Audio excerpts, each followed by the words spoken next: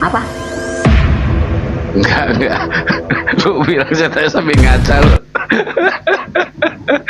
Ayo. Aduh. Itu tadi betul ya. Ya kan udah begitu ya. Kalau di Bible itu di Bible saudara-saudara kita, wih, ini Bang Juma bener bukan ini dia? Nah, sebentar. Permisi. Assalamualaikum. Assalamualaikum warahmatullahi wabarakatuh. Sahabat-sahabat sekalian. Assalamualaikum warahmatullahi Bukan wabarakatuh. rekaman ya? Ini asli ya? Iya. Wah, kenapa bisa suaranya gitu ya? Assalamualaikum Bang Juma. Waalaikumsalam warahmatullahi wabarakatuh. Maaf saya naik ini kepencet tadi ini ya. Alhamdulillah. Masya Allah. Assalamualaikum warahmatullahi wabarakatuh. Deng Gurunda. Waalaikumsalam. Iya, sehat-sehat jaki semuanya toh. Alhamdulillah. Iya, alhamdulillah. Alhamdulillahirabbil alamin. Semoga Bang Juma Syukur. juga berkelimpahan lah semuanya. Amin amin Allahumma amin. Amin. Ya Allah. Terima kasih banyak Saudara Emrus. Sehat Ki. Alhamdulillah. Ayo. Adakah pasien hari ini? Tadi Tadi kepas tapi silakan Kakang. Ya, Pak Pendeta Ruben nanti bentar lagi naik. Pak Pendeta Ruben ada. Cuma dia lagi pelayanan kayak katanya tadi. Ruben. Pendeta Ya, Ruben. lumayan lah. Itu apa? Sejenis manusia? Kutu air Kapang. Kutu air. Kutu air ya.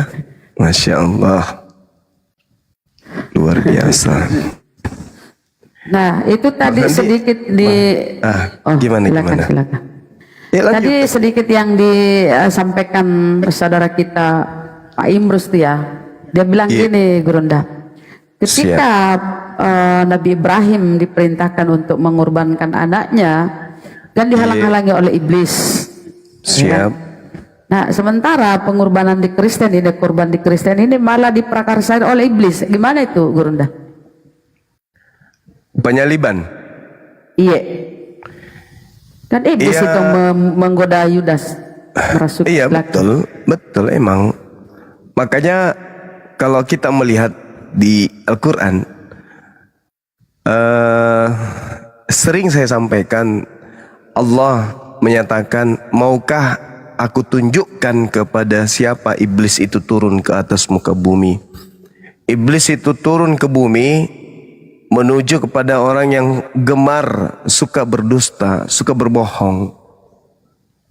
Sekarang kalau kita tanya teman-teman kita ini,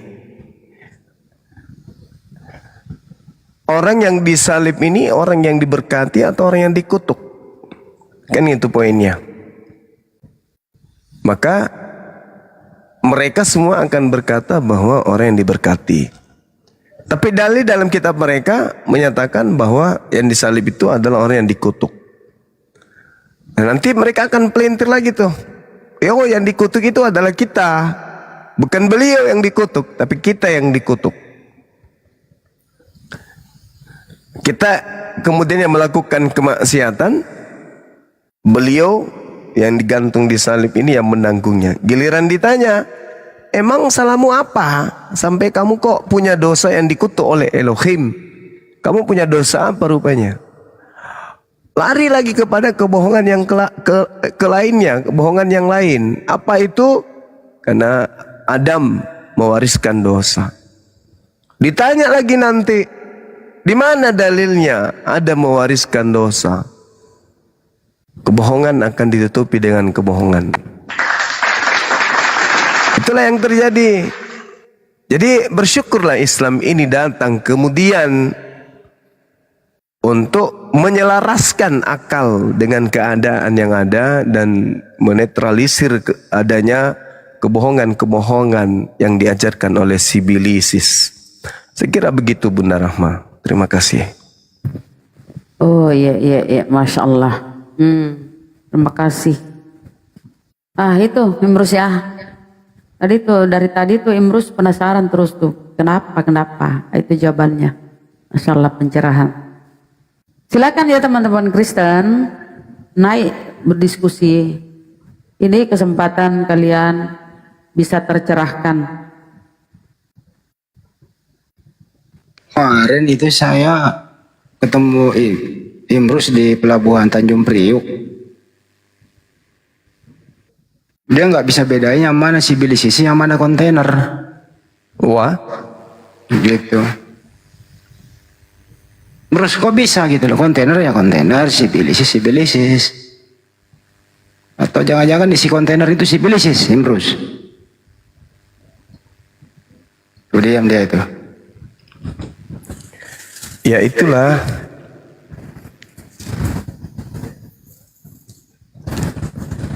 Dan menariknya ini loh, kalau kita baca di Al-Quran ya, seperti di Perjanjian Lama, ketika Tuhan berfirman kepada Musa, serulah Bani Israel supaya mereka mempersembahkan kurbannya itu berupa hewan. Seperti dalam Al-Quran ya, di surah Al-Hajj 34. Dan bagi setiap umat telah kami syariatkan penyembelihan kurban agar mereka menyebut nama Allah atas rezeki yang dikaruniakan Allah kepada mereka berupa hewan ternak.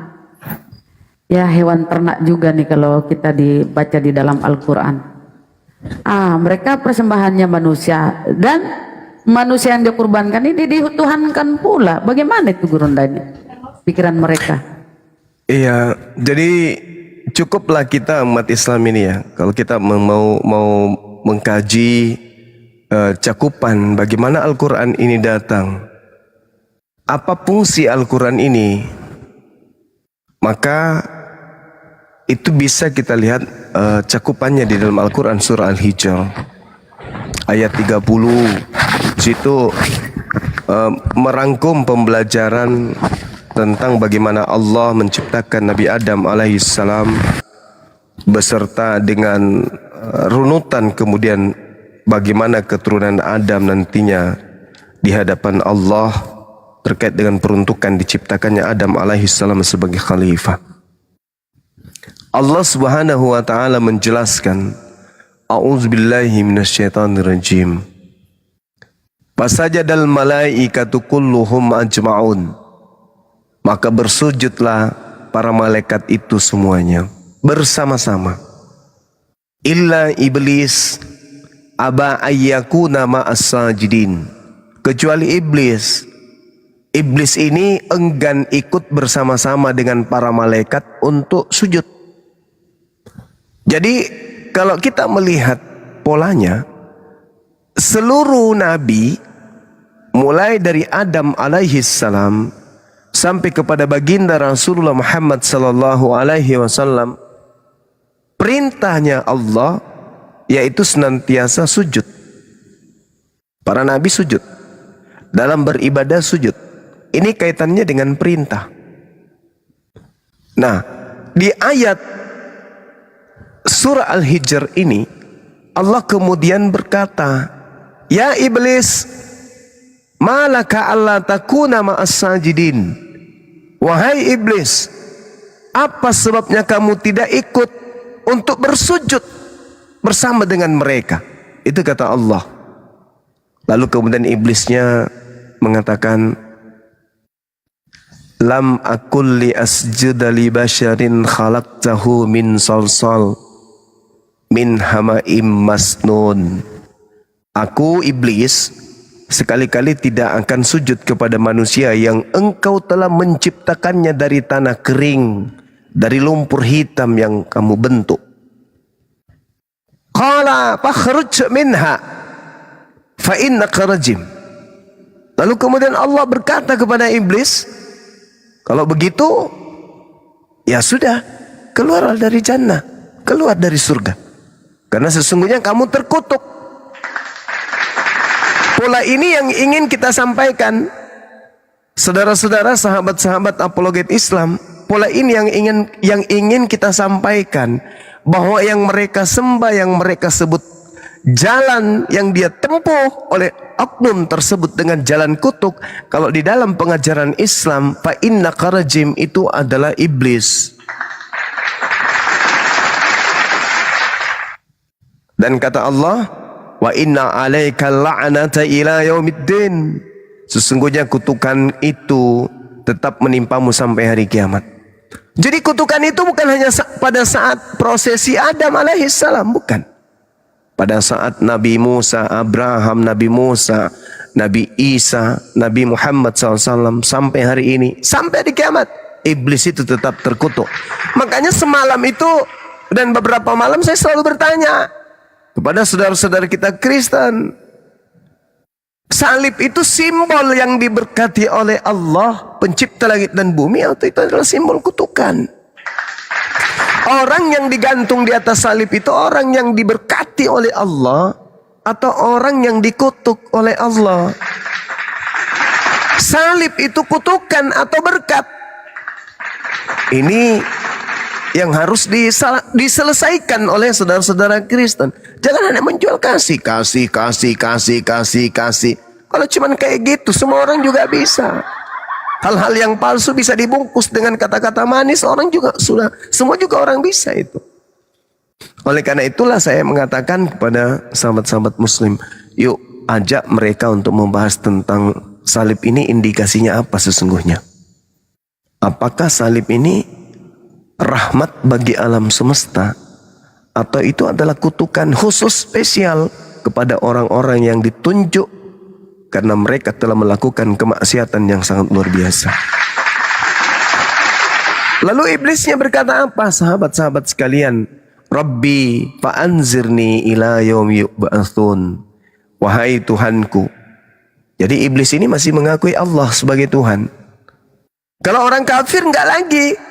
Makanya saya katakan, ada di depan guru saya, kebetulan beliau pernah menjadi dekan saya di Fakultas Pendidikan di Universitas Muslim Indonesia. Ketika saya dikatakan, Ananda kamu keliru dengan mengatakan bahwasanya orang-orang kafir itu lebih setan daripada iblis. Saya katakan, saya mempertahankan pernyataan saya. Apa yang saya katakan itu saya akan pertanggungjawabkan. Kenapa? Iblis itu di dalam Al-Quran masih mengakui Allah SWT sebagai Tuhannya. Sedangkan mereka kagak. Mereka tidak. Mereka tidak mengakui kemudian bahwasanya Allah penciptanya. Allah adalah Tuhannya. Allah adalah Rabbus samawati wal ard. Sedangkan iblis masih mengakui, Rabbi, wahai Tuhanku, fa'anzirni ila yaumi yub'atsun. Berarti kedudukan iblis masih di atas daripada mereka. Ya Tuhanku, berilah penangguhan kepadaku sampai hari manusia ini dibangkitkan. Fa innaka minal munzarin. Allah menjawab, baiklah jika itu yang kamu kehendaki. Sesungguhnya kamu termasuk makhluk yang diberi penangguhan. Ila yaumil waqtihal maklum, kata Allah, sampai hari yang telah ditentukan, yaitu kiamat. Lalu iblis mengatakan apa? Rabbi bima aqwaitani. Wahai Tuhanku, oleh karena engkau telah memutuskan bahwa aku ini sesat, aku pada golongan sesat, aku bersumpah aku pasti akan jadikan kejahatan terasa indah bagi mereka di atas dunia ini, dan aku akan menyesatkan mereka semua. Ini sumpah iblis. Pergilah ke seluruh bangsa, jadikanlah seluruh bangsa menjadi pengikutku. Tak ada ucapan itu yang pernah dilontarkan oleh Yesus atau Nabi Isa alaihissalam dalam pandangan Islam. Beliau Yesus mengatakan, aku diutus hanya kepada domba yang sesat dari umat Israel. Di dalam Al-Quran, Inni Abdullah atani al-kitab wa ja'alani nabiyan. Cakupan itu kemudian diakui. Tetapi penyampaiannya, dia menyatakan, ya Bani Israel, inni Rasulullahi ilaikum. Sama kan? Sama. Lalu iblis mengatakan, namun illa ibadaka, kata iblis, minhumul mukhlasin. Aku tidak berdaya terhadap hamba-hambamu yang terpilih di antara mereka. Siapa mereka? Yang ikhlas, yang ridha menjalankan syariat Islam. Lalu apa kata Allah? Hadza siratun alayya mustaqim. Ini adalah jalan yang lurus menuju kepadaku. Siapa yang mengikuti jalan lurus itu, maka dia akan sampai kepadaku, kata Allah. Lalu Allah menjabarkan, inna ibadi laisa laka alaihim sultan illa man ittaba'aka minal gawin. Sesungguhnya kamu Wahai si kutuk, wahai si terkutuk, wahai makhluk yang dikutuk, tidak kuasa atas hamba-hambaku kecuali mereka yang mengikutimu, yaitu mereka yang sesat. Jadi jelas sahabat-sahabat sekalian, kemudian Allah menyatakan wa inna jahannama la mau'izuhum ajma'in, dan sungguh neraka jahanam itu benar-benar tempat yang telah dijanjikan. Jadi mereka juga punya tempat warisan. Ada tempat yang diwariskan maksudnya. Mereka, iblis dan orang-orang kafir ini juga memiliki warisan. Apa warisan itu? Jahanam. Mereka yang telah dijanjikan untuk mereka itu jahanam, mereka di sini adalah pengikut setan semuanya. Nah, jadi kita harus berhati-hati nih. Jangan sampai anak keturunan kita nanti ikut-ikutan jadi murtad, jadi menyembah makhluk yang dikutuk itu. Jangan mau. Jangan mau. Ini bahaya. Kita nggak mau kemudian keturunan kita masuk dalam kelompok penyembah makhluk terkutuk. Kita inginkan supaya anak-anak keturunan kita sesuai yang digambarkan Al-Quran. Innal muttaqina fi jannatin wa uyun. Sesungguhnya orang yang bertakwa itu berada dalam surga dan di dekat mata air yang mengalir. Udkhuluha bisalamin aminin. Masuklah ke dalamnya dengan sejahtera dan aman, kata Allah. Ini yang kita inginkan. Lalu Allah mengatakan apa? Wa nasa'na ma fi sudurihim min gil ikhwanan ala sururim mutaqabilin, kata Allah. Dan aku Allah, apa itu? Aku Allah, wa naza'na ma fi sudurihim, aku Allah akan menghilangkan segala rasa yang tidak baik, dendam yang ada di dalam hati mereka. Kata Allah tuh, min gillin ikhwanan, mereka merasa bersaudara. Lalu ala surrim mutaqabilin, mereka duduk berhadap-hadapan di atas dipan-dipan. Subhanallah. Jadi tak ada lagi rasa benci, tak ada lagi rasa dendam di jannah itu. Gak ada iri, dengki, cemburu dan seterusnya, itu tak ada lagi di jannah. Nah, inilah yang kita inginkan sampai kita tampil sebagai pembela akidah Islam. Minimal ada saudara-saudara kita yang terselamatkan di dalam kekafiran mereka, dan minimal kita menghindarkan generasi Islam untuk tidak menjadi pengikut penyembah makhluk yang terkutuk. Demikian saudara-saudara sekalian, silakan. Ya, Blin, naik Blin, sini Blin. Jangan ada yang nge-mute si Blin, biarin. Sini naik Blin. Kalau mau bertanya tentang Islam, silakan bertanya kepada Gurunda, tapi harus dewasa ya, jangan rusuh. Silakan. Tolong ya, kalau memang Ya udah, jangan bernarasi, silakan bertanya aja Blin, bertanya aja silakan. punya pengetahuan untuk berdiskusi, silakan berdiskusi. Hadapi secara akal sehat. Bukan main mute, bukan modal menolok sendiri gitu loh. Paham? Jadi sebelum lanjut ke beling-beling ya, Masya Allah ya pemaparannya itu ya. Jadi makhluk yang terkutuk itu dan akan terkutuk sampai hari kiamat, yaitu iblis. Siapa yang terkutuk yang di dalam Bible seperti sering kita baca? Yang tergantung di kayu salib. Oh mama, lanjut, beling-beling. Baik. Terima kasih gitu. Ya ada dua nih OT-nya sama si Indo nih. Ya, nggak apa-apa, santai. Saya ini datang menghadapi Anda dengan cara yang Tuhan kasih untuk saya untuk menghadapi Anda di sini gitu loh. Jadi Ya, silakan. Sekalian Tuhannya suruh naik. kalau Anda sini, merasa Tuhan sembahannya. Tuhan Anda menuntun Anda dalam Cuma dunia mulutmu diskusi jangan ini. songong Juma. Saya juga bisa bilang begitu. Allah itu kalau depan gua.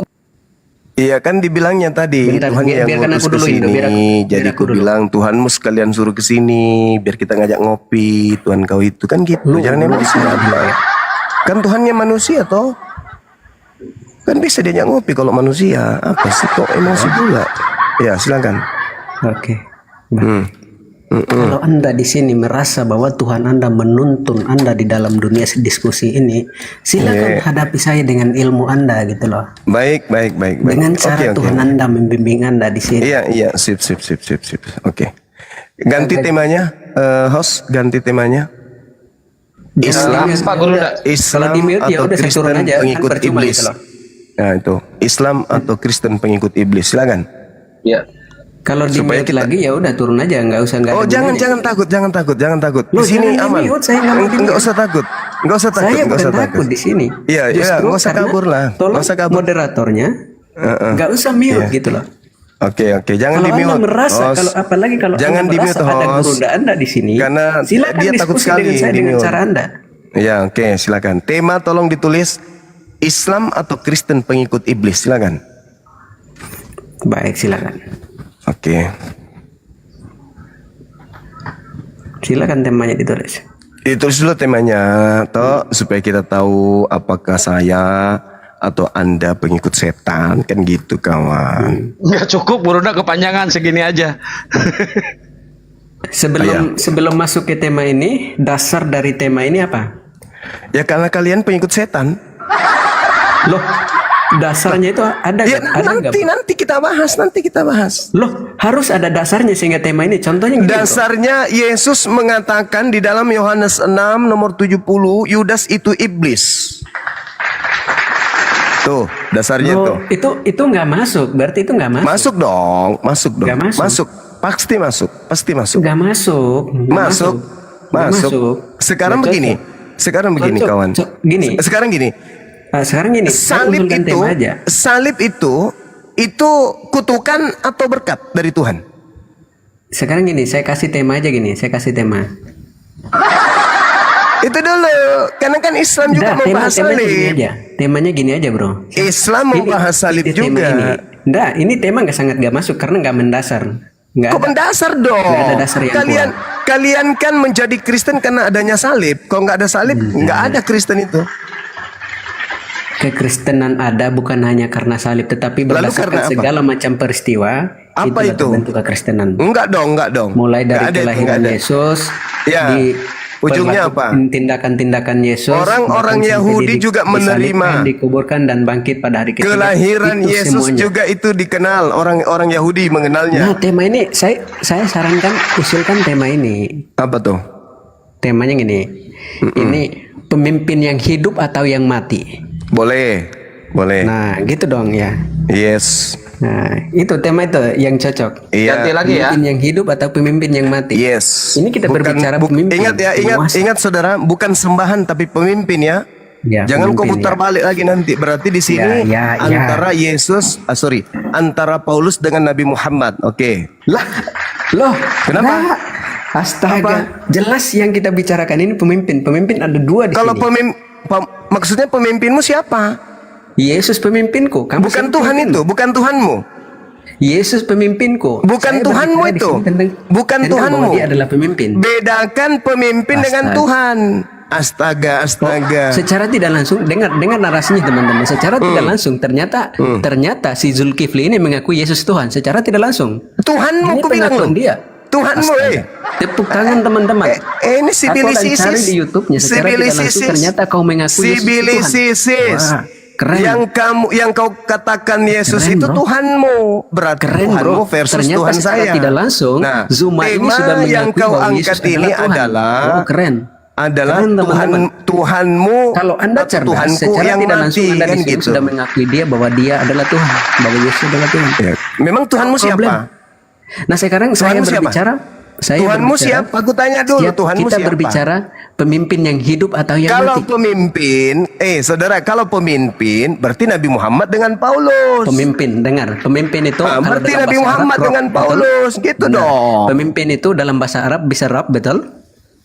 Pemimpin bisa rap. Di mana itu? Ya. Pemimpin bisa Iya, rap dalam di bahasa mana? Arabnya, dalam bahasa Arab Coba itu- kau tunjukkan di mana pemimpin bisa rap di mana? Ayat apa? Surah Dalam apa? bahasa Coba. Arab, dalam bahasa Arab. Iya, di mana bahasa Oh, Arabnya berarti itu dalam rap bahasa Arab itu pemimpin? ini Rab itu hanya kepada siapa? Muridnya di sini. Sekarang kamu mau bahas apa ini? Pemimpin atau sembahan?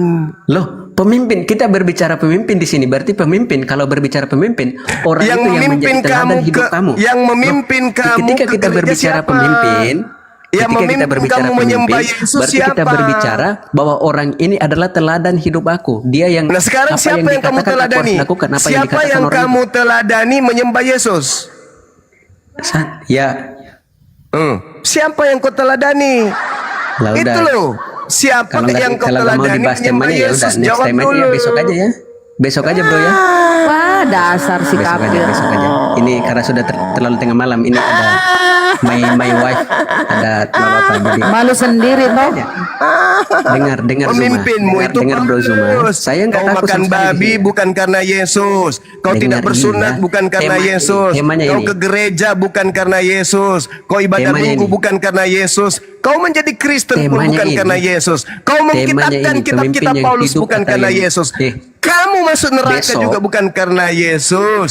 Tapi karena kau mengikuti Paulus, makanya kau jadi penghuni neraka. Nggak apa-apa, Jangan nggak apa-apa. longor kamu. Besok kita akan Udah, bahas kamu tema ini. sujud, Kita mulai. turun. Aku akan datangi kamu. Turun, monyet. Tuhannya 3. Kau tidak punya hak mengatur-ngatur orang di sini. Ya. Kamu berbicara mengenai pemimpin, yang mimpin kau jadi Kristen itu siapa? Yesus rupanya. Yang mimpin kau itu Paulus. Maka kalau kau mau berdebat, Paulus versus nabiku Nabi Muhammad, sama-sama nabi toh? Kalau kau mau sembahan berarti Allah yang maha suci, dengan sembahanmu manusia terkutuk yang digantung di atas pohon itu yang kau ajukan lawan Tuhanku. Gitu, baru adil. Masya Allah. Oke, kita sambut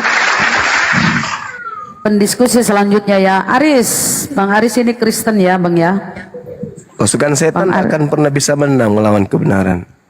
Assalamualaikum Bang Zuma. Oh Muslim ya Bang. Waalaikum.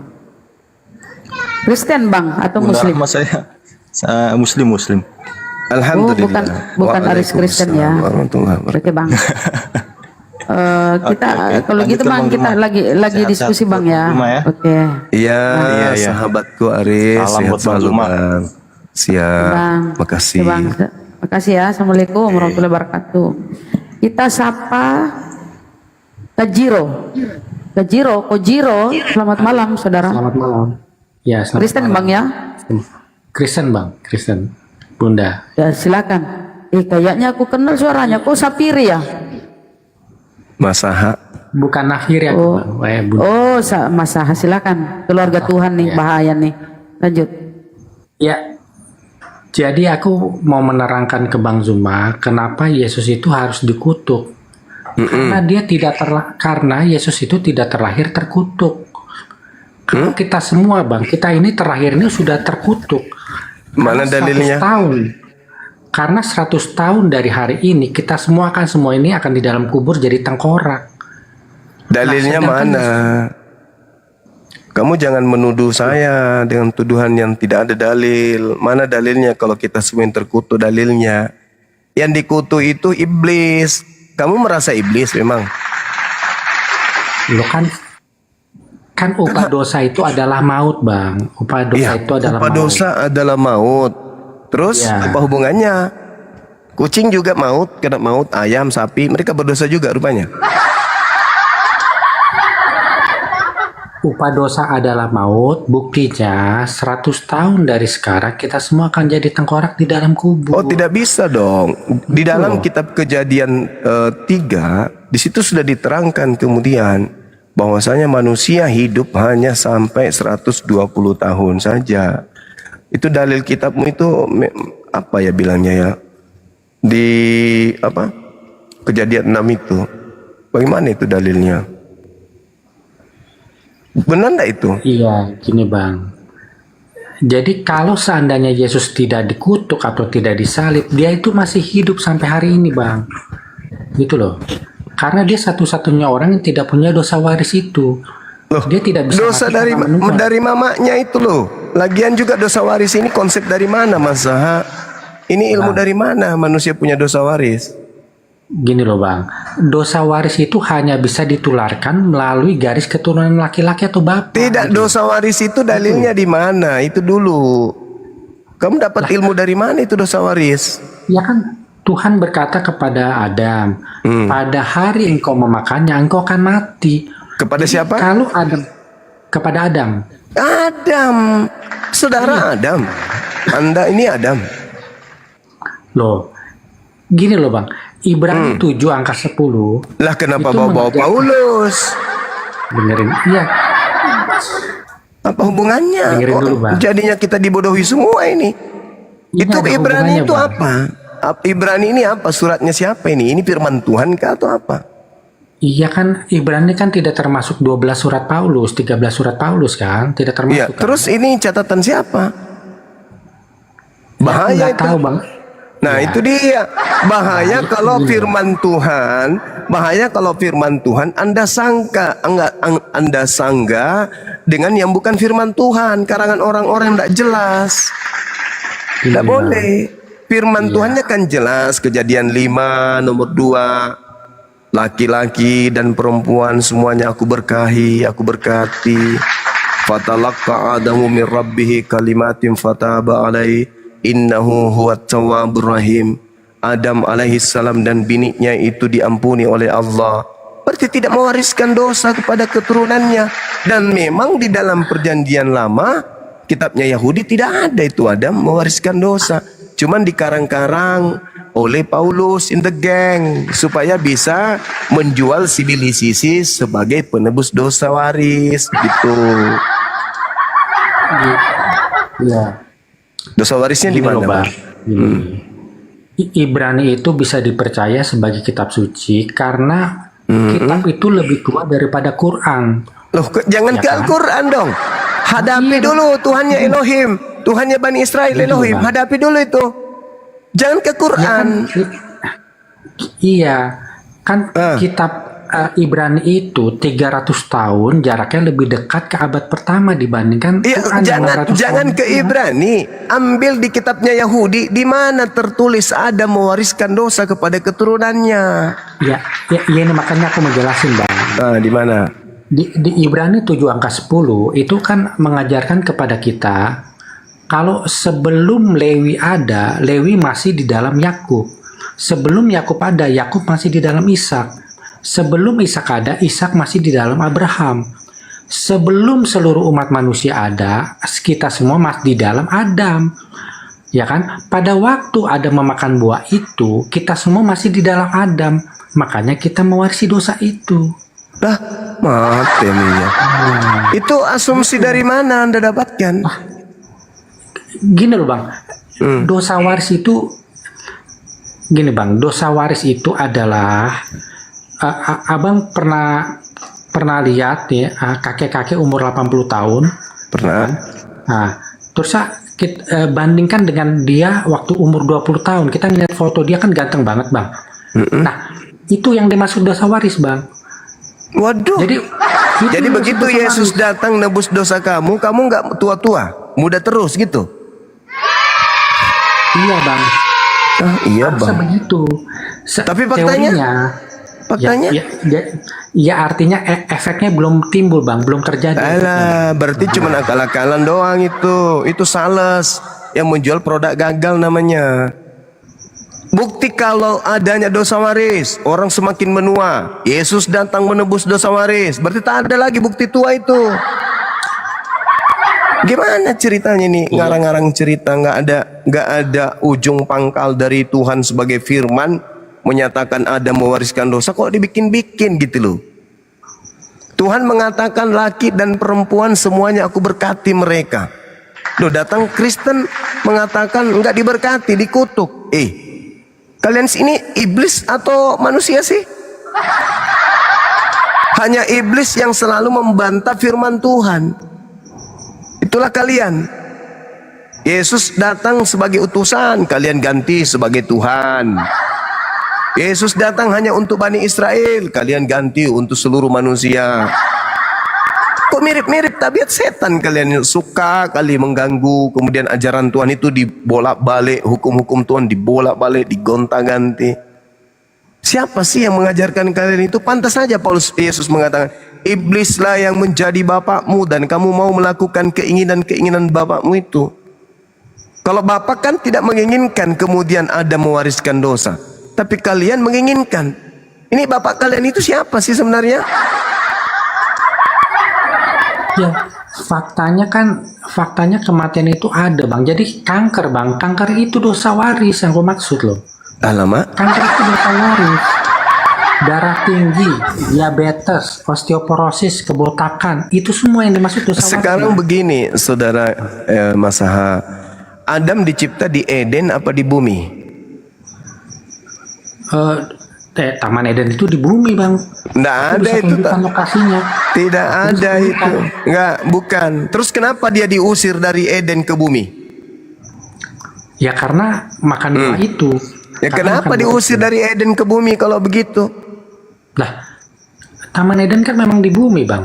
Lah, Memang keluar kenapa dari diusir taman. dari Taman. Eden ke bumi? Bukan, kenapa diusir dari taman itu, Bang? Ya kan? Bukan ke bumi, karena udah di bumi itu taman itu. Nggak bisa Anda mengatakan. Coba Anda lihat dalam kitab Kejadian. Di Kejadian 3:23, Adam diusir dari Eden ke bumi. Kejadian 2 nomor 9 dari bumi itu jelas. Adam diceritakan di sana dari bumi, Eden bukan bagian dari bumi. Bang Zuma salah kayaknya itu, Bang. Eden bagian Kok salah? dari bumi, Bang. Bagaimana Aku bisa Anda tunjukkan bisa? lokasinya, Bang? Aku bisa tunjukkan, Bang. Apa itu? Aku Lokasinya di tunjukkan mana? lokasi taman itu mau, Bang? Mau? Aku on cam sekarang. Aku tunjukkan ya. Oke, Ya, sebentar. silakan.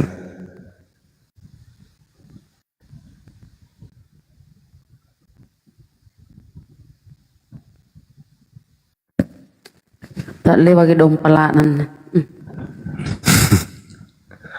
Karisten dilawan, siap-siap ikut gila.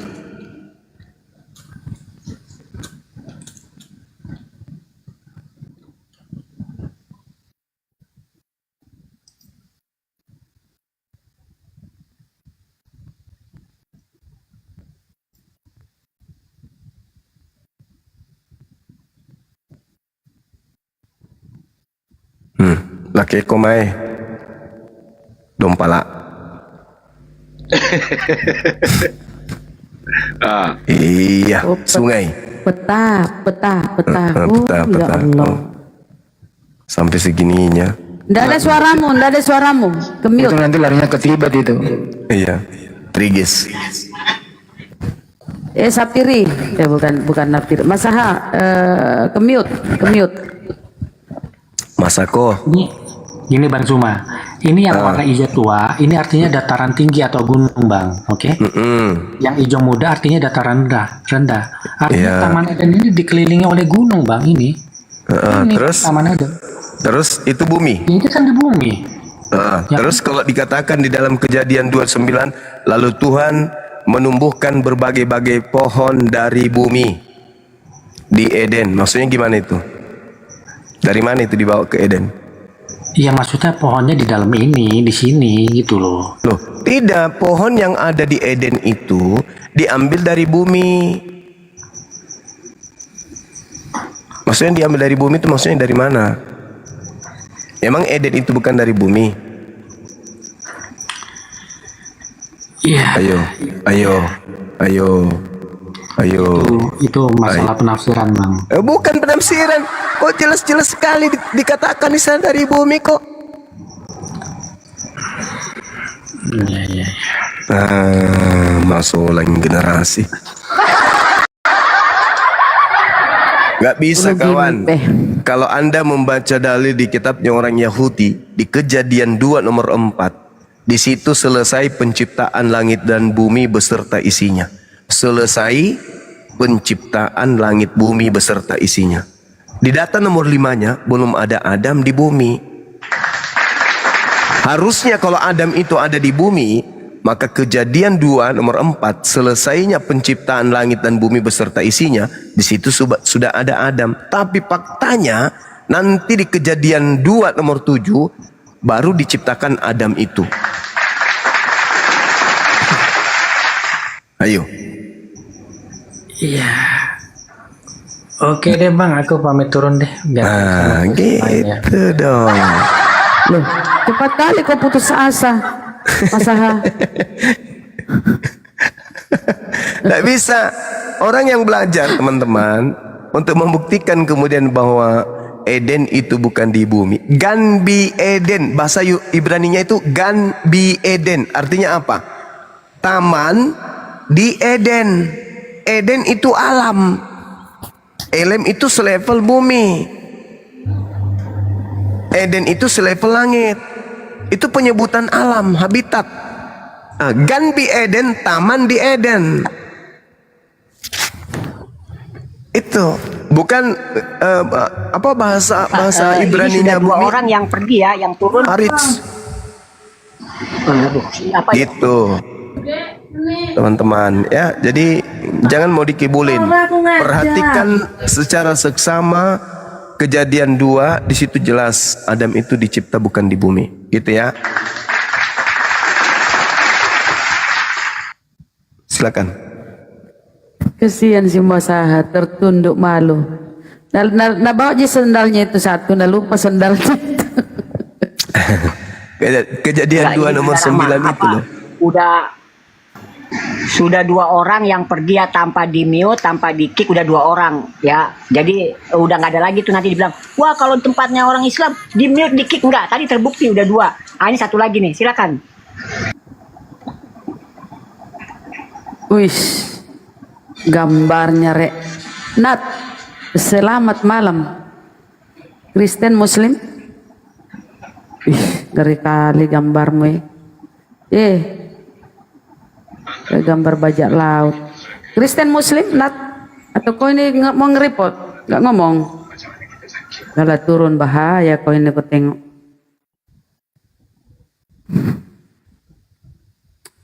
Ayo teman-teman Kristen, silakan naik ya. Bukan gang Bioten, bukan. Gang Eden.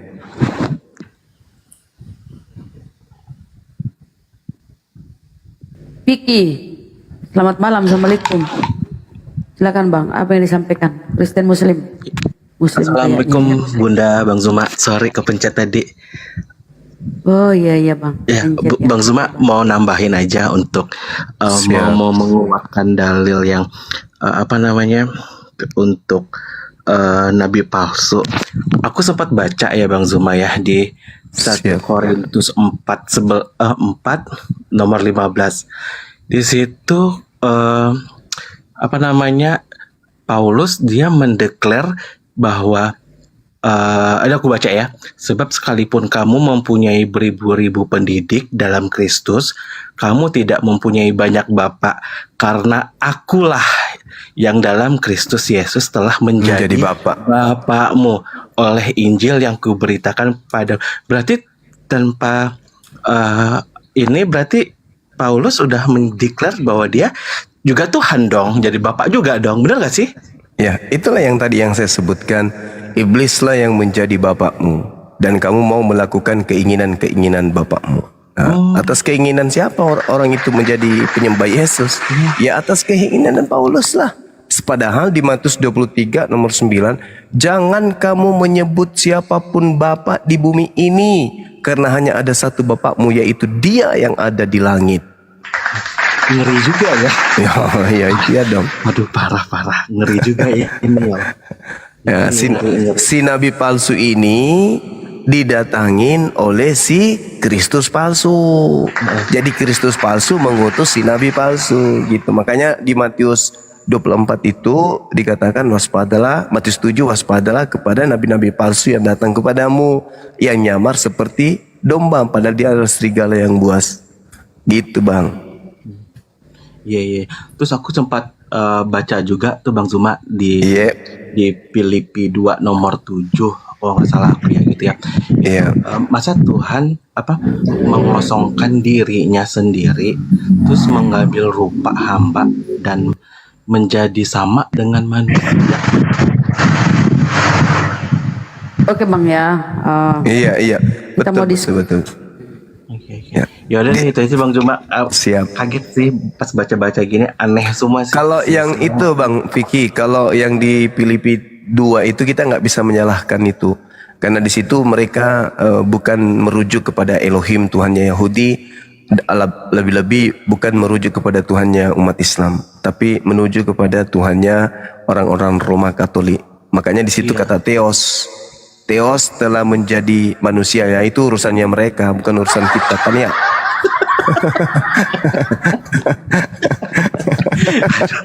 Kenapa aja? Aduh ya Allah, ini begini amat ya. Ya udahlah Bang Zuma, banget semangat Bang Zuma. Aku Siap, bisa kasih baca-baca gitu kan. Dari kejadian hingga Wahyu ini lagi tempat di Filipi 2 kan gitu ya ampun. Aku bikin not-not sendiri sih gitu. Jadi ini aku belajarnya tanpa ini ya, tanpa mengtafsir apa. Aku baca sesuai dengan teks ya di sini gitu loh. Oke, sip. Tingkatkan Oke, Bang Mas. Zuma, sehat Oke, selalu sip. Bunda, makasih. Sama-sama. Waalaikumsalam warahmatullahi wabarakatuh. Paulus mewariskan dosa waris sama si gila waris. Itu ucapan teman kita di YouTube ya teman-teman. Dan di tempat lain Paulus berkata, aku telah disalibkan bersama Kristus. Mama Ya kan? Iya. YouTube-nya udah benar Gurunda. Tadi ada suara noise gitu krek. Bisa ya? Coba Iya, kita tadi ulang. ada krek. Apa masih ada teman-teman yang ada di YouTube, masih ada suara kresek kah?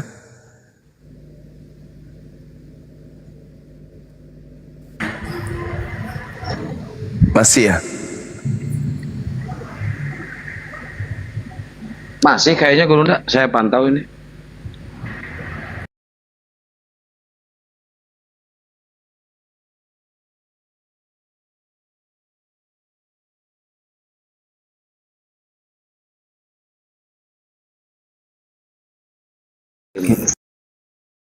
Bang, biar ada diskusi Bang. Saya cuman mau bertanya aja Bang. Sedikit, saya dulu. Ya, silakan. Apa untuk Gurunda Juma nih, gini, Bang Juma ya. Siap. Ada nggak murid salah satu dari Bang Juma supaya enak gitu cara bicaranya kayak Bang Juma gitu, kita enak gitu, saya akui gitu. Supaya tidak ada supaya tidak habis gitu itu untuk seperti Bang Juma lah gitu, ada nggak murid terkhusus regenerasi maksudnya abangku ini ya? Iya Bang, iya, dengan gaya dialeknya begini gitu enak kita mendengarnya gitu, lain daripada yang lain gitu. Iya, kita sementara ini Itu akang itu Bang, di atasnya kita itu, lagi Bang. Akang mirip. merancang beberapa tempat untuk tempat pendidikan anak-anak kita untuk menjadi apologet Islam gitu Bang. Iya. Mohon didukung Bang ya. Siap, amin ya Allah. Ya, dari saya sehat selalu Bang Juma ya. Makasih Bang Bayu Segara. Dengan doa yang sama, amin ya rabbal alamin. Saya izin turun. Assalamualaikum. Waalaikumsalam warahmatullahi wabarakatuh.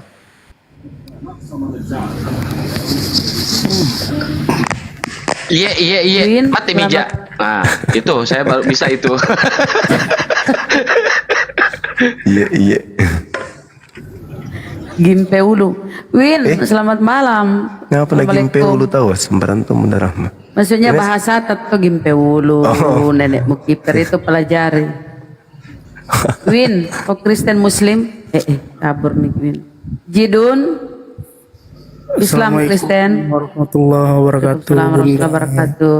Bunda Zuma. Bang, cepet Bang ya. Semangat Bang, kau jangan kayak orang nggak pernah makan. Lanjut. Ya maaf. Ini pun saya cuma saya mau menyampaikan ada pertanyaan titipan dari teman Bunda untuk Gurunda Zuma. Apa benar ini di Bible yang aslinya itu dewa memang benar Theos itu atau Tuhan gitu? Ada temenannya gitu. Mohon penjelasannya Bang Zuma. Iya betul. Original teks kitab mereka itu adalah Theos. Kalau Tuhan dalam bahasa Yunani itu akontas, itu Tuhan. Tapi kalau berbicara mengenai dewa, Theos lah itu. Itu Theos itu dewa. Berarti benar Bang Zuma ya, kalau di Bible aslinya benar-benar Theos gitu ya? Iya, dewa. Theos. Betul. Original teksnya itu jelas itu. Soalnya teman nyimak nih Bang Zuma, cuma nggak mau naik karena Iya. takut sama keluarganya. Itu nggak diragukan itu. Penjelasan itu soalnya. dalam bahasa Yunani itu ada kan ini apa alfabet mereka itu kan ada alfa, beta, gamma, delta, epsilon, zeta, eta, theta, terus apa iota, kemudian kappa, lambda, mu, nu, xi, omikron, phi, rho, sigma, tau, epsilon, kemudian phi, chi, psi, omega. Itu omega yang terakhir. Nah sekarang kalau kita berbicara, Kenapa ada nama aku? nah, sekarang kalau kita berbicara mengenai sembahannya Bani Israel, Yod, He, Fa, Fe, kan ada huruf itu di dalam bahasa Yunani. Ada huruf itu ada dalam bahasa Yunani. Kenapa nggak dipakai? Kenapa harus berubah menjadi dewa gitu loh? Iseng kali menggunakan apa nama Tuhan yang tadinya adalah Yod, He, Fa, Fe atau Hasem. Ketika masuk ke dalam bahasa Septuaginta, kenapa harus berubah menjadi Theos? Kenapa nggak gunakan aja Upsilon? Kan ada tuh, huruf Upsilonnya kan ada. Upsilon itu ya sama seperti huruf Y. Kemudian di sana juga ada huruf Eta. Eta itu setara dengan huruf H. Iya kan? Terus kemudian di bahasa Yunani juga itu ada huruf Psi. Kenapa nggak dikatakan aja Upsilon, Eta, Upsilon, Eta, Upsilon, Psi? Itu artinya merujuk kepada sembahannya orang Yahudi. Kenapa harus Theos? Theos itu merujuk kepada sembahan orang Roma Yunani. Begitu, saudara. Yang bertanya tadi mana? Udah turun? Udah turun kayaknya. Oh, turun sendiri. Ini 4 Muslim apa Kristen 4? Muslim bang. Assalamualaikum. Waalaikumsalam warahmatullahi wabarakatuh. Ada yang mau disampaikan bang? Bang cuma mau tanya si Anu itu siapa bang? Si Anu. Mungkin kita bisa lihat konteks ayatnya kali. Matius kali ya si Anu. Nggak, maksudnya tuh kenapa ada bahasa si Anu gitu? Ya itu juga. Nah, kita juga bingung juga itu. Maksudnya kalau dalam original teks gimana itu bang?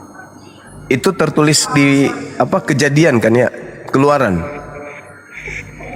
Matius Perjanjian baru itu Gurunda waktu perjanjian baru. diadakan perjamuan Kalau yang di ini, kalau yang di ke perjanjian rumahnya lama, si Anu. ya si Anu. kalau di perjanjian lama itu ini apa kitab Nabi Edo. Nah ini kitab Nabi Edo ini juga sama si Anu, nggak ketahuan siapa dia gitu loh. Kitabnya itu siapa? Mungkin terlalu kecil Gurunda anunya itu, makanya nggak kelihatan. Ya bang, assalamualaikum bang. Bukan kan. Matius Salam bang. Saya izin turun bang ya. Bingung. Siap. Itu mendapatkan nama, jadi namanya si Anu saja. Waalaikumsalam.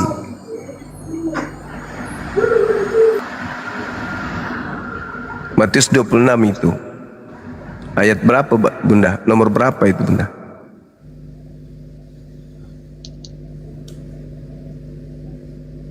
Di mute itu Bunda Rahma. Oh 18 mute ya, sorry 26 18. Waktu Yesus menyuruh di rumahnya si Anu akan mengadakan ini perjamuan. Oke nah ya teman-teman Kristen, harusnya itu yang mereka cari itu yang memakai kain lenan yang lari itu. Tapi ini malam kita bahas, menarik ya bahas tentang ini iblis ya. Waduh, karena ya bener ya Gurunda, salib bagi mereka salib ini adalah lambang keselamatan. Padahal kalau kita baca di perjanjian lama itu lambang kutukan. Aduh. Tapi Paulus menjawab, membocorkan rahasianya di 1 Korintus 1:23. Salib itu adalah bagi non-Yahudi adalah satu kebodohan. Artinya nasenaugi itu nareko meloki mantajito baga tama ni percaya ni roya sangi penyaliban tama tom puna ribang menipui menipu orang Teai puna eroki antajian tolo-tolo iku maki situ tole makin tu itu masuk. Nah, jadi penatian Kalau mengikuti pemahaman Yahudi. Tolo-tolo ya. ngapa nasena Yahudi. Tapi lamun cek abdi mah eta teh salah Bang Gurunda, lain eta sebenarnya mah. Yahudi yang mengajarkan Mohon izin sedikit ya. Ini ada iblis dari surga, ini keren juga ini ya. Bisa iblis Bahasa dari surga Indonesia pengakuan makin ini. deh. Bang. Iblis dari surga. Iblis dari surga. Assalamualaikum. Waalaikumsalam. Waalaikumsalam warahmatullahi wabarakatuh. Silakan Bang Iblis.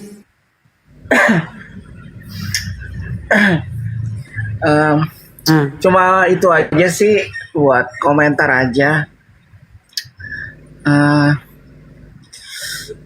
Ya tadi lupa tadi sebelum naik ingat, sekarang malah lupa lagi. Ya.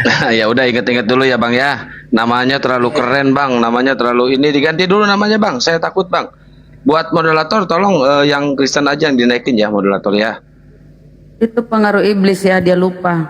Iblis tuh banyak tipu dayanya. Gimana nggak ada Oten yang berani naik ini? Ini saya nunggu Pak Pendeta Ruben kok nggak, udah 2 kali saya share loh ke dia, dia minta terus.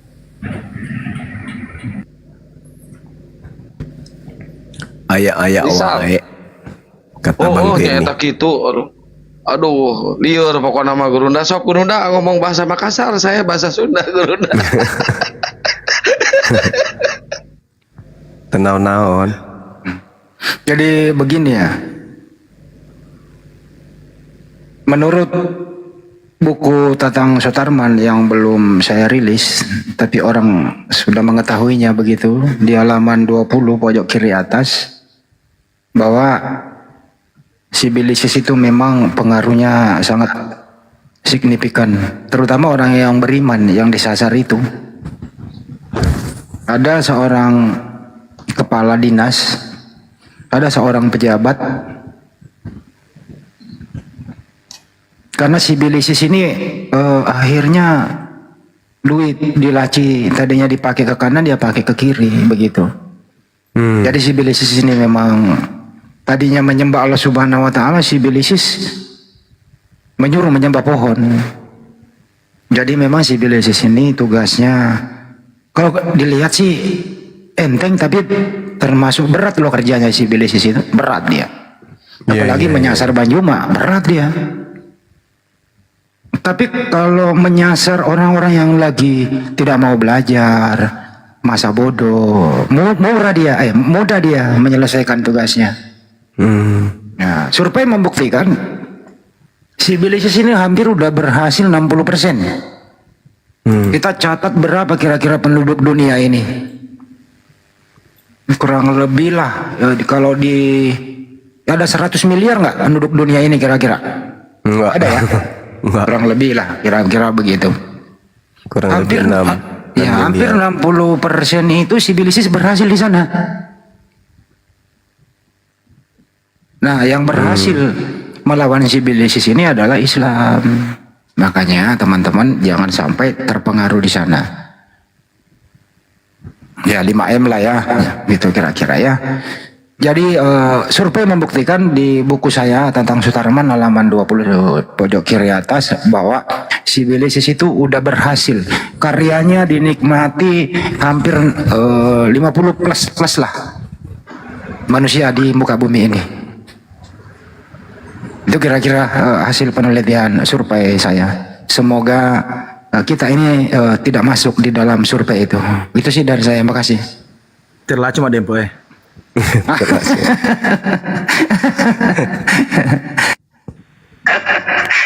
Oke, kita sapa goblok. Namanya goblok. Kan Goblok nanti lu. rungkat itu Bunda kalau Itu blok aja, namanya go aja. ya. Oh, blok. Selamat malam, blok. Astagfirullahaladzim. Blok. Ini kok baru multi kok diem. Blok. Monitor. Alicia naon atun arek naik blok cicing mah belegug sia ontok hotdog. Nah, Artinya, apa artinya itu ngapain kau naik di sini, kamu diam aja belagu.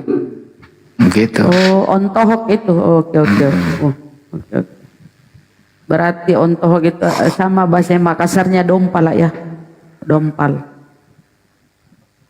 Bahasa Inggrisnya Iya, itu teman-teman. magi menrek ko maimbo nama makko mo lama rupa gitu artinya tuh bahasa Inggrisnya tuh. Lama rupa. Jangan lempak.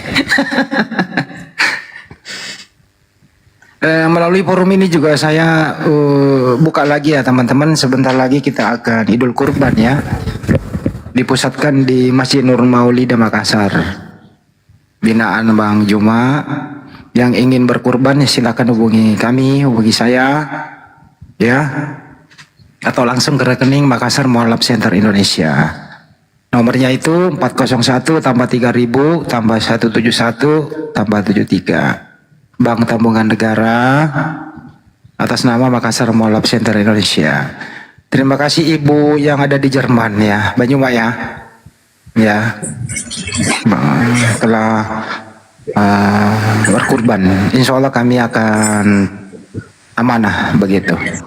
Ayo teman-teman yang ingin kurban, mau patungan, mau sendiri-sendiri, ya monggo. Insya Allah. Mungkin Gurunda yang harus bersuara, mungkin Bang Andi tentang kurban ini biar orang-orang ini.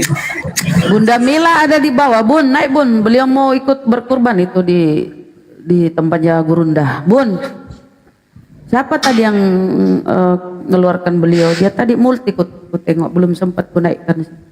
Cukup Bang Mana Andi, nggak ada? Ini di bawah nih siapa? Solvin Ahmad. Cukup Bang Andi kita diskusi. Ya silakan diskusi Bang.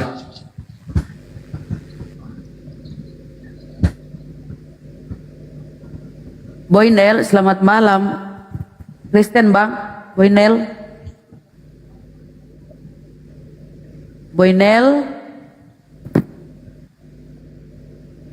Aduh Boynel, membisu dia. Gimana kalau nggak ngejawab gini? Turunkan ya. Bahas aja dulu Bible biar oten panas. Gak boleh kita monolog teman-teman. Sabarlah.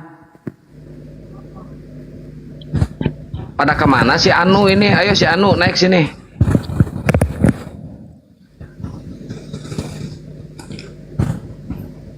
Musli, selamat malam. Musli. Oh, Musli. Musli juga membisu. Mungkin Silakan naik ya teman-teman Kristen.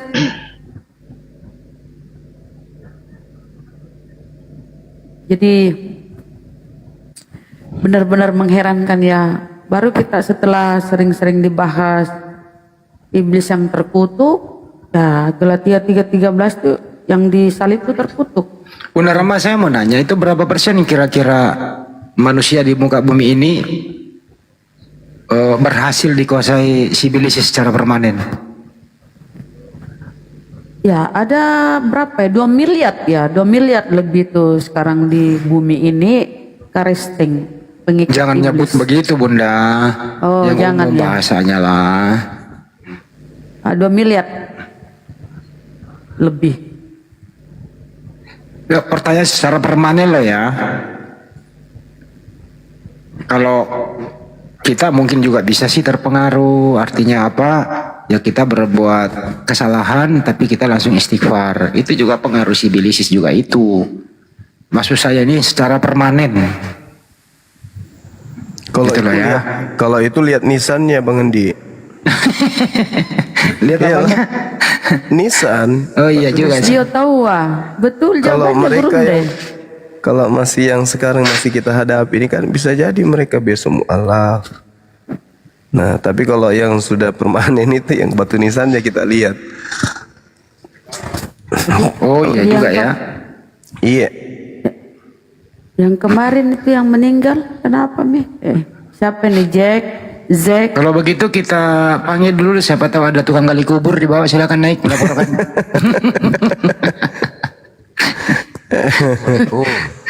Ayo, ada tukang gali kubur di bawah, silakan naik.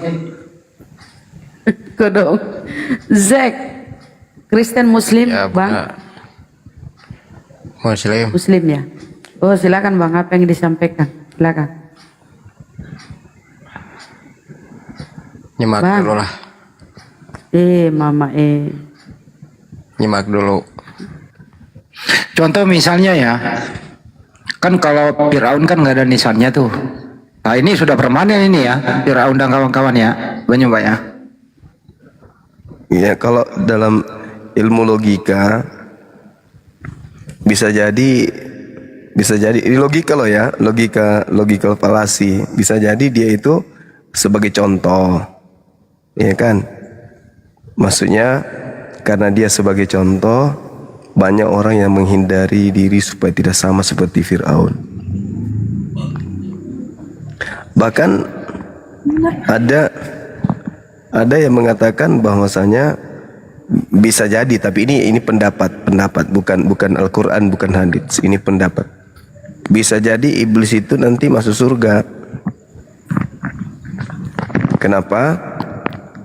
Karena iblis punya jasa. Siapa ini yang mengamuk? Karena iblis punya jasa kepada orang-orang sehingga orang-orang itu kemudian menghindarkan dirinya sebagai iblis. Tapi itu dibantah Al-Quran. Karena iblis itu menjadi iblis karena keinginan mereka sendiri. Mereka sesat karena karena mereka tidak mau sujud kepada Adam. Jadi polanya begini. Kita selalu berbicara mengenai pola karena ini diskusi kan ya. Adam ini selalu ingin dicelakai kan oleh iblis. Adam selalu ingin dicelakai, Adam selalu ingin dijadikan sebagai bahan untuk mencelakai. Adam sebagai manusia pertama yang dijadikan sebagai senjata oleh iblis untuk membuktikan sumpahnya di hadapan Allah. Kamu tunduk, sujud, menghormat kepada Adam. Enggak mau, alas. Aku lebih mulia dari dia. Maka iblis ini dikutuk oleh Allah kan. Karena Adam alaihissalam. Maka dendamnya iblis itu kepada siapa? Kepada Adam. Adam ini sebagai batu sandungan bagi iblis. Karena sekiranya Adam tidak diciptakan, maka iblis akan menjadi tetap ciptaan Tuhan yang taat. Tapi karena Adam dicipta, maka iblis jatuh ke dalam dosa. Nah, dendamnya itu luar biasa iblis itu kepada Adam. Hari ini kita menemukan kelompok manusia yang juga dendam kepada Adam. Kalau iblis punya alasan, iblis itu punya alasan teman-teman. Kenapa? Karena Adam baru dicipta kok tiba-tiba mereka si iblis ini disuruh hormat kepada dia, si Adam. Iblis punya alasan untuk itu. Mereka kemudian tidak mau sujud. Kami lebih dulu. Derajat kami lebih tinggi. Kami dari api, Adam dari tanah. Jadi si iblis ini punya alasan.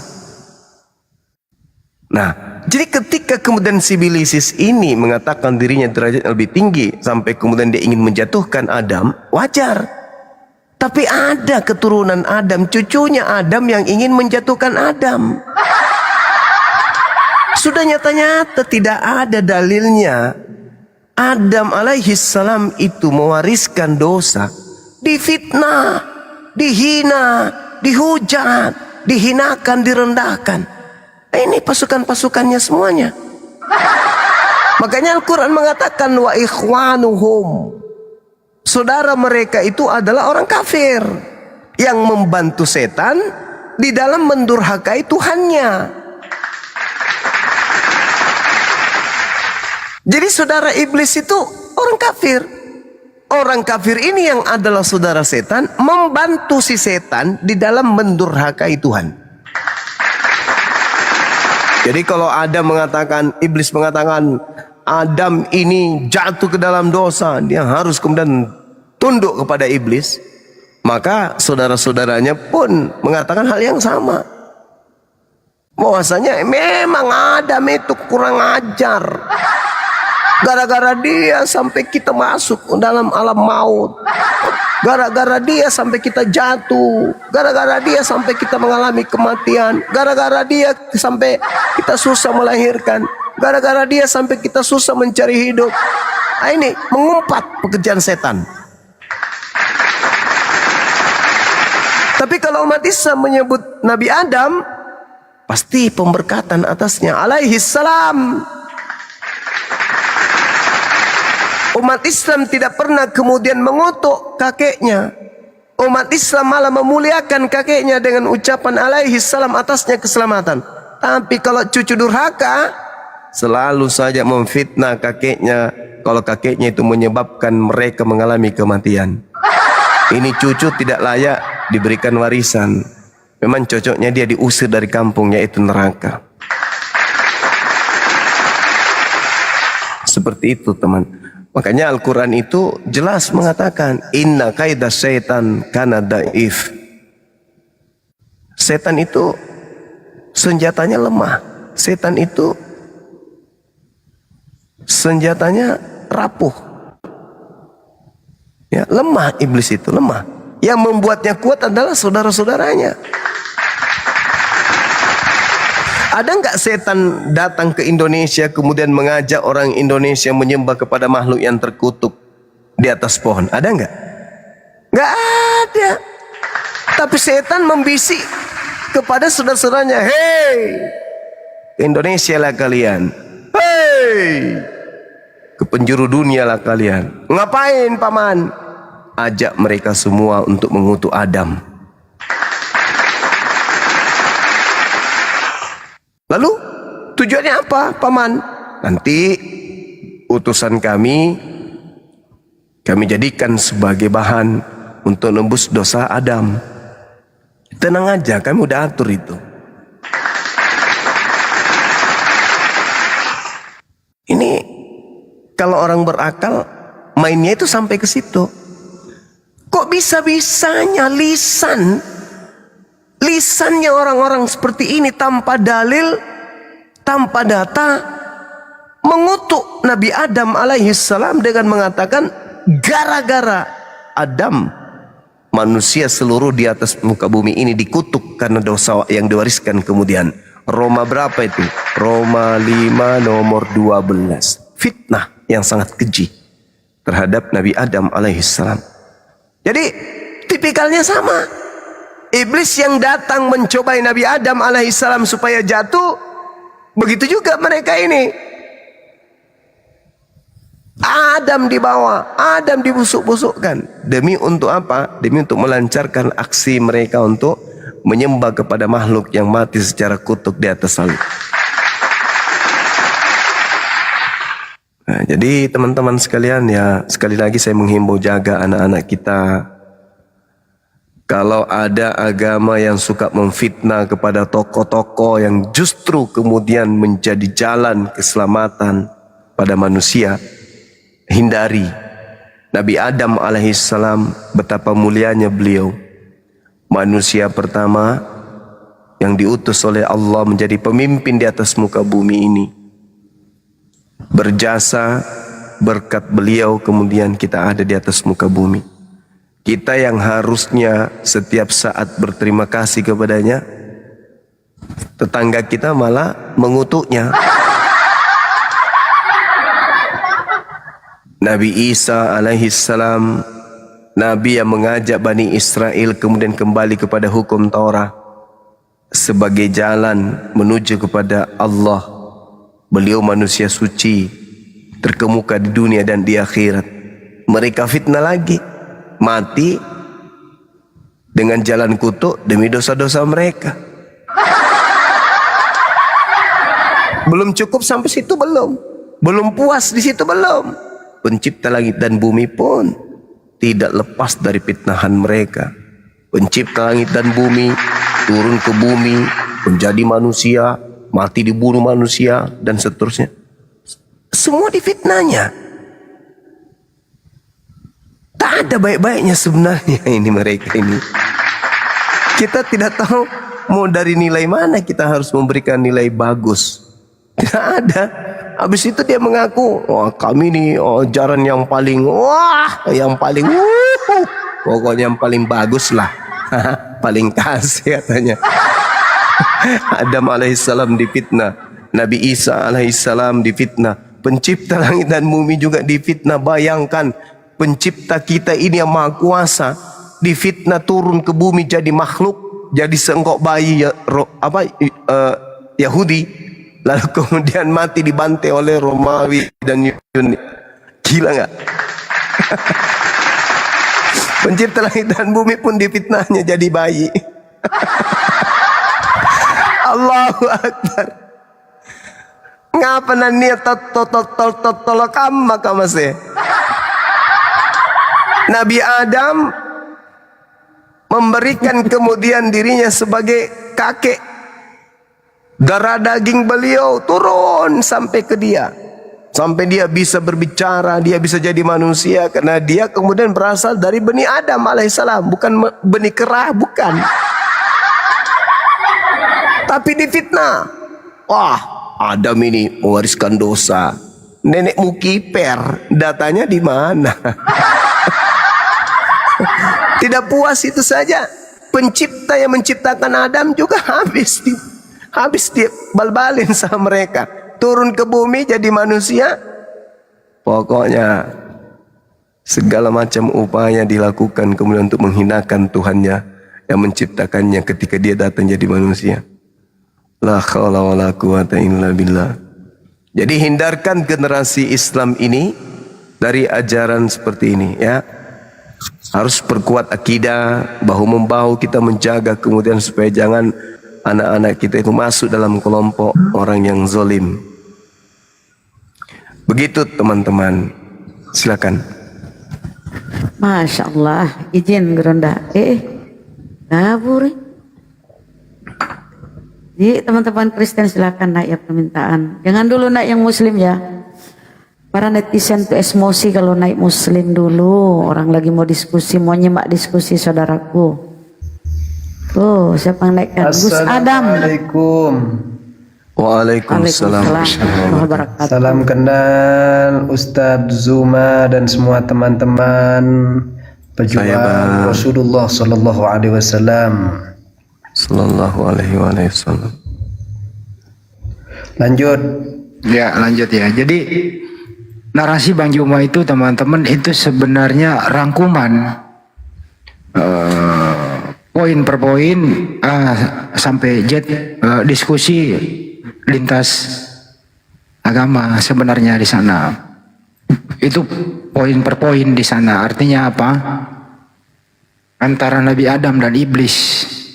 Ini sampai ke bawah sampai sekarang ini. Gitu loh ya. Artinya apa? Iblis memang waktu itu kalah terhormat. Adam menang. Karena Adam itu diberi kepercayaan menjadi khalifah di muka bumi. Bukan iblis sebenarnya. Tapi iblis berkata dengan bahasa yang sederhana. Iya nggak apa-apa Adam. Tenang aja. Anak cucumu gua hajar. Begitu kira-kira ya Bang Juma ya bahasanya sederhana aja ya. Tenang aja. Betul Bang. Anak kan cucumu itu sumpahnya itu. Iya. Anak cucumu gua hajar. Siapa yang lemah imannya? Ikut sama gua. Kan gitu. Kata Adam, doanya apa namanya Adam adalah dosanya sudah diampuni. Nah kita harus mengangkat dia sebagai alaihissalam. Nah, siapa yang sekarang ini di sana yang menjadi cucu Adam yang terpengaruh dengan ajaran iblis? Ya Anda bisa melihat fenomena sekarang ini siapa yang tukang fitnah. Yang paling parah adalah Adam dijadikan sumber malapetaka, bukan dijadikan sumber ilmu supaya kita ini hidup dengan berkepribadian, hidup bersosialisasi, hidup dengan berpakaian yang sopan, yang ramah lingkungan dan seterusnya. Malah mereka menganggap ini kejadian adalah sumber malapetaka dari dosa waris. Jadi Adam dijadikan sebagai bapak dosa. Ini ilmu dari mana Adam adalah bapak dosa, mewariskan ke seluruh umat manusia. Justru Nabi Adam ini menjadi khalifah contoh supaya kita bisa pakai baju, kita bisa mandi, membersihkan diri, patuh terhadap yang menciptakan kita. Nah, kesimpulannya adalah teman-teman, ini ilmu sangat bermanfaat. Siapakah cucu Adam yang berkonspirasi dengan iblis? Islamkah atau di luar Islamkah? Nah, ini nanti topik kita angkat, mudah-mudahan ada orang yang berilmu naik di sini. Itu sih kira-kira teman-teman. Iya. Lanjut. Temanya dikasih tanda tanya, host. Jadi di dalam Al-Quran yang kita uraikan tadi di awal, iblis berkata, Rabbi bima aqwaitani la uzayyinanna lahum fil ard wa la ughwiyannahum ajmain. Tuhanku, oleh karena engkau telah memutuskan bahwa aku ada pada pihak sesat, maka aku pasti akan jadikan kejahatan yang mereka lakukan itu nantinya, kata iblis, akan terasa indah bagi mereka, dan aku akan menyesatkan mereka semua. Ini iblis yang bersumpah. Dulu Bang, siapa itu dulu? Tolong Bang, stikernya siapa sampai si Bilisis gitu loh. Yang bagus lah topiknya, jangan lanjut. Ya, seperti itu. Tapi iblis juga mengatakan bahwa aku tak berdaya kepada hambamu yang taat, illa ibadaka minhumul mukhlasin, kecuali hamba-hambamu yang terpilih di antara mereka. Siapa mereka? Yang mukhlis, yang mukmin, yang bertakwa, yang beriman, yang soleh, soleha. Aku nggak berhasil di situ. Aku nggak berdaya untuk menghadapi mereka. Tapi mereka yang cupu-cupu akan aku giring untuk mereka cinta kepada dunia. Terasa indah semua apa yang dilakukan. Indah. Memfitnah Adam jadi indah. Memfitnah Tuhan jadi manusia menjadi indah. Semua yang mereka lakukan akan menjadi terasa indah bagi mereka di dunia. Itu sumpah iblis itu. Itu sumpah iblis. Nah, tanda-tanda kemudian orang yang kepenuhan iblis dalam dirinya itu suka berbohong dalam hal keyakinan. Yang mereka kedepankan hanya kebohongan, tak ada yang lain, hanya berbohong dan berbohong yang mereka bisa. Mereka mengajarkan agama mereka dengan pola kebohongan. Semua serba bohong, semua dusta, dusta sedusta-dustanya. Tapi iblisnya membuat bahwa apa yang mereka lakukan itu indah. Nah, itu dia. Sekali kita mendengarkan ucapan mereka berbentuk kalimat, pasti bohong, pasti kedustaan yang diucapkan. Kalau mereka bercerita tentang keyakinan mereka, maka yang terlontar dari mulut mereka itu pasti kebohongan. Saya yakinkan berjuta %. Silakan aja buktikan itu. Silakan teman-teman. Oke, datang lagi Bang Kajiro, Bang Masaha. Udah bawa data Bang, silakan. Iya, Bang, cuma aku mau nanya. Enggak, topinya ini Mas, antarlah Mas, topinya ini. Ya. Kenapa kau jadikan Nabi Adam, kau bersekongkol dengan si Bilisis, bahwa Adam itu sumber dari dosa waris? Ya itu kenapa Mas? Kenapa kau bersekongkol dengan si Bilisis? Silakan Mas. Kan faktanya yang tertulis memang begitu, Bang. Jadi kalau umat Kristen itu meyakini Adam itu sejak semula itu diciptakan untuk tidak bisa mati, Bang. Nah, kematian itu baru datang setelah makan buah itu. Nah, aku mau nanya nih, kalau ajaran Islam bagaimana? Apakah Adam waktu diciptakan itu untuk hidup selamanya atau satu waktu akan mati juga? Entah itu karena serangan jantung, diabetes atau kanker gitu. Aku mau nanya, Bang.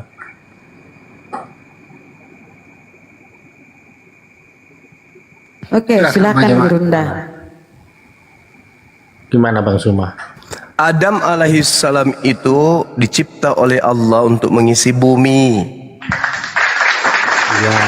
Nah, artinya kalau kalau Adam alaihissalam dicipta untuk mengisi bumi, berarti Adam ditempatkan pada alam yang menuju kepada kebinasaan.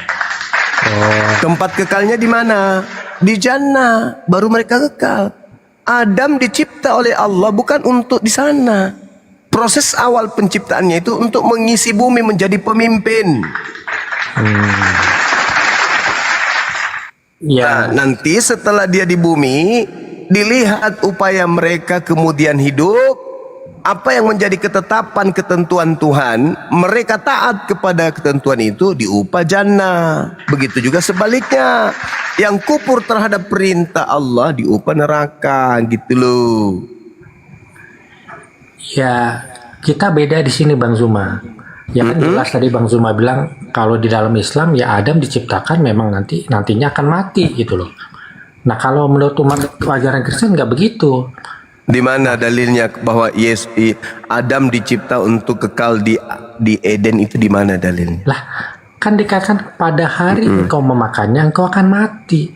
Berarti kalau nggak makan buah itu Adam nggak akan mati Bang. Nah kalau kemudian Allah Tuhan dalam hal ini ya tahu bahwa Adam ini punya potensi free will, punya kehendak bebas, makanya dia dikasih perintah jangan kau mendekati. Kenapa? Karena punya potensi mendekati. Artinya ada masa di mana Adam akan mati, ada masa Adam akan makan. Kalau bukan Adam, maka anaknya. Kalau bukan anaknya, lalu cucunya. Bukan cucunya, cicitnya. Ada masa. Kenapa? Karena tidak semua manusia itu bisa kemudian sama seperti Adam alaihissalam.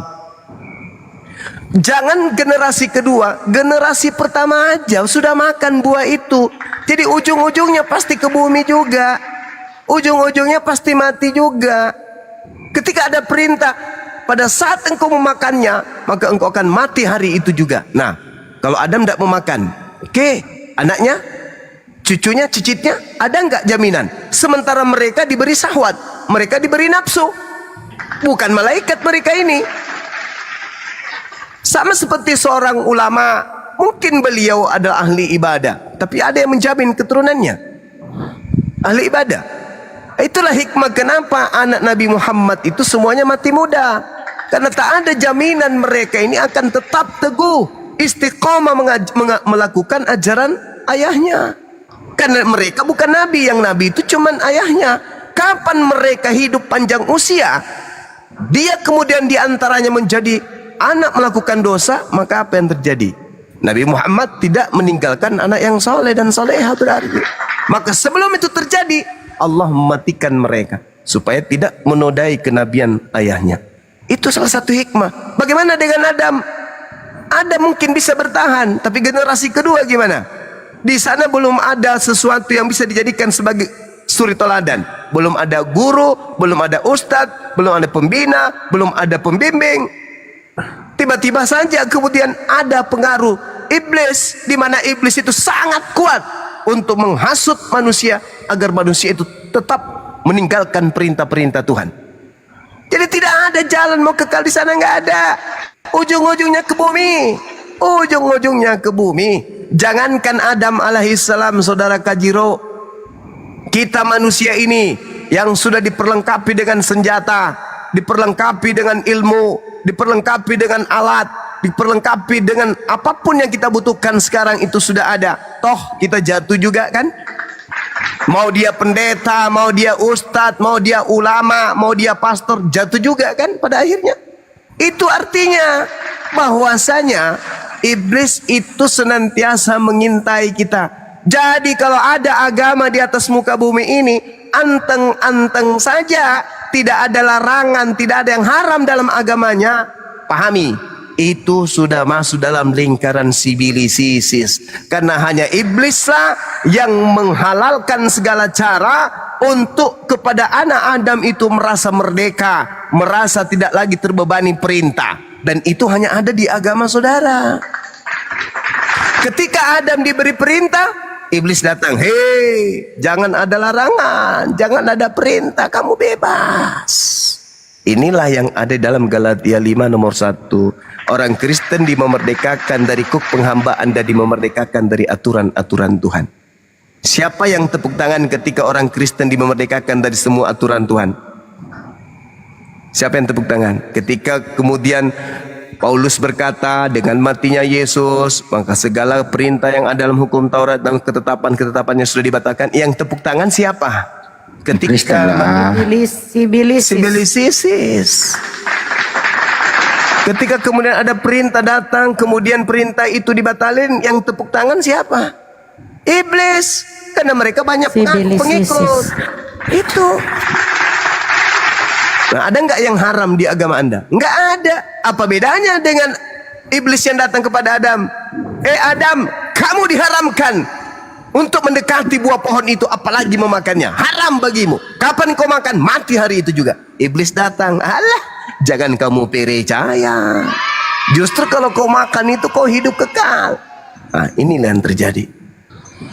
Apa bedanya iblis datang kepada Paulus, Paulus datang kepada orang-orang Kristen ini menghalalkan segala macam cara. Segala sesuatu halal bagiku. Ya. Ketika Yesus berkata dalam Lukas 16 nomor 17, sebelum langit dan bumi lenyap, setitik pun dari hukum Taurat itu tidak boleh dibatalkan. Itu kata Yesus. Datang sibilisisnya. Dengan matinya Yesus, maka segala perintah dalam Taurat dan semua ketetapannya telah dibatalkan. Ya. Hanya orang dongok bahlul yang mau mengikuti pola seperti itu dalam beragama. Yang disebut orang yang beragama, jalan keselamatan itu harus dikelilingi oleh apa? Kesalahan-kesalahan. Dia berada di jalan tengah. Kiri kanannya, muka belakang kesalahan semua. Akulah jalan, akulah kebenaran, akulah hidup. Itu yang betul. Lah, kalau sudah tak ada perintah, tak ada larangan, semua jadi jalan. Semua jadi jalan. Makan babi, yang penting percaya Yesus Tuhan, jalan ke surga. Makan kucing, makan orang, makan biawak, makan asu, pokoknya nggak ada, semuanya jalan. Kenapa? Karena sudah tak ada lagi aturan perintah. Kolose 2 nomor 12, jangan lagi kau mau diperintah dengan perintah-perintah, jangan makan ini, jangan makan itu. Alamak, ini kok persis sekali dengan iblis yang datang kepada Adam alaihissalam. Hah? Kenapa bisa kayak gitu? Satu-satunya agama yang mengatasnamakan ajaran kebenaran, tapi kok nggak ada yang haram. Semua boleh. Ini apa ini? Apa bedanya dengan keinginan iblis kepada Adam? Hei Adam, semuanya boleh. Hei Adam, semuanya halal. Hei Adam, semuanya bebas. Apa bedanya dengan Paulus? Hah? Apa bedanya coba? Pandai-pandaian dia mengatakan, kita telah menyebut kita dari ketuk Taurat dengan jalan menjadi ketut. Karena ada tertulis terkutuklah orang mati. Apa hubungannya coba? Sejak kapan hukum Taurat itu adalah kutukan? Justru di dalam Ulangan 27 nomor 26 kata Elohim, terkutuklah orang yang tidak melakukan Taurat itu dengan perbuatan, dengan praktek. Kalau cuma berteori, genggam hari setiap hari ke rumah ibadah, Bibelnya orang Yahudi, di situ ada Taurat, tapi cuma teori doang, tidak dipraktekkan. Apa bedanya? Makanya Yesus berkata dalam Matius 23 nomor 2, apa kata Yesus di sana? Jangan kau ikuti orang-orang Farisi, jangan kau ikuti ahli Taurat. Mereka menduduki kursi Musa, mereka cuma berteori tapi tidak mempraktekkan. Jangan kau ikuti itu. Apa bedanya dengan Kristen? Kalau ahli Taurat, orang Farisi kemudian berbicara mengenai Taurat, memang kitabnya. Itu memang kitabnya mereka. Kitab itu diturunkan dari langit ke bumi memang untuk mereka. Tapi orang Kristen sudahlah, bukan kitabnya, ditenteng kemana-mana. Tapi itu tidak dipraktekkan. Cuma diteorikan saja untuk nakut-nakuti umat Islam. Kami pengikut jalan lurus lah. Kami ini nyembah Elohim lah. Kami pengikut Nabi Musa. Cuman mau gaya-gayaan kayak gitu. Babi dimakan, kucing dimakan, ular, kera, monyet, padale, biawak, semua dimakan. Hei, apanya kalian ini? Apa bedanya coba dengan Adam ketika kemudian jatuh? Kalau Adam jatuh kemudian karena hanya melanggar satu perintah, dan Anda fitnah itu mewariskan dosa kepada keturunannya, maka saya pun mengatakan orang Kristen yang makan semua yang diharamkan, melanggar semua yang diharamkan dalam Torah, itu mewariskan dosa kepada Kristen-Kristen yang lain, yang anaknya yang lain. Makanya Yesus mengatakan, pada hari terakhir nanti banyak orang memanggil aku Tuhan. Bukankah kami bernubuat mengusir setan bermujizat pakai namamu? Saat itulah aku Yesus berterus terang kepada mereka, enyahlah daripadaku, aku tidak mengenal kalian, kalian semua adalah pembuat kejahatan. Siapa pada hari terakhir itu nanti? Ya anak-anaknya Kajiro, anak-anaknya Masaha, anak-anaknya Bom-Bom, anak-anaknya Edis, anak-anaknya Erka, anak-anaknya Agatha, cucu-cucunya, cicit-cicitnya yang akan disemes oleh Yesus nanti di hari terakhir. Kenapa? Karena bapaknya dongots, ibunya dompala. Sudah datang padanya kebenaran, masih juga lampet. Itu yang terjadi. Udah Al-Quran datang menasihati, orang-orang Islam duduk dalam perkara ini menyampaikan, Yesus hanya mengajarkan begini loh, Yesus menerangkan kayak gini loh. Tidak, mereka tetap aja mengikuti yang menghalalkan segala perintah. Wah, cantik kali hidupnya. Bedanya dengan sibilisis apa kira-kira? Coba kita baca Kolose 2 ya. Dikatakan begini, di data kita langsung ke 16-nya. Karena itu janganlah kamu biarkan orang menghukum kamu mengenai makanan dan minuman, atau mengenai hari raya, bulan baru, atau hari Saban. Bah, tak boleh lagi katanya. Jelas-jelas di situ perintahnya, Ulangan 4, jangan kau tambahi, jangan kau kurangi. Apa yang telah kutentukan harus kau jalankan. Jangan kau tambahi, jangan kau kurangi. Datang si Paulus, hei, karena itu janganlah kamu biarkan orang menghukum kamu mengenai makanan dan minuman. Kau makan semua yang bisa masuk dalam perutmu, kau minum semua apa yang bisa masuk dalam mulutmu. Semua ini hanyalah bayangan dari apa yang harus datang, sedang wujudnya adalah Kristus. Hei, janganlah kamu biarkan kemenanganmu digagalkan oleh orang yang berpura-pura merendahkan diri dan beribadah kepada malaikat. Mana ada orang beribadah kepada malaikat, ngadi-ngadi, serta berkanjang pada penglihatan-penglihatan dan tanpa alasan membesar-besarkan diri untuk pikiran duniawi, sedang ia tidak berpegang teguh kepada kepala, dari mana seluruh tubuh yang ditunjang dan diikat menjadi satu oleh urat-urat dan sendi-sendi menerima pertumbuhan ilahiyah. Hai, ilahiyah juga dibawa-bawa.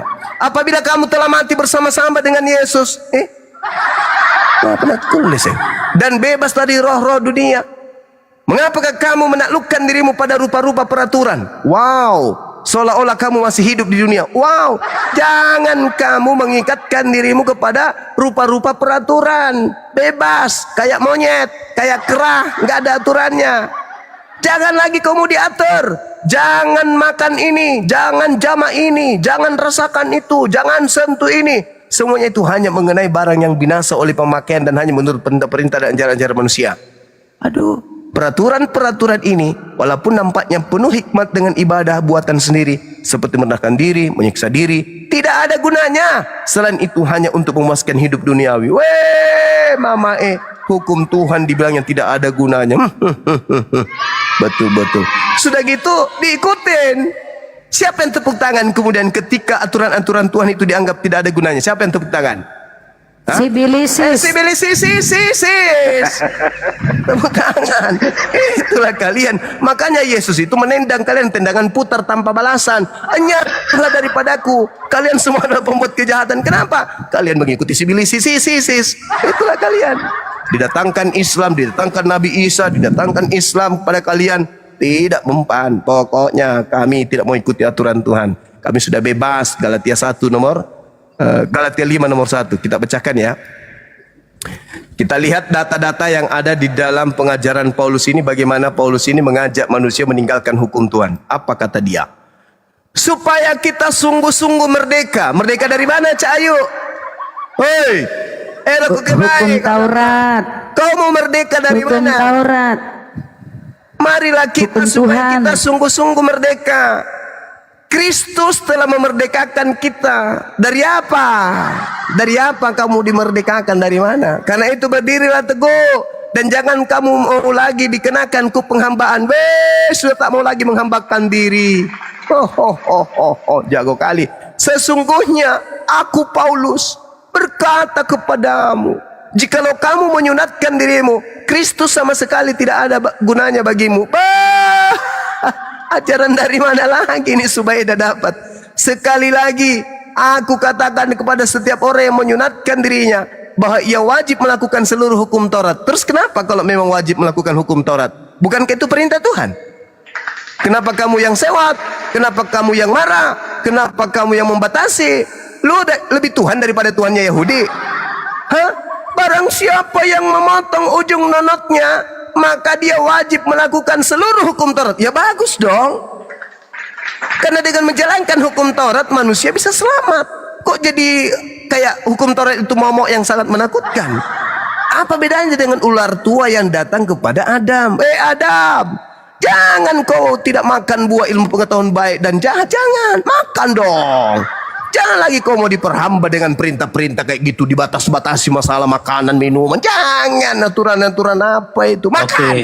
Makan Bang katanya. Juma, saya bantah. Makan katanya, makan. Iya. Nah, jadi Paulus dengan Sibilisis yang datang kepada Adam, bedanya apa? Kira-kira bedanya apa? Iblis, ular tua, mengajarkan Adam untuk jangan mau dibatasi makan minum. Paulus datang mengajarkan Kristen untuk jangan membatasi diri makan minum. Kira-kira bedanya iblis dengan Paulus itu apa? Paulus itu pilihan Tuhan Yesus. Bentar, Kepasi ini dulu Kojiro. Kalau Jero silakan dibantah dulu kalau Jero. Nah, apa bedanya Paulus dengan iblis? Sama-sama ingin menghapus perintah Tuhan. Silakan. Kolori hijau. Ini loh Bang. Ini memang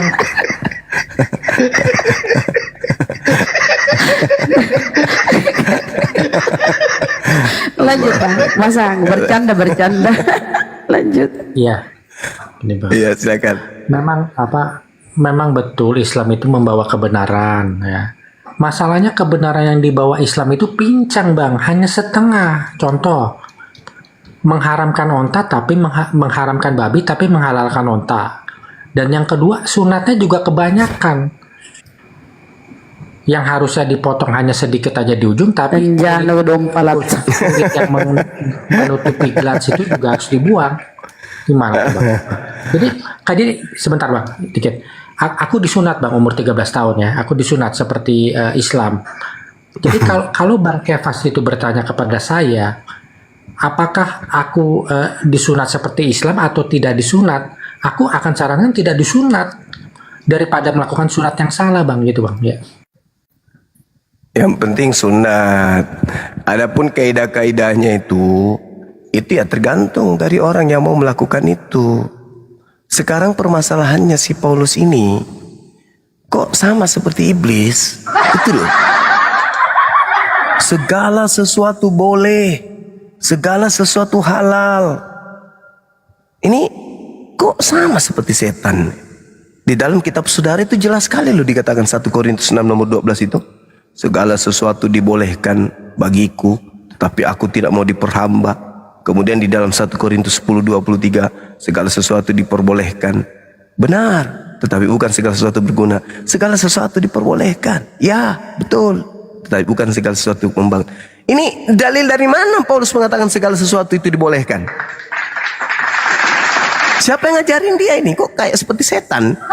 Setan datang kepada Adam, segala sesuatu boleh kau makan. Dari mana setan ini mendapatkan itu? Ilmu itu? Dari firman Tuhan? Tidak. Nah sekarang Paulus dapat dari mana? Di mana ada firman Tuhan yang mengatakan segala sesuatu halal? Di mana itu terjadi? Nggak ada. Oke, Bang Juma. Ada. Di mana? Di mana? Silakan. Itu ketika Rasul Paulus membatalkan itu semua, ketika Yesus mengatakan begini, apa yang keluar dari mulutmu adalah najis yang dimuntahkan. Contoh seperti daging babi. Ya. Kenapa kami nggak najis makan B2? B2 itu kan apa kata Yesus? Apa yang keluar dari mulutmu yang kau muntahkan itulah najis yang kau keluarkan. Nah, ketika kami makan B2 nggak muntah, ya nggak najis lah. Ya, di mana Yesus menghalalkan babi? Di mana? Nggak ada secara eksplisit, nggak ada dibilang B2. Itu dia. Memang di imamat memang itu dilarang. Terus kenapa Contoh. Kenapa kemudian datang Paulus menghalalkan itu? apa bedanya dengan iblis yang datang menghalalkan kemudian untuk memakan buah ilmu larangan itu, pohon larangan itu, apa bedanya? Oke. Bedanya? Contoh kami seperti Batak Toba ya.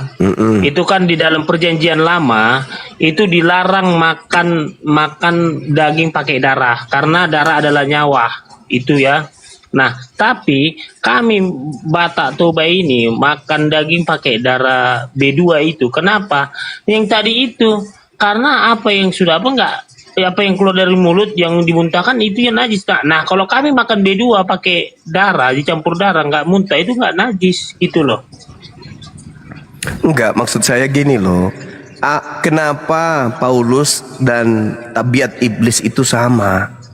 Paulus sama-sama beda lah. Si Bilis sama Paulus beda. Apa bedanya? Si Bilis penghasut, Paulus bukan penghapus lagi. Paulus menghasut dan juga mempraktekkan meninggalkan hukum Tuhan. Kamu baca Galatia 3 nomor 22 dan seterusnya. Apa kata Paulus di sana? Tetapi kitab suci telah mengurung segala sesuatu di bawah kekuasaan dosa, supaya oleh karena iman dalam Yesus Kristus janji itu diberikan kepada mereka yang percaya.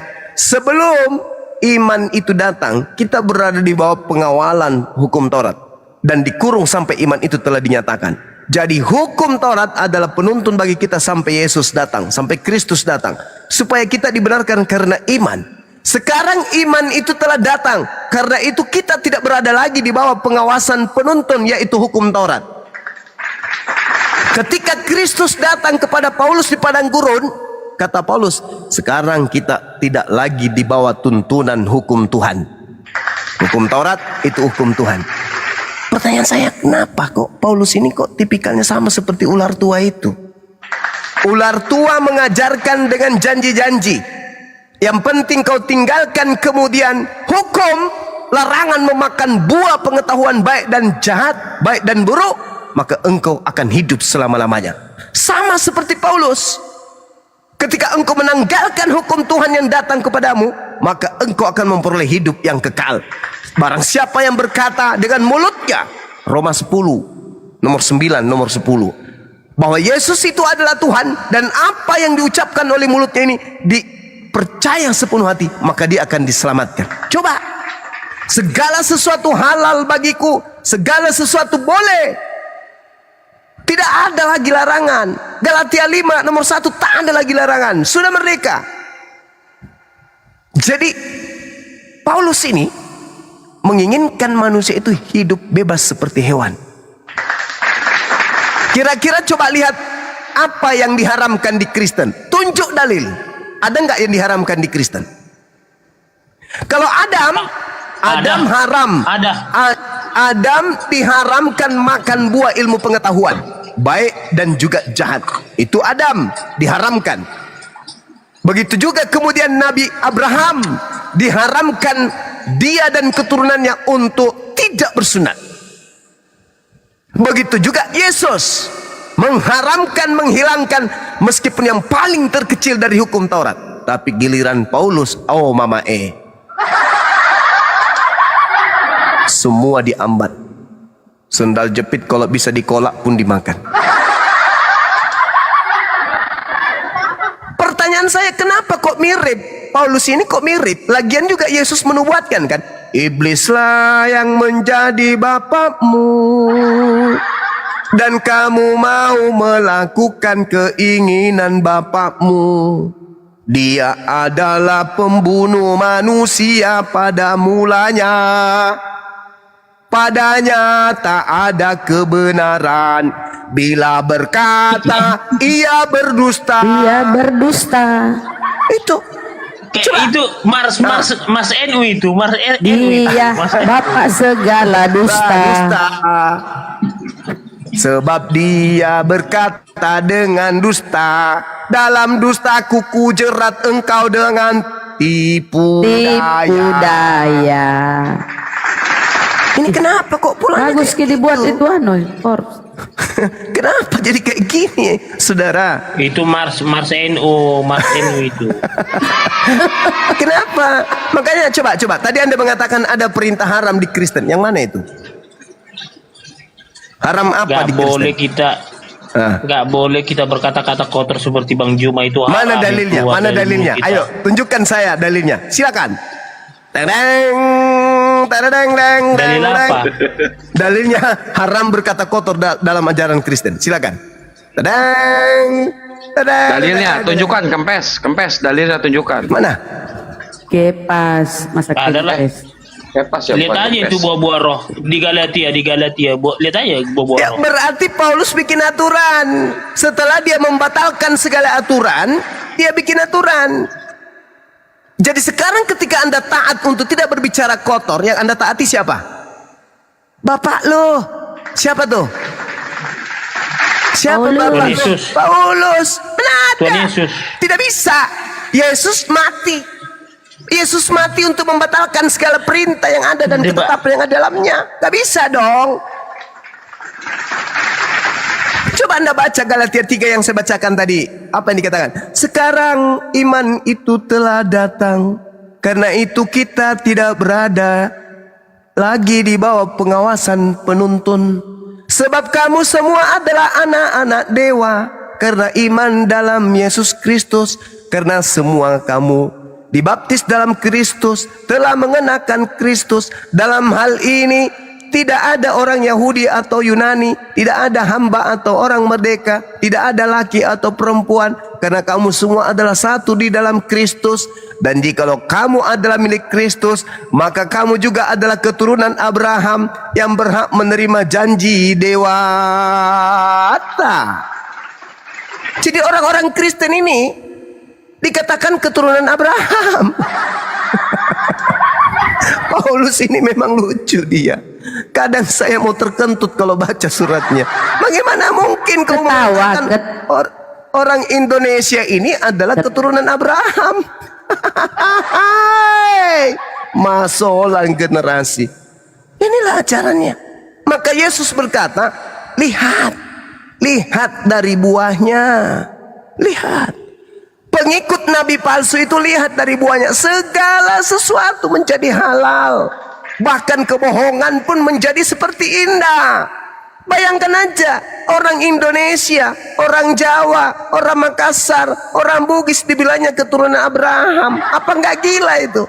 Inilah yang dikatakan oleh Al-Quran. Iblis bersumpah, ya Rob, aku akan menjadikan kejahatan menjadi terasa indah dalam pandangan matanya. Sesuatu yang jahat dianggap benar. Qala rabbi bima aghwaytani la uzayyinanna lahum fil ard wa la ughwiyannahum ajma'in. Aku iblis akan menjadikan mereka percaya kepada kebohongan. Kejahatan merasa indah. Kebohongan itu. Masakan orang Batak dibilang keturunan Abraham? Iyalah, Bang Juma gini ya. Tapi Anda anggap itu adalah sebuah kebenaran. Enggak gini loh Bang Juma. Ini enggak ada yang benar oten dua-duanya. Yang satu namanya kolor hijau, yang satu namanya kempes. Bukan. Gini loh. 12 suku bangsa Israel. Salah satunya kemungkinan besar ini suku Batak gitu loh. Makanya saya Bani Israel. Iya, dompa lah. Masolan generasi. Pace anak-anak kah? Jadi wajarlah kami udah dimatrai gitu loh. Penebusan. Aduh, setahu saya orang Bani Yakub itu mancung-mancung, Bang. Emang kurang mancung saya Bang Juma.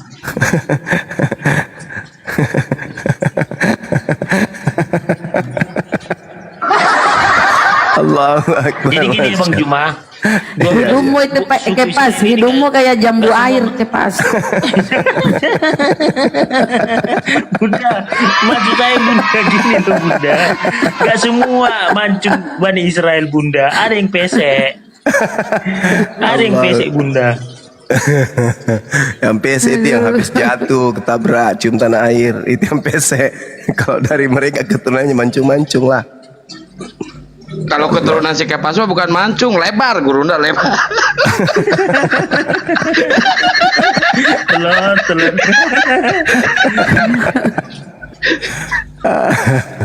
Parah ini parah. Sema Israel Adonai Ehad. Iya, Ehad. Itu Itu perintah Tuhan kan. Shema Yisrael Adonai Eloheinu Adonai Ahad. Itu perintahnya. Dengarkanlah wahai Israel, Tuhan kamu itu Tuhan yang esa. Nah, sekarang kalau masuk ke ajaran Paulus apa? Darah Yesus, darah Yesus. Darahmu Yesus. Sebab Bapa itu esa katanya. Maka esa juga manusia perantara, yaitu Yesus Kristus. Jadi ada dua yang esa di sana. Memang balau lah pengajarannya itu orang. Darah Makanya, Yesus gini ya Bunda. Oke Bang Juma ya.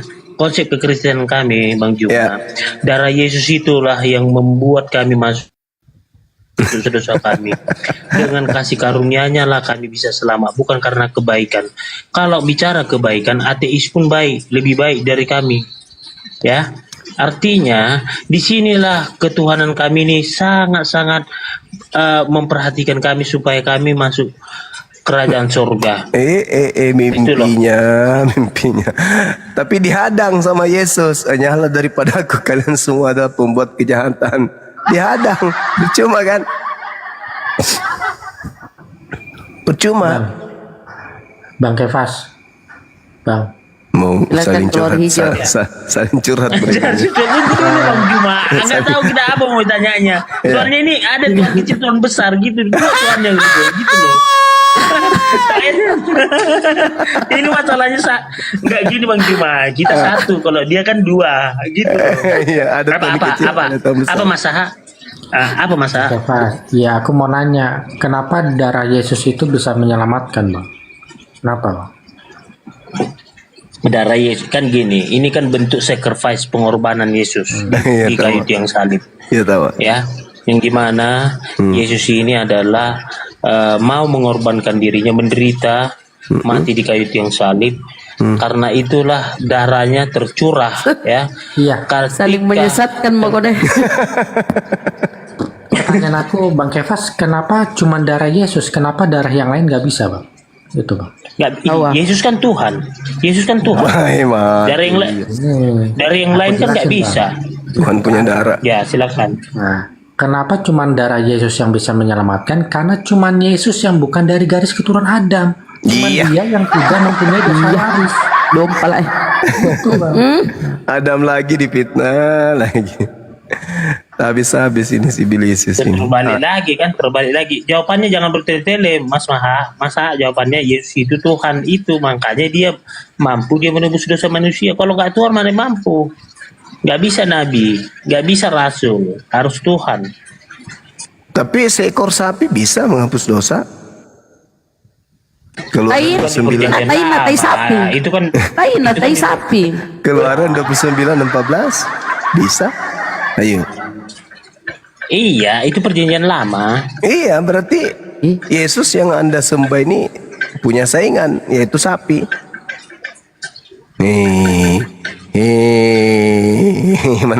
Gini loh Bang Juma. Bukan. Berarti gini loh.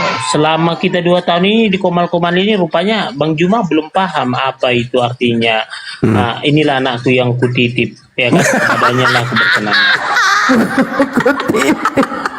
Penitipan bayi apa? Penitipan bayi apa? Panti jompo? Aduh, lucu juga ini. Saudara kita ini si Kepas. Bukan gini Bang Juma ya. Jadi kenapa ketika perjanjian lama tadi itu darah apa itu daging kurban itu bisa menghapus dosa. Ya, itu kan disuruh Elohim Yahweh. Nah, karena dilihat manusia ini tegar tengkuk ya, selalu melakukan dosa, melakukan kesalahan. Maka kasihan Elohim Yahweh melihat manusia ini, aku harus turun menjadi Mesias. Gitu loh. Supaya aku menebus dosa-dosa manusia. Karena kalau nggak aku tebus dosa manusia ini, nanti semua masuk neraka ini. Gawat. Ditebus kemana itu dosa? Ditebus kemana? Bukan, dia yang menebus dosa. Artinya bukan masalah pegadaian ini. Iya. Kalau tebus menebus itu kan pegadaian. Gimana ini ceritanya? Bang. Jadi gini. Biar aku jawab. Beda masaha. Tuhanmu dua, Tuhan kecil sama Tuhan besar. Di situ kita beda masaha. Kalau saya kan satu. Kita udah beda juga masaha. Sulit masaha. Lebih sulit lagi masaha. Masaha dua, Bang Juma satu, Kak. Saya satu gitu loh. Aku mau jawab pertanyaan Bang Juma tadi loh. Itu jadi darah Yesus itu ditebus kepada racun buah kuldi. Itu jawabannya. Buang. Kenapa nggak racun kobra? Ular kobra. Salah ente. Darah Yesus itu ditebus kepada si Bilisis. Karena yang dikutuk kan si Bilisis. Sedangkan darah Yesus itu untuk melepaskan kutuk. Iblis kan dikutuk. Iblis itu terpenjara. Iblisnya dipenjara. Kenapa iblis? Kan, gini Bang. Itu kan di dalam Islam kan ada cerita juga kan, Tuhan melarang Adam itu memakan buah kuldi. Ya. Nah, itu kan salah kan Adam memakan buah itu kan Bang, salah kan? Ya, tapi kan dia dimaafkan oleh Allah. Nah, dia dimaafkan. Gini Bang, Eliezer menembak Yosua. Eliezer kemudian meminta ampun, dosanya pasti diampunin. Tapi apakah dengan meminta ampun Yosua akan hidup kembali? Kan enggak. Nah Adam itu memang dosanya udah diampuni tapi buahnya sudah terlanjur dimakan. Itu loh. Jadi maksud lo? Efek dari dosa itu tetap ada gitu loh. Maksudnya? Nah, gini loh Bang. Ya, kita langsung main dalil aja. Dalil di mana dalilnya?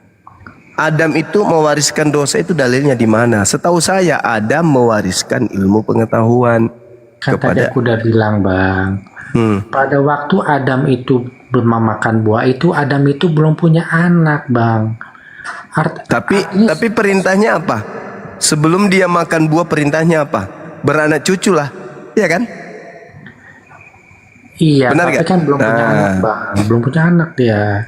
Sekarang begini, Adam dicipta oleh Tuhan untuk di bumi sebagai pemimpin, betul? Betul ya. Nah, sekarang pertanyaannya, ketika dia menjadi pemimpin, tugasnya banyak. Menaklukkan burung-burung di udara, ikan di lautan, binatang yang melata, betul? Iya, betul. Bahkan dia diminta untuk menguasai bumi ini, menaklukkan bumi ini. Pertanyaan saya, kalau Adam tidak tahu baik dan buruk, bisa nggak dia menaklukkan bumi? Bisa Bang. Bagaimana caranya? Kan karena perintah itu diberikan kepada Adam sebelum Adam makan buah itu. Iya, berarti tahu. Kan Adam itu sudah memiliki kecerdasan untuk menangkap perintah itu dong. Logikanya kan begitu. Oh bukan. Bukan. Justru karena Adam belum tahu baik dan jahat, maka dia makan. Buktinya di dalam kitab saudara yang Anda gunakan itu, begitu dia makan buah, maka dia tahu dirinya telanjang. Artinya tadi dia telanjang tapi dia nggak tahu. Kenapa dia nggak tahu? Karena dia nggak paham baik dan buruk itu. Oh ternyata telanjang itu buruk. Begitu dia makan, maka dia sadar kalau telanjang itu buruk. Nah sekarang, saudara lihat monyet. Monyet itu telanjang. Monyet itu sadar nggak kalau dirinya telanjang? Tidak. Kenapa? Karena dia tidak mengetahui baik dan buruk. Nah, monyet ini bisa nggak menjadi pemimpin di bumi? Tidak. Kenapa nggak bisa? Karena dia tidak tahu baik dan buruk. Jadi untuk menguasai alam semesta ini, Adam harus dipersenjatai ilmu pengetahuan baik dan jahat. Ini baik, ini jahat, ini nggak boleh. Jadi apa yang terjadi di Ganbi Eden itu? Apa yang terjadi di Ganbi Eden itu hanya membuktikan bahwa Adam ini sudah layak turun ke bumi ini menjadi pemimpin. Syukran Bunda Mila, Masya Allah. Itu hanya supaya dia diketahui oleh malaikat yang lain, oleh makhluk lain. Ini loh, coba lihat Adam. Dia mampu kemudian menaklukkan. Ketika dia salah, maka dia kembali kepada aku. Makanya dikatakan kemudian bahwa Adam itu diberkati. Kejadian 5 nomor 2 sama seperti Al-Quran. Fatalaqqa Adamu min rabbih kalimatin fataba alaihi innahu huwat tawwabur rahim. Adam setelah melakukan kehilafan, menerima beberapa kalimat dari Tuhannya, lalu kemudian dia bertobat dan Allah menerima tobatnya. Itu yang betul. Jadi ketika di Ganbi Eden, di situ tempatnya uji coba bahwa Adam ini memang sudah layak untuk jadi pemimpin di atas muka bumi. Buktinya, apa yang aku ciptakan berupa alat sensor yang ada pada dirinya, yaitu akal dan juga syahwatnya, itu bisa dideteksi oleh iblis. Nah, sekarang ketika kemudian manusia turun ke atas muka bumi ini dengan pola yang Anda bawa, apakah setelah mati Yesus manusia tidak seperti Adam, punya kehendak free will? Tidak kan? Tetap aja manusia itu berkehendak bebas. Ada yang melakukan dosa, ada yang tidak mau melakukan dosa, ada yang beriman, ada yang kufur. Tidak ada hubungannya. Itu hanya kalian buat-buat saja. Demi apa? Demi nafsu kalian untuk menghapuskan firman Tuhan. Itu alasan kalian. Kalian memfitnah Adam demi untuk menghapuskan segala aturan-aturan Tuhan. Makanya muncul pertanyaan, apa bedanya Adam dengan Paulus dengan iblis? Bedanya di mana? Sama-sama ingin membebaskan manusia dari aturan Tuhan. Sama-sama mengajak manusia untuk ingkar kufur kepada Tuhan. Iblis itu mengajak Adam untuk kufur kepada perintah Tuhan. Paulus sama, mengajak kemudian untuk kufur kepada perintah Tuhan. Makanya saya bacakan dalil yang tadi, ketika dia mengatakan bahwasanya segala sesuatu diperbolehkan, benar, tetapi bukan segala sesuatu berguna. Segala sesuatu dibolehkan, benar, tapi bukan segala sesuatu membangun. Belum lagi dikatakan dalam 1 Korintus 6 nomor 12, segala sesuatu halal. Ini ajaran apa ini? Segala sesuatu halal, kata dia. Supaya kita sungguh-sungguh merdeka. Kristus telah memerdekakan kita. Karena itu berdirilah teguh, jangan mau lagi dikenakan kuk penghambaan. Maksudnya apa itu? Jangan lagi mau menghambakan diri kepada Tuhan, jangan. Sekarang sudah bebas, bas. Mau makan apa aja boleh. Gak ada lagi tuh halal haram, gak ada. Semuanya boleh. Sedangkan kalau di Al-Quran tidak. Perintah dalam Al-Quran senantiasa mengajak, jangan engkau makan yang haram, tapi makanlah yang baik-baik aja. Itu perintah dalam Quran. Sama seperti ajaran Tuhan kepada para nabi. Nah, tapi kalau Paulus, apa yang haram untuk dimakan di Kristen?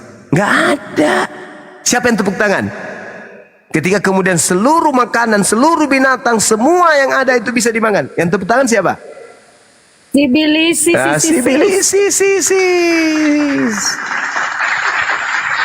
Begitu kawan. Kalian itu benar kata Rasulullah, ad-dunya sijnul mu'min wa jannatul kafir. Dunia ini adalah surga kalian. Kalau di surga itu tidak ada larangan. Bebas. Mau makan saja, mau makan apa saja bebas. Karena sudah bukan lagi tempat ujian, tapi tempat membalas, tempat menerima balasan dari lulusnya kita dari ujian. Bebas. Tapi kalian menjadikan dunia ini surga kalian. Tak ada larangan. Mau ngapain aja boleh. Tak ada larangan. Kalaupun ada aturan yang muncul itu bukan dari Tuhan lagi, tapi dari Paulus. Ya. Ya, Muhammad sendiri kan menghalalkan onta. Apa bedanya dengan Paulus? Nah, yang menghalalkan babi. Nah, saudara, itu. Hukum yang datang kepada Bani Israel itu mengikat Bani Israel, bukan untuk bangsa lain. Tapi Kristen beda. Kristen tidak ada hukum yang datang dari Tuhan untuk mereka, tetapi mereka kemudian nyamar-nyamar sebagai pengikut Bani Israel. Lalu apa? Menghantam jantung daripada pengajaran para nabi Israel. Dihapuskan semuanya itu. Kalau Nabi Muhammad kagak. Aturan yang datang kepada Bani Israel, silakan kepada Bani Israel. Tapi ketika datang Nabi Muhammad, memiliki pola aturan yang berbeda. Makanya Yesus mengatakan apa? Masih banyak yang ingin aku ajarkan kepadamu, tapi belum sanggup untuk kalian tanggung. Tapi ketika ia datang, yaitu seorang penolong lain, dialah yang akan mengajarkan segala sesuatunya kepadamu tentang keadilan, tentang kebenaran, tentang pengisapan dunia akan dosa. Itu ucapan Yesus. Berarti akan ada seorang penolong lain yang datang mengajarkan segala sesuatunya. Itu yang harus diikutin. Bang, ya kalau gitu Kristen nggak apa-apa dong makan babi, kan kami bukan orang Israel. Yes, sebelum utusan Tuhan dari langit diutus untuk seluruh umat manusia. Betul sekali. Sebelum Nabi Muhammad datang, kalian mau makan babi, mau makan sepatu, mau makan kuku kuda, silakan. Mau makan tanduk biawak, silakan Anda makan. Mau makan telur singa juga boleh kalian makan. Karena tidak ada aturan yang datang kepada kalian, tidak ada nabi yang datang kepada kalian.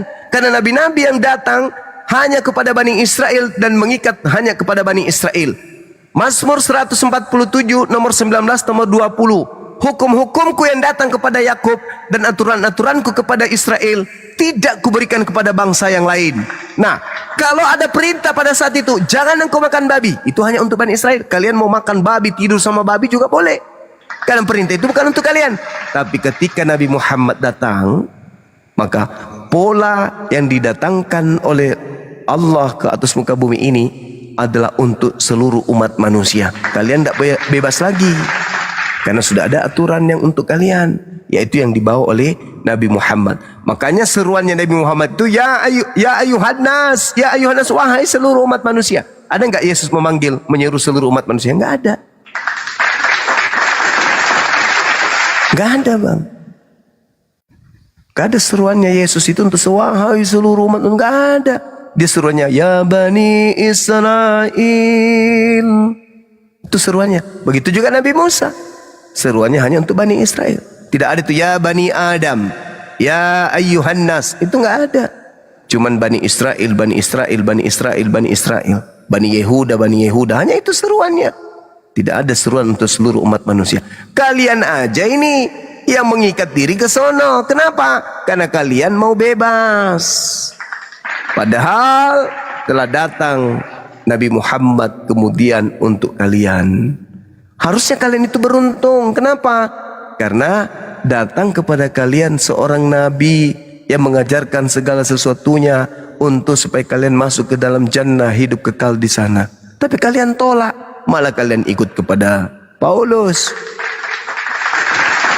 Contoh lucunya, Saudara Kajiro, dengarkan uniknya kelucuan daripada ajaran Kristen. Dengarkan baik-baik. Galatia 3 nomor 13. Kristus telah menebus kita dari kutuk hukum Taurat. Pertanyaannya, ini lucunya ini di sini. Sejak kapan kita ini dianggap terkutuk ketika kita tidak melakukan hukum Taurat? Sejak kapan?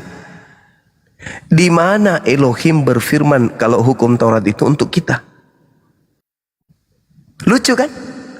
Kristus telah menebus kita dari kutuk hukum Taurat.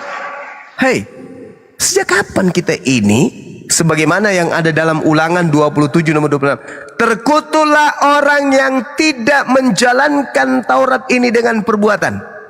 Terkutuklah orang, terkutuklah dia. Orang, kita juga orang kan? Tetapi yang dimaksud di situ adalah Bani Israel. Terkutuklah orang yang tidak menjalankan Taurat dengan perbuatan. Apakah kita ikut? Tidak. Itu hanya untuk Bani Israel saja. Maksudnya, terkutuklah umatnya Nabi Musa yang tidak mempraktikkan hukum Taurat itu dengan perbuatan. Yang dikutuk adalah orang Bani Israel. Hukum Taurat, coba lihat dalam Yeremia 31 nomor 31 sampai 33. Aku akan mengadakan perjanjian baru dengan Bani Israel dan Bani Yehuda. Masuk nggak kita di situ? Enggak. Apa itu? Aku akan menanamkan hukum Taurat ke dalam batin setiap Bani Israel dan Bani Yehuda. Bukan di kita. Ulangan 33 nomor 4. Hukum Taurat itu adalah milik kepunyaan Bani Yakub. Ulangan 4, Ulangan 6, hukum Taurat itu mengikat kepada Bani Yakub. Mazmur 147 ayat 9, nomor 19-20, hukum-hukumku yang datang kepada Yakub dan aturan-aturanku yang datang kepada Israel tidak aku berikan kepada bangsa lain. Nah, lalu kenapa Kristus mati untuk membebaskan kita dari hukum-hukum Bani Israel? Emang hukum Bani Israel itu untuk kita? Kan bukan. Seibarat kemudian Undang-Undang Dasar 45 dihapuskan, lantas orang Amerika berkata, yes, kita sudah dibebaskan dari Undang-Undang Dasar Negara Republik Indonesia tahun 1945. Nyambung nggak? Ya nggak nyambung. Lah undang-undang itu mengikat rakyat Indonesia, kenapa orang Amerika sana yang merasa merdeka? Ya mereka merdeka aja kapan saja, karena mereka tidak terikat oleh hukum yang ada di negara kita ini. Kristus telah menebus kita. Kita sejak kapan? Yang benar harusnya Kristus telah menebus Bani Israel dan Bani Yehuda dari kutuk hukum Taurat dengan jalan menjadi kutuk. Karena Israel dan Yehuda, sebab ada tertulis, terkutuklah dia yang mati digantung di atas tiang salib. Itu kalau begitu dalilnya, itu baru tepat, karena hukum Taurat itu memang hanya untuk Bani Israel dan Bani Yehuda. Tapi kalau untuk kita, lu aja kale, aku kagak, aku nggak mau nyamar-nyamar jadi Bani Israel atau Bani Yehuda. Jadi orang yang merasa ditebus Yesus dari hukum Taurat dan bukan Bani Israel dan bukan Yehuda, mereka adalah serigala pemakan daging. Gitu kawan, pahami itu. Makanya Yesus datang. Coba nanti ya, Yesus itu kan ada dua tuh. Terakhir, Yesus itu kan ada dua. Yesus yang asli yang hanya untuk Bani Israel, dan Yesus yang mengajak kemudian seluruh manusia menjadi pengikutnya. Nah, itu dua, beda. Yang satu mengatakan begini dalam Matius 10 nomor 5 nomor 6, Yesus berpesan kepada ke-12 muridnya, jangan kamu ke bangsa lain, atau jangan kamu masuk ke jalan orang Samaria, tapi pergilah kepada domba-dombaku yang sesat dari Bani Israel. Itu pesan Yesus yang asli. Pesan Yesus palsu, pergilah ke seluruh dunia, jadikanlah seluruh manusia jadi pengikutku. Yang satu mengatakan ke domba yang sesat dari Bani Israel saja. Yang satu mengatakan jadikan seluruh manusia jadi pengikutku. Dua Kristus yang berbeda. Itu dua Kristus yang berbeda ini. Harusnya Anda paham bahwasanya ketika Yesus mengatakan jangan ke bangsa lain, dan ada lagi Yesus yang mengatakan pergilah ke seluruh bangsa lain, jadikan mereka semua adalah pengikutku. Harusnya Anda sudah sadar di situ. Oh, ternyata kita ini mengikuti Yesus yang salah. Nah, apa endingnya, Bung? Nanti Anda tanggapi apa endingnya. Jadi hari ini orang Kristen ke gereja menyanyi di sana.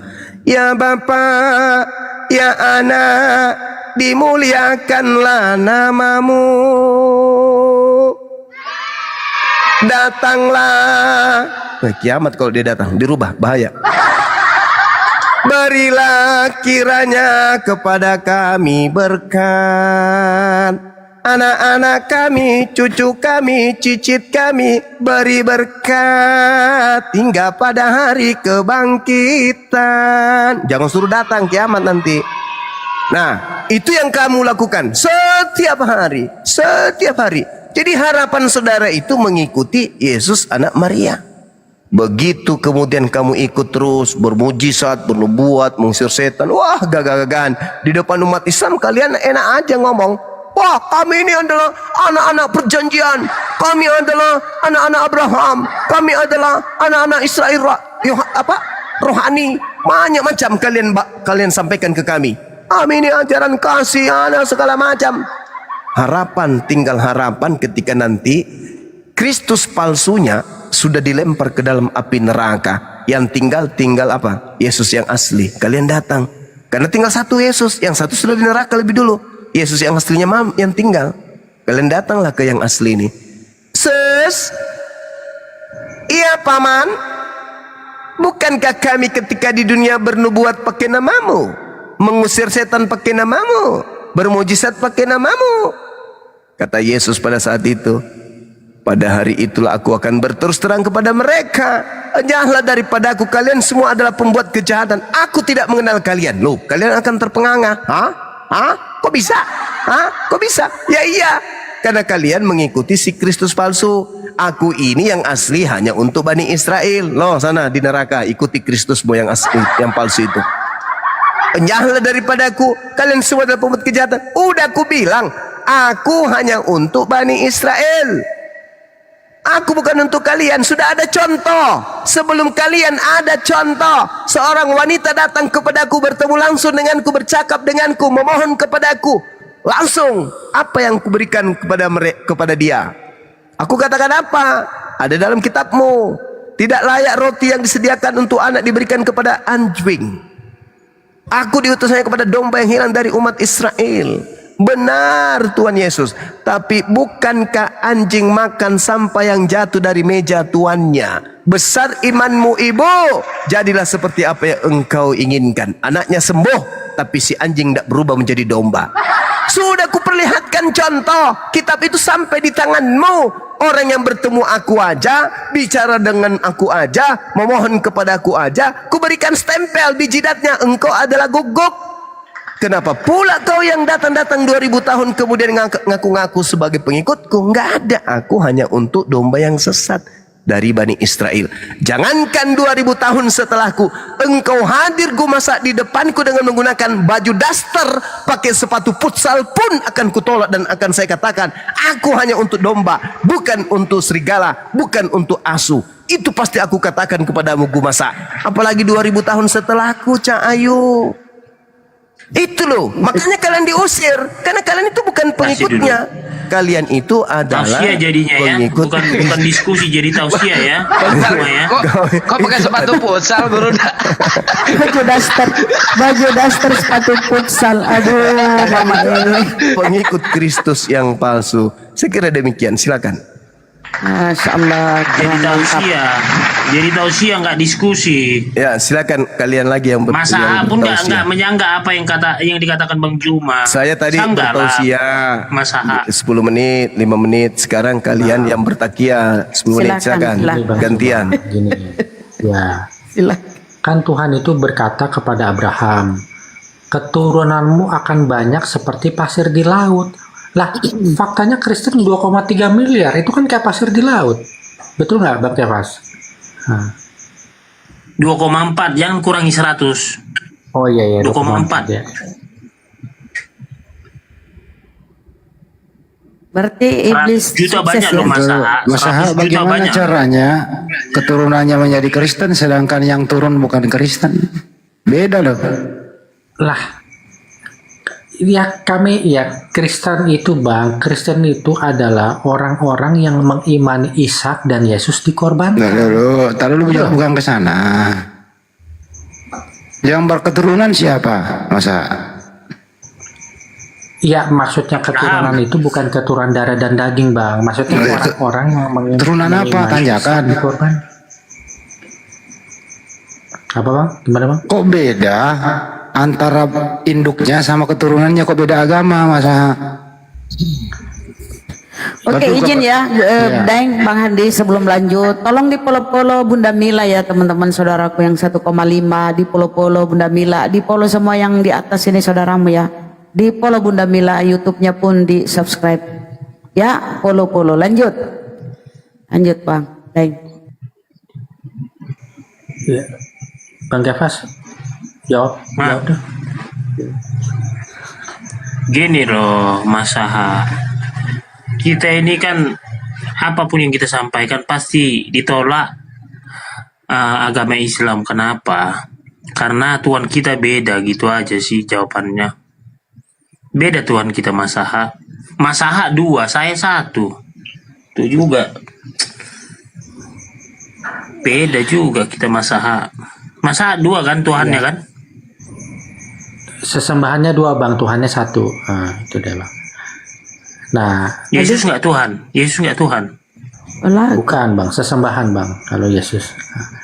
Nah kan beda lagi masalah. Kalau saya kan Yesus Tuhan gitu dong. Iya. Karena kan jelas di Filipi 25 sampai 11. Yang terakhir kan 11 bahwa Yesus itu adalah Kristus Tuhan Yesus. Iya, iya. Terus ini Bang Zuma, tadi kan aku mau nanya, itu kan hukum Islam itu kan turun di dalam bahasa Arab. Berarti hukum itu hanya untuk bangsa yang berbahasa Arab. Itu satu. Dan yang kedua, kenapa Yesus mengatakan dia hanya untuk Bani Israel? Karena Yesus itu belum bangkit, Bang. Yesus itu belum menerima hak kesulungan Adam. Setelah dia bangkit, baru Yesus berani ngomong, jadikanlah semua bangsa muridku, dari Yudea, Samaria, dan sampai ke ujung bumi, gitu Bang. Tapi coba lihat tuh di Wahyu. Wahyu. Tuh di Wahyu itu apa? Pintu-pintu surga itu terdiri dari 12. Di setiap pintu itu tertulis nama ke-12 suku Israel. Dan masing-masing pintu dijaga oleh malaikat. Nah kau dari suku di sini, suku apa sukumu? Batak atau apa kau Manado? Ketika kau ke sana, kau ditanya, kau suka apa Kolorijo? Ah, aku ini Manado. Oh enggak, ini suku 12 suku Israel, ini pintu-pintu di sini. Ya kan? Jadi bukan cuma karena Yesus masih hidup atau sudah terangkat. Gak ada seperti itu. Gak direken kau. Jadi saya jawab. Bang. Silakan, Gurunda. Iya, pertanyaannya sangat menarik. Berarti Al-Quran itu hanya untuk bangsa Arab dong? Nah, ini pertanyaan yang sangat menarik. Justru karena aturan Tuhan yang datang sebagai penutup kepada seluruh umat manusia, maka Al-Quran itu diwahyukan dalam bahasa Arab. Kenapa? Satu, Nabi yang diutus sebagai khataman nabiyyin adalah bangsa Arab. Inna ja'alnahu Qur'anan Arabiyan la'allakum ta'qilun. Aku wahyukan Al-Quran dalam bahasa Arab agar kamu mengerti. Kalau Nabi Muhammad tidak mengerti, bagaimana dia ingin menjelaskan Al-Quran itu kepada kaumnya, kepada umatnya? Sedangkan Al-Quran itu firman Allah yang mencakup segala ilmu pengetahuan. Memahaminya harus kemudian berdasar terhadap ilmu logat, ilmu nahwu, tata bahasa, ilmu saraf, perubahan bentuk kata, ilmu istiqaq, akar kata, ilmu ma'ani, pemahaman yang penting untuk diketahui karena susunan kalimat dan dapat dengan mudah kemudian dilihat maknanya. Ilmu bayan, bagaimana kata zahir dan yang tersembunyi, juga mempelajari kiasan serta permasalahan yang ada di dalamnya, misalnya permisalan atau perumpamaan yang ada di dalamnya. Kemudian ilmu ba'di, ilmu qiraat, ilmu aqaid, usul fiqh, asbabun nuzul, nasik mansuk. Ini semua harus mencakup, dan disiplin ilmu ini hanya bisa digunakan ketika yang digunakan itu adalah bahasa Arab. Lah kalau yang dipakai bahasa Yunani atau bahasa Bugis, bagaimana bisa dijelaskan pakai bahasa Bugis isi Quran itu, isi firman Tuhan itu? Nggak bisa. Kata yang ada di dalam bahasa Arab itu mencakup seluruh kata dan makna yang dipahami oleh manusia di atas muka bumi ini. Saya ulang lagi. Kata yang ada dalam bahasa Arab itu adalah kata yang mewakili seluruh makna yang dipahami oleh umat manusia di atas muka bumi ini. Sehingga Al-Quran itu datang dengan menggunakan bahasa yang mencakup seluruh bahasa yang ada di atas muka bumi. Contoh di Indonesia kita ini, berapa banyak bahasa Quran yang diserap. Rahim, kalau berbicara mengenai rahim, artinya perut manusia, tempat kasih sayang, tempat kasih dan sayang seorang ibu kepada janinnya. Coba Anda lihat, ibu mengandung pertama dirusak oleh suami. Robek dia, robek. Bahkan ikut dengan darahnya, robek. Dan itu bukan hanya dilakukan sekali. Bisa jadi satu malam dilakukan berkali-kali. Sudah begitu kesakitan, ya meski ada nikmatnya juga sedikit sih, tapi nggak gitu kan ya. Tapi setelah begitu ngidam wanita ini, ngidam. Wanita ini ngidam. Begitu dia sudah ngidam, bukan membenci suaminya, malah cinta kepada suaminya. Ngidamnya lalu membesar perutnya yang tadinya bodinya bagus kayak bom-bom. Begitu dia hamil 9 bulan, meledak. Habis selesai sampai situ? Enggak. Lubang kenikmatannya itu sobek mengeluarkan si janin. Sudah begitu, apakah dia dendam? Gara-gara kamu tidurku tak enak, gara-gara kamu ini aku nggak bisa makan enak, tidur tidak enak. Kamu terus menyiksa aku, badanku naik, semuanya bengkak, pipiku bengkak, ini robek semuanya, urat-uratku kau habisin semuanya. Begitu dia keluar, apakah dia kemudian dendam sama si bayi? Enggak. Dia sayang sekali. Dia sayang kali anak itu. Apakah hanya pada saat baik? Tidak, sampai mati, bahkan sampai di jannah seorang ibu akan tetap menyayangi darah dagingnya sendiri. Ini bahasa Arabnya apa? Rahim, kasih sayang, wadah yang menumbuhkan kasih sayang pada diri seorang ibu. Ada nggak bahasa Indonesia? Kandungan. Apalagi? Kandungan apa artinya? Kandungan. Artinya apa kandungan? Tapi kalau rahim, syarat dengan makna, syarat dengan ilmu, syarat dengan rasa. Itulah Al-Quran. Makanya Al-Quran itu datang pakai bahasa Arab. Karena bahasa Arab itu mencakup satu kata memiliki makna yang bisa dipahami. Satu kata dalam bahasa Arab itu ilmu. Itulah yang disebut kemudian di dalam Al-Quran. Bahwa Al-Quran ini diwahyukan oleh Allah dalam bahasa Arab agar kamu mengerti. Setelah kamu mengerti, kamu akan mengajarkan kepada seluruh umat manusia. Nah, bandingkan dengan Bible saudara. Bang Zuma, itu bahasa Ibrani juga rahim juga loh. Bahasa Ibrani juga rahim. Terus? Ya kenapa nggak pakai bahasa Ibrani? Kenapa? Ibrani, Nabi Muhammad bukan penganut bahasa Ibrani. Kan sudah dikatakan dalam Ulangan 34 nomor 10.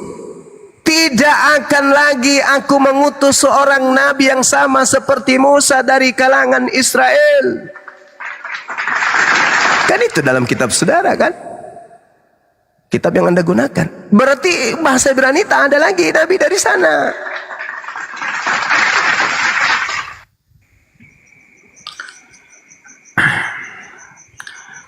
Berarti nabi yang sama seperti Musa,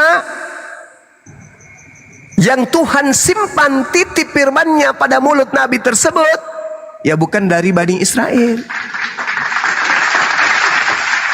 Bahkan di dalam Kisah Para Rasul 3 nomor 22-23, bukankah di dalam kitab Taurat dikatakan Tuhan bahwa Tuhan akan mengutus seorang nabi yang sama seperti Musa, dan akan terjadi siapa yang tidak mendengarkan nabi tersebut akan dibasmi dari umat kita. Jadi nabi yang sama seperti Musa, kalau tidak didengarkan, maka dia akan membasmi orang tersebut yang tidak mendengarkannya. Apakah itu Yesus? Tidak. Yesus kalau tidak didengarkan malah dia yang dibasmi. Jadi nabi yang sama seperti Nabi Musa itu tadi. Nah, jadi ada kaitannya itu saudara. Kenapa menggunakan bahasa Arab? Coba Anda bandingkan bahasa Arab dengan bahasa Indonesia, itu perbandingan kosakatanya berapa? Sampai-sampai Bible pun ikut-ikutan ke Arab-Araban kan? Ilahi, imam, iman, jemaat, berkat, wahyu, roh, kudus, iblis, malaikat, apalagi Alkitab, Allah, apalagi itu kan rahim, soleh, nabi, rasul, kudus, apalagi Kalau sudah Amporo nggak ada. salib. Amporo. Betul. Amporo nggak ada. Amporo enggak. Kalau murtad itu bahasa umum. Setan, iblis, itu diambil. Amin.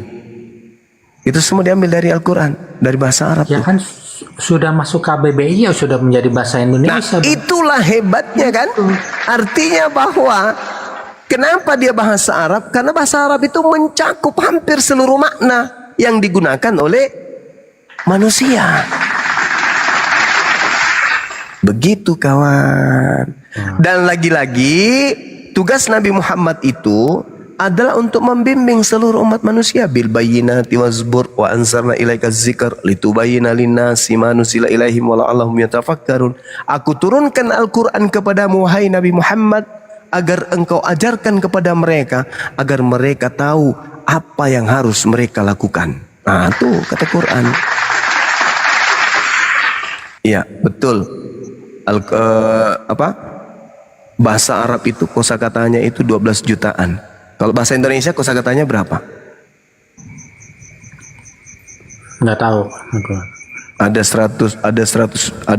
112.000 kali kalau nggak salah. 112.000 kalau nggak salah. Nah, sedangkan bahasa Arab 12 kotak, 12 juta. Cobalah. 127.000 digandingkan 12 juta. Coba. Kemudian orang Kristen ingin memahami Al-Quran pakai terjemah. Al-Quran kosakatanya 12 juta. Bahasa Indonesia yang dipakai ini terjemahan ini hanya 120-an ribu. Itu yang mau dipakai untuk Kristen memahami Al-Quran. Ya nggak bisa lah. Maka kalau orang Kristen ingin paham Al-Quran, maka orang Kristen harus tahu ilmu saraf, ilmu nahwu, ilmu lugat, istiqqa dan seterusnya. Ya iyalah, harus bang. Gak bisa dengan terjemahan karena terjemahan itu hanya salah satu dari 17 kurang lebih ilmu yang harus dikuasai untuk memahami Quran. Jadi itu terjemahan Quran yang dikeluarkan Kemenak itu tidak akurat tuh. Akurat itu. Tetapi dengar. Akuratnya kenapa? Karena kesanggupan bahasa Indonesia cuman segitu. Maka dibutuhkan ilmu nahwu, dibutuhkan ilmu saraf, dibutuhkan ilmu ma'ani, dibutuhkan kemudian bayan, badi dan seterusnya. Sehingga hanya orang yang memahami ilmu ini yang bisa menjelaskan Al-Quran. Karena nggak bisa kita macam Bang Suma menjelaskan Al-Quran secara terperinci, itu nggak bisa. Kenapa? Modal terjemahan. Terjemahan ini keteteran, tidak sanggup. Kecuali dimasukkan kemampuan kita untuk mengerti tentang lugat. Itu dimasukkan pemahaman kita untuk memaham tentang tata bahasa, ilmu nahwu. Barulah kemudian orang yang paham ilmu ini menjelaskan, merangkai kata untuk bagaimana orang yang bertanya ini bisa paham. Kenapa? Karena kapasitas bahasa Indonesia tidak sampai untuk memahami Al-Quranul Karim.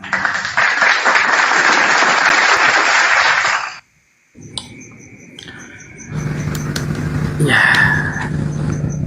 aku boleh tanya yang lain bang? Boleh. Ya. Kalau di dalam Islam itu hubungan antara Adam dengan Tuhan itu seperti apa bang? Kalau di Kristen itu kan hubungan Adam dengan Tuhan itu seperti hubungan Abraham dengan Ismail. Lukas 3 angka 38 dikatakan Adam juga itu adalah anak Tuhan. Nah, kalau dalam Islam hubungannya bagaimana bang? Ya. Jadi kalau di Islam itu Allah Subhanahu wa taala mengangkat Adam alaihi salam di antara seluruh makhluknya sebagai makhluk yang paling mulia. Di Al-Qur'an dikatakan begini. A'udzubillahi minasyaitonirrajim. Wa iz qala rabbuka lil malaikati inni ja'ilun fil ardi khalifah. Aku hendak menjadikan khalifah, pemimpin di bumi. Malaikat, makhluk langit mendengarkan ini, mereka menjawab, qalu ataj'alu fiha may yufsidu fiha wa yasfikud dima. Apakah engkau hendak menjadikan orang yang merusak dan menumpahkan darah di sana? Sedangkan kami wa nahnu nusabbihu bihamdika wa nuqaddis lak. Sedangkan kami ini adalah makhlukmu yang bertasbih memujimu, mensucikan namamu setiap saat. Allah kemudian menjawab, inni a'lamu ma la ta'lamun. Aku sungguh mengetahui apa yang ada, apa yang kamu tidak ketahui. Lalu keistimewaan Adam di hadapan Allah, wa 'allama Adamal asma'a kullaha thumma aradahum 'alal malaikah faqala anbi'uni bi asma'i haula'i in kuntum shadiqin. Dan Allah ajarkan kepada Adam, memberikan Adam ilmu pengetahuan, memberikan Adam kemudian pemahaman tentang benda semuanya, sampai Adam tahu, oh ini cincin, ini batu, ini gunung, ini langit, ini sungai.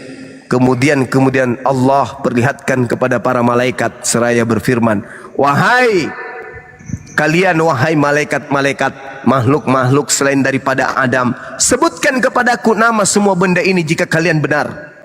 Qalu subhanaka la ilma lana illa ma 'allamtana innaka antal alimul hakim.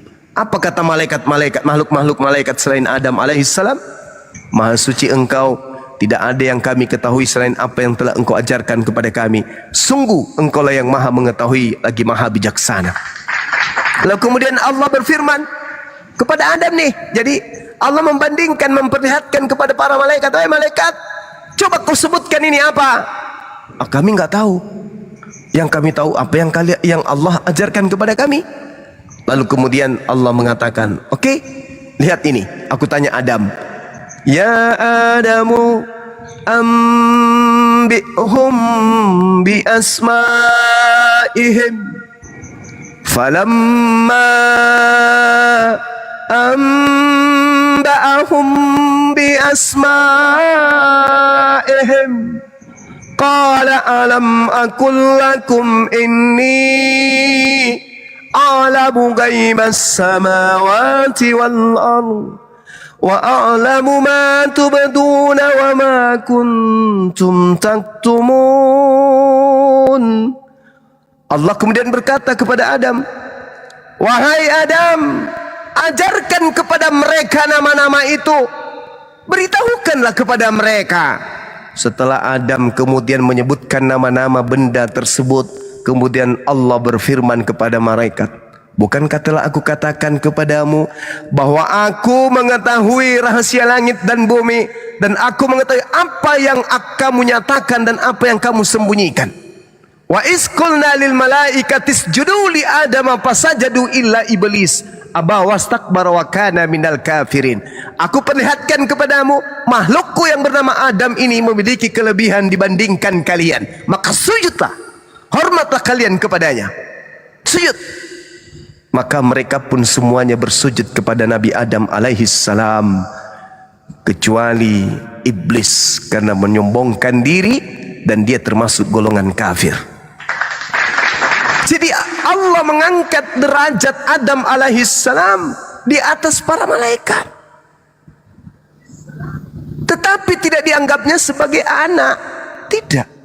Dan Anda harus paham, dalam tradisi Yudaism yang kekinian berdasarkan dengan kitab Amsal 11:3 nomor 11 nomor 12, yang dianggap anak Tuhan itu, anak Elohim itu adalah mereka yang taat, mereka yang sungguh-sungguh mentaati perintah-perintah para nabi yang datang kepada mereka. Itulah yang disebut orang-orang anak-anak Tuhan. Kalau di Islam, kekasih-kekasih Allah, orang-orang yang dicintai Allah, orang-orang yang dikasihi Allah. Itu dalam pandangan kami umat Islam. Jadi kalau dalam pandangan mereka itu disebut anak Allah, anak Elohim, maksud saya anak Eloah, makanya bin Eloah. Makanya dikatakan di dalam pengajaran Yesus disebut anak Allah. Yesus menjawabnya, bukankah di dalam kitab Tauratmu siapapun yang diserahi tugas untuk menyampaikan firman, maka dia disebut sebagai Allah atau anak Allah. Kisah Para Rasul 4 nomor 30, Yesus di sana baru diteguhkan, kemudian disebut sebagai hamba Allah yang suci. Itu saudara. Jadi Adam itu dalam pandangan Islam adalah makhluk yang disempurnakan, makhluk yang paling sempurna, diciptakan dalam bentuk fi aksani takwim, yang intim kepada Tuhan. Begitu kawan. Walaupun Berarti Indonesia. Adam itu bukan anaknya Allah ya, bukan ya, bukan ya. Bukan. Nah, masalahnya gini bang, kalau Adam itu bukan dari anaknya Allah, berarti laisa kamislihi syai'. Itu tidak betul, karena ternyata ada yang sama Allah yang tidak berbapa itu dengan Adam juga yang tidak berbapa. Ternyata ada saingannya Allah ini. Siapa saingannya? Adam. Allah tidak berbapa, Adam juga tidak berbapa. Waduh. Laisa kamislihi syai', tidak betul dong. Nah gitu. Makanya gimana bang itu ya? Adam itu diciptakan oleh Allah. Wa is qala rabbuka lil malaikati inni ja'ilun fil ardi khalifah. Aku hendak menciptakan khalifah di bumi. Adam dicipta. Justru karena dia dicipta maka dia tidak memiliki ayah. Karena innama amruhu idza arada syai'an ayyakula lahu kun fayakun. Sedangkan Allah, siapa yang menciptakan Allah? Bang Zuma, bukankah kita ini semua adalah ciptaan orang tua kita, bang? Ya, betul. Ya kan? Iya. Terus? Kenapa? Ya, berarti karena Adam itu adalah ciptaan Tuhan, ya Adam anak Tuhan dong. Kok anak Tuhan? Nah, tadi kan saya sudah mengatakan di dalam tradisi Yudaism yang disebut anak Tuhan itu adalah hamba yang intim, yang taat kepada didikan Tuhan. Amsal 3 nomor 11 nomor 12. Kalian saja yang memaknainya dengan lain. Begitu kawan. Bang Zuma. Ini loh Masaha, kitab suci mah apa sih Masaha? Jadi bingung gua. Masaha. Bang Kefas, kita nanti di room lain aja dan di sini nanti.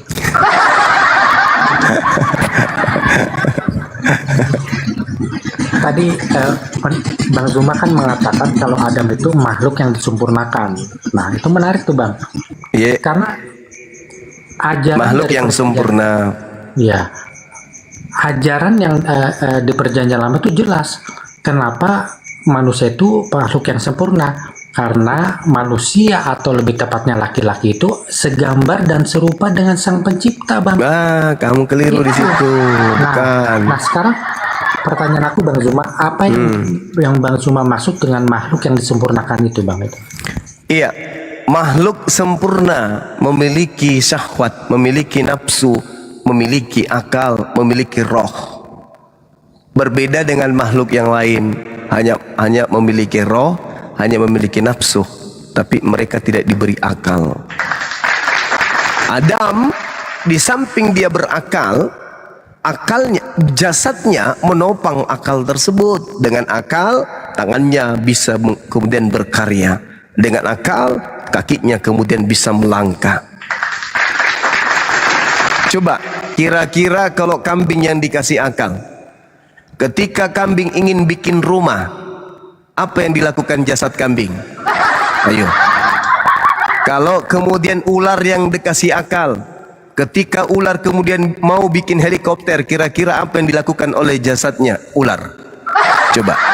Jadi kesempurnaan fi aksani takun dalam bentuk yang sempurna bukan cuman akal doang, tapi juga karena fisiknya. Justru karena itulah ada perintah sholat, ada perintah tefilah, sujud. Kenapa? Karena kita sudah disetting oleh Allah akal kita, jasad kita untuk sujud dalam beribadah. Bukan salto kayak kincir angin, bukan berputar kayak kipas angin, tetapi kita disetting dengan jasad ini untuk ruku, sujud, menghambakan diri kepada pencipta. Nah, saya terangkan kepada saudara, di dalam kitabnya orang Yahudi yang Anda salah artikan, ketika kemudian Tuhan ingin menciptakan Adam, di situ Tuhan menciptakan Adam itu sesuai dengan sketsa, sesuai dengan pola. Makanya dikatakan di data nomor 26, baiklah kami menjadikan manusia menurut gambar dan rupa kami, supaya mereka berkuasa atas ikan-ikan di laut dan burung-burung di udara dan atas ternak yang ada di seluruh bumi dan atas binatang melata yang ada yang merayap di bumi. Dengarkan baik-baik. Tuhan berfirman, menjadikan Adam alaihi salam segambar dengan rupa Tuhan. Bukan berarti Adam itu rupanya dan gambar Tuhan itu sama seperti Adam. Tidak. Seibarat saya menggambar sebuah jembatan. Jadi saya sudah rancang jembatan ini seperti apa gambarnya, dan saya sudah bentuk jembatan ini seperti apa rupanya.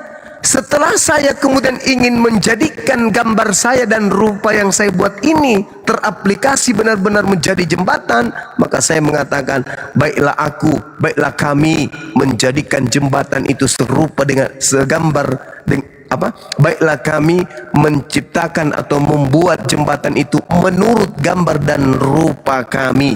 Maksudnya apa? Menurut gambar dan rupa yang kami buat. Itu maksudnya.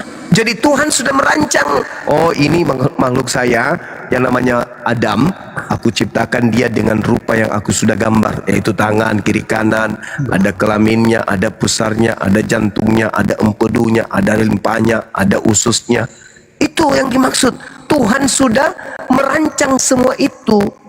Dia katakan itu supaya apa? Supaya dia bisa berkuasa. Karena bagaimana mungkin dia bisa berkuasa terhadap ikan-ikan di laut kalau kakinya cuman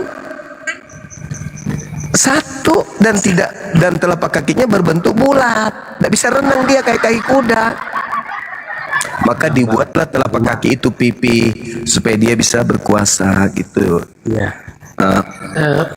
Sebenarnya tafsirannya nggak perlu sejauh itu, Bang. Nih aku kasih contoh nih, Bang ya. Iya. Anak kambing segambar dan serupa dengan kambing. Anak domba segambar dan serupa domba dengan domba. Tommy Soeharto segambar dan serupa dengan Soeharto. Berarti wajah Adam sama dengan wajah Tuhan gitu, Bang. Salah kamu. Makanya kamu baca dalil selanjutnya. Maka Tuhan menciptakan manusia itu menurut gambarnya, menurut gambar Tuhan. Diciptakannya dia laki-laki dan perempuan. Kalau Anda mengatakan bahwasanya Adam ini dicipta sesuai dengan bentukan Tuhan, wujud Tuhan, maka Anda harus mengakui Tuhan itu wujudnya laki perempuan. Dan apakah pantas kemudian pencipta langit dan bumi ini punya kelamin? Apakah pantas pencipta langit dan bumi ini punya anus? Ketika dia kemudian ingin melihat yang di belakang harus nengok dulu ke belakang. Itu bukan Tuhan, itu makhluk. Jadi yang dimaksud dengan kejadian 1 ini, Tuhan menciptakan Adam sesuai dengan gambar settingan Tuhan yang sudah dirancang oleh Tuhan. Rupa yang dibentuk Tuhan berupa makhluk ini betul-betul dicipta sesuai dengan apa yang sudah digambarkan rupa tersebut. Bukan berarti marilah kita menciptakan kemudian anak kambing serupa dengan ibu kambing. Marilah kita menciptakan kemudian ayam serupa dengan ibu ayam. Bukan begitu maksudnya. Tuhan itu pencipta. Pencipta itu arsitek terbaik. Dia adalah pola yang terbaik menciptakan ciptaannya. Tuh. Jadi seorang arsitek yang baik, dia telah menggambarkan gambar bangunan yang paling baik, dan dia akan membuat gambar itu sesuai dengan kenyataan. Seakan-akan dia itu nyata, benar-benar gambar itu yang masuk ke dalam ranah fisik. Begitulah yang dimaksud ayat itu. Ya, makanya kenapa laki-laki itu disebut makhluk tertinggi, karena desainnya itu dibuat berdasarkan desain terbaik, yaitu desain sang pencipta sendiri gitu loh. Perempuan juga. Apa? Perempuan juga. Kan yang diciptakan pertama kali itu kan Adam baru.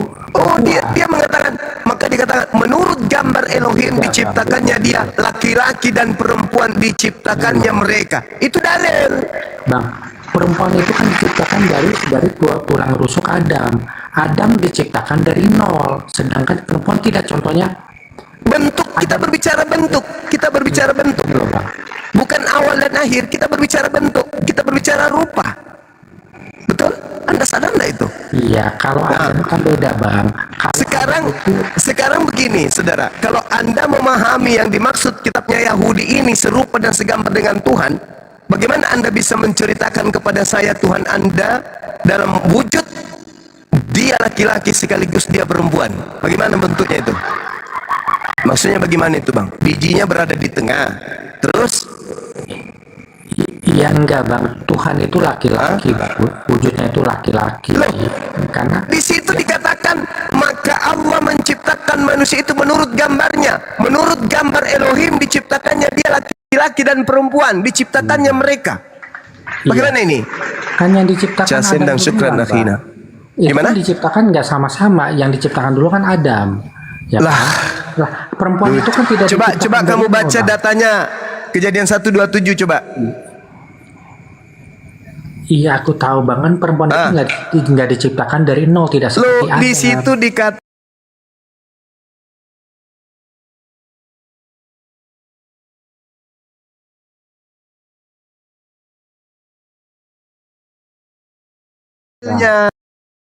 saya, kalau Anda mengatakan bahwasanya Tuhan itu serupa dengan manusia, bagaimana Tuhan Anda dalam waktu yang bersamaan dia laki, dia perempuan? Bang Zuma tahu nggak kenapa sholat Jumat itu harus diimami oleh laki-laki, Bang? Karena memang itu sudah disunahkan, sudah diperintahkan. Itu menjadi aturan, itu sudah menjadi rukun dalam sholat. Laki-laki yang harus jadi pemimpin. Nggak ada hubungannya itu. Karena perempuan itu tidak segambar dan serupa dengan Tuhan. Makanya nggak boleh. Dalilnya begitu. Makanya otak itu dipelihara. Itu harta yang paling berharga yang Tuhan kasih itu dipelihara. Aku bacakan lagi. Maka Elohim menciptakan manusia itu menurut gambarnya. Menurut gambar Elohim diciptakannya dia laki-laki dan perempuan, diciptakannya mereka. Menurut gambar Tuhan diciptakannya laki dan perempuan. Ulang lagi. Menurut gambar Tuhan diciptakannya laki dan perempuan. Nah, ada di situ laki aja, perempuan juga.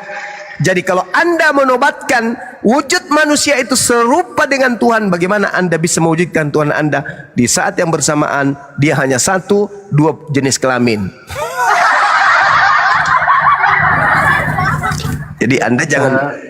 Dan itu juga saudara Masaha akan tabrakan dengan dalil-dalil yang lain kalau Anda menganggap wujud Tuhan itu seperti manusia. Pertama, 2 Samuel 7:22, Tuhan yang telah menciptakan Adam tidak serupa dengan Adam. Yeremia 10:6, Tuhan yang menciptakan Adam tidak serupa dengan Adam. Laisa kamislihi syai'. Itu dalil, Bung. Keluaran 29:23, Datan 19 jelas Tuhan bukan manusia dan bukan anak manusia. Nah sekarang kalau Tuhan mau kau wujudkan manusia, ya satu tubuh dua kelamin. Lalu buat apa anus buat Tuhanmu?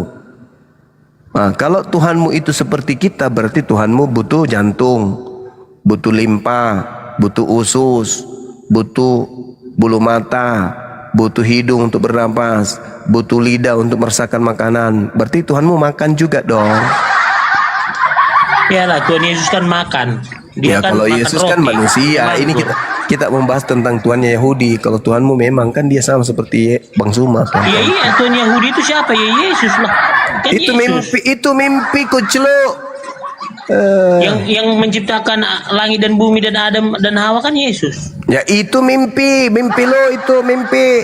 Itulah kenapa kamu itu disebut kafir, karena kamu menggantikan kedudukan Tuhan pencipta langit dan bumi dengan anak orang.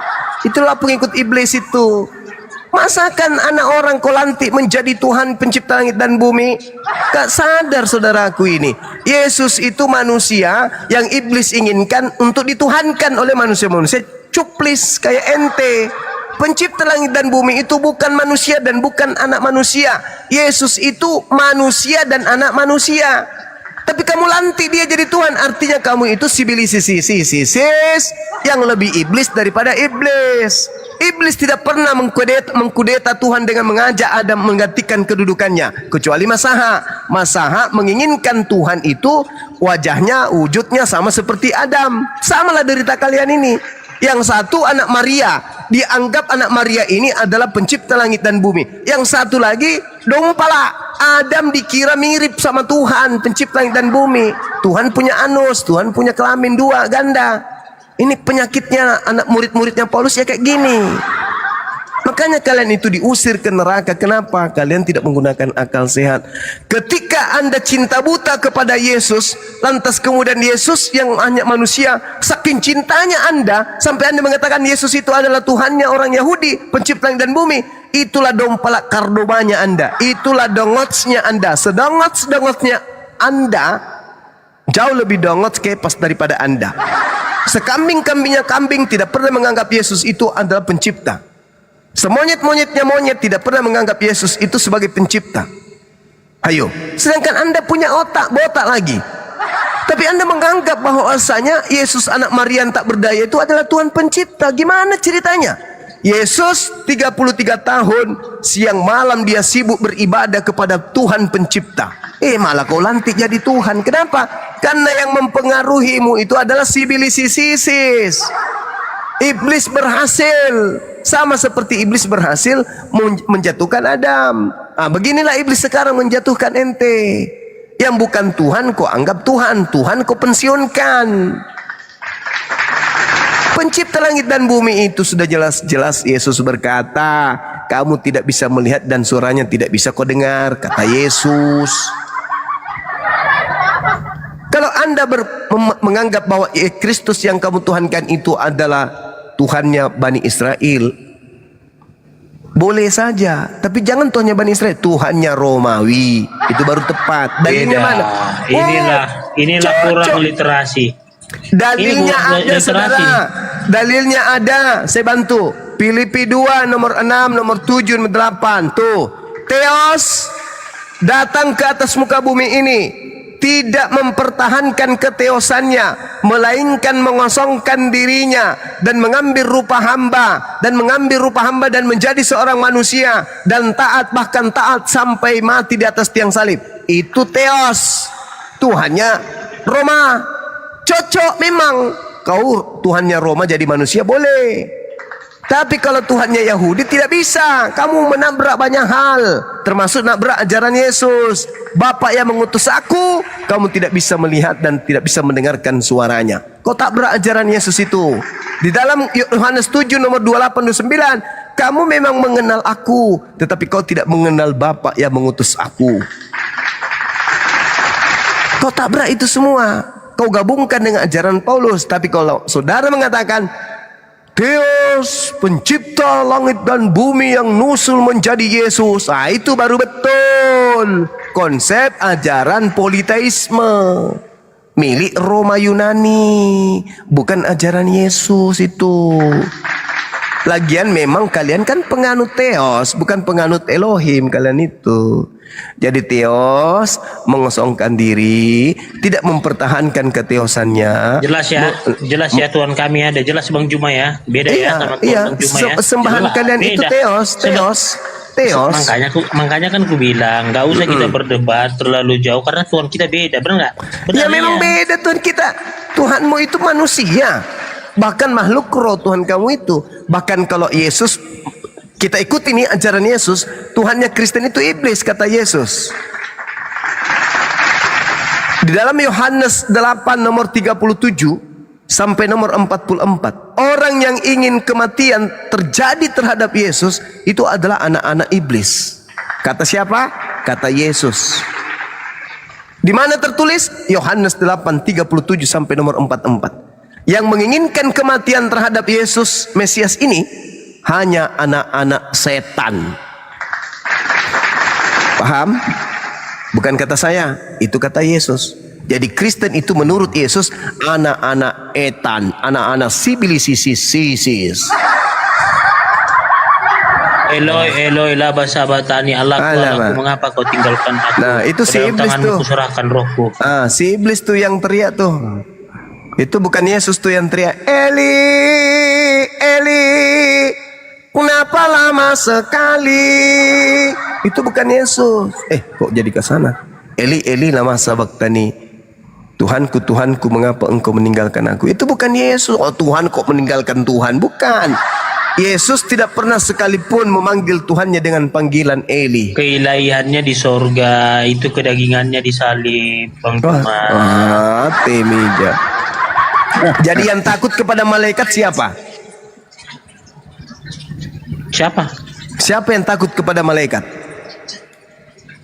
Siapa yang takut sama malaikat? Yesus Tuhan. Lah kenapa dia takut kemudian? Lukas 22 nomor 44 kalau nggak salah. Coba Anda baca kitab saudara. Bacakan Bang Juma supaya 1600 ini cerdas gitu loh. Ayo teman-teman, siapa yang ingat datanya tuh? Lukas 22 nomor 44 ya. Kalau nggak salah. Yesus sangat ketakutan dan makin bersungguh-sungguh berdoa. Puluhnya menjadi seperti titik-titik darah yang bertetesan ke tanah. Lalu ia bangkit dari doanya dan kembali kepada muridnya. Tetapi ia mendapati mereka sedang tidur karena duka cita. Kata Yesus kepada mereka, mengapa kamu tidur? Bangun, weh, bangun sambalu, bangun. Dan berdoalah supaya kamu jangan jatuh ke dalam percobaan. Ia sangat ketakutan. Kenapa dia bisa takut? Itu kan kedagingannya. Nah, sekarang bisa nggak daging takut tanpa roh? Apa? Bisa nggak daging itu takut tanpa roh? Bisa. Oh, jadi kamu pernah mendengarkan berita telah terjadi kebakaran di sekitar Danau Toba. 3 mayat melarikan diri karena takut terbakar. Hah? Telah ditemukan beberapa mayat melarikan diri dari ruang mayat di rumah sakit jiwa. Jangan kita samakan. Loh, kan mayat katamu mayat bisa takut. Jadi ketika ada mayat dibaringkan, yang masuk juga mayat mantan preman, mayatnya yang bukan preman ini lari, kabur, ada preman. Kan kau katakan bahwa yang takut jasadnya.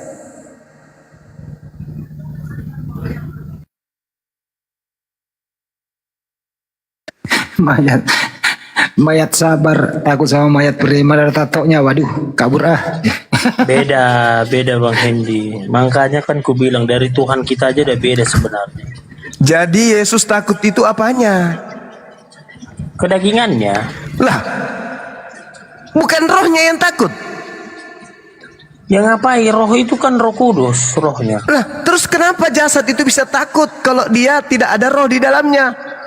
Ya sama seperti kita, dia kan dari rahimnya Bunda Maria, seperti kita. Rohnya Yesus ini yang ada dalam tubuhnya ini, roh siapa?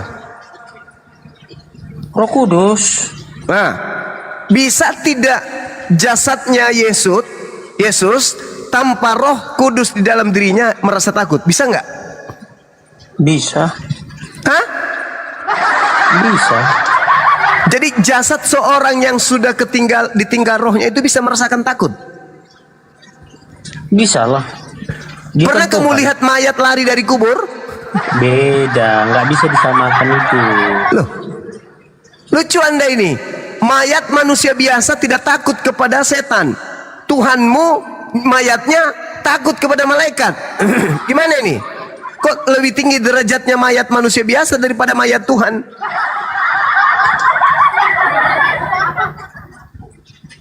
Yesus itu merasakan takut karena adanya roh di dalam dirinya. Respon roh itulah terhadap malaikat ini membias kepada dagingnya ketakutan. Terlihatlah titik-titik darah seperti keringat, seperti titik darah. Oke, dia rasa takutnya ada. Bisa aja dia kabur Yesus itu, tapi karena sudah kehendak Bapa. Begini saudara, ketika kemudian ada orang takut, misalnya ya, ada orang berjalan, tiba-tiba dia melihat setan, orang itu ketakutan, berteriaklah dia, tolong. Itu kalau masih ada rohnya di dalam. Begitu dia baru mengatakan rohnya keluar, masih nyambung nggak dia teriak long? Atau cuman tos saja? Nggak nyambung lah, karena kan rohnya udah nggak ada lagi dalam.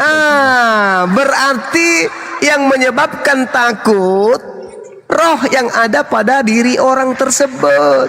Contoh, ketika ada orang dikejar anjing, takut digigit anjing, maka dia lari sekencang-kencangnya. Begitu dalam keadaan berlari sekencangnya, rohnya keluar, masih lari nggak dia?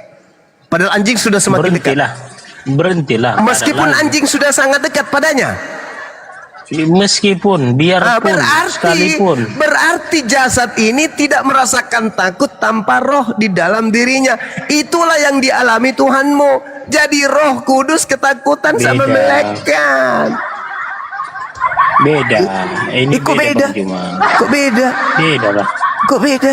Bedanya di mana? Yesus itu kan dari firman. Lah, jadi kalau dari firman tubuhnya manusia itu bisa takut tanpa roh.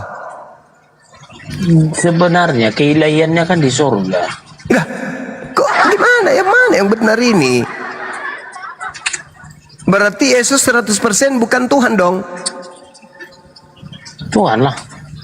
Loh, katanya di surga ilahinya. Mana yang betul? Ya iya, nggak meninggalkannya, makanya dia berdoa. Kalau dia tidak Elohim, meninggalkannya Elohim, berarti yang takut kepada malaikat itu keilahiannya. Ada Tuhan takut sama malaikat. Beda kan? Beda lah. Ini Gak agamamu. masuk akal. Makanya gini Gak masuk akal. sama Tuhan nggak boleh menakal-akalan. Oh, jadi yang kamu lakukan barusan ini apa? Makanya kan kita gini loh, Bang Juma, Justru saudara Kepas harusnya ngomong gini. Kalau berbicara Tuhan dalam Kristen tidak boleh pakai akal, harus akal-akalan. Harusnya kau ngomong kayak gitu.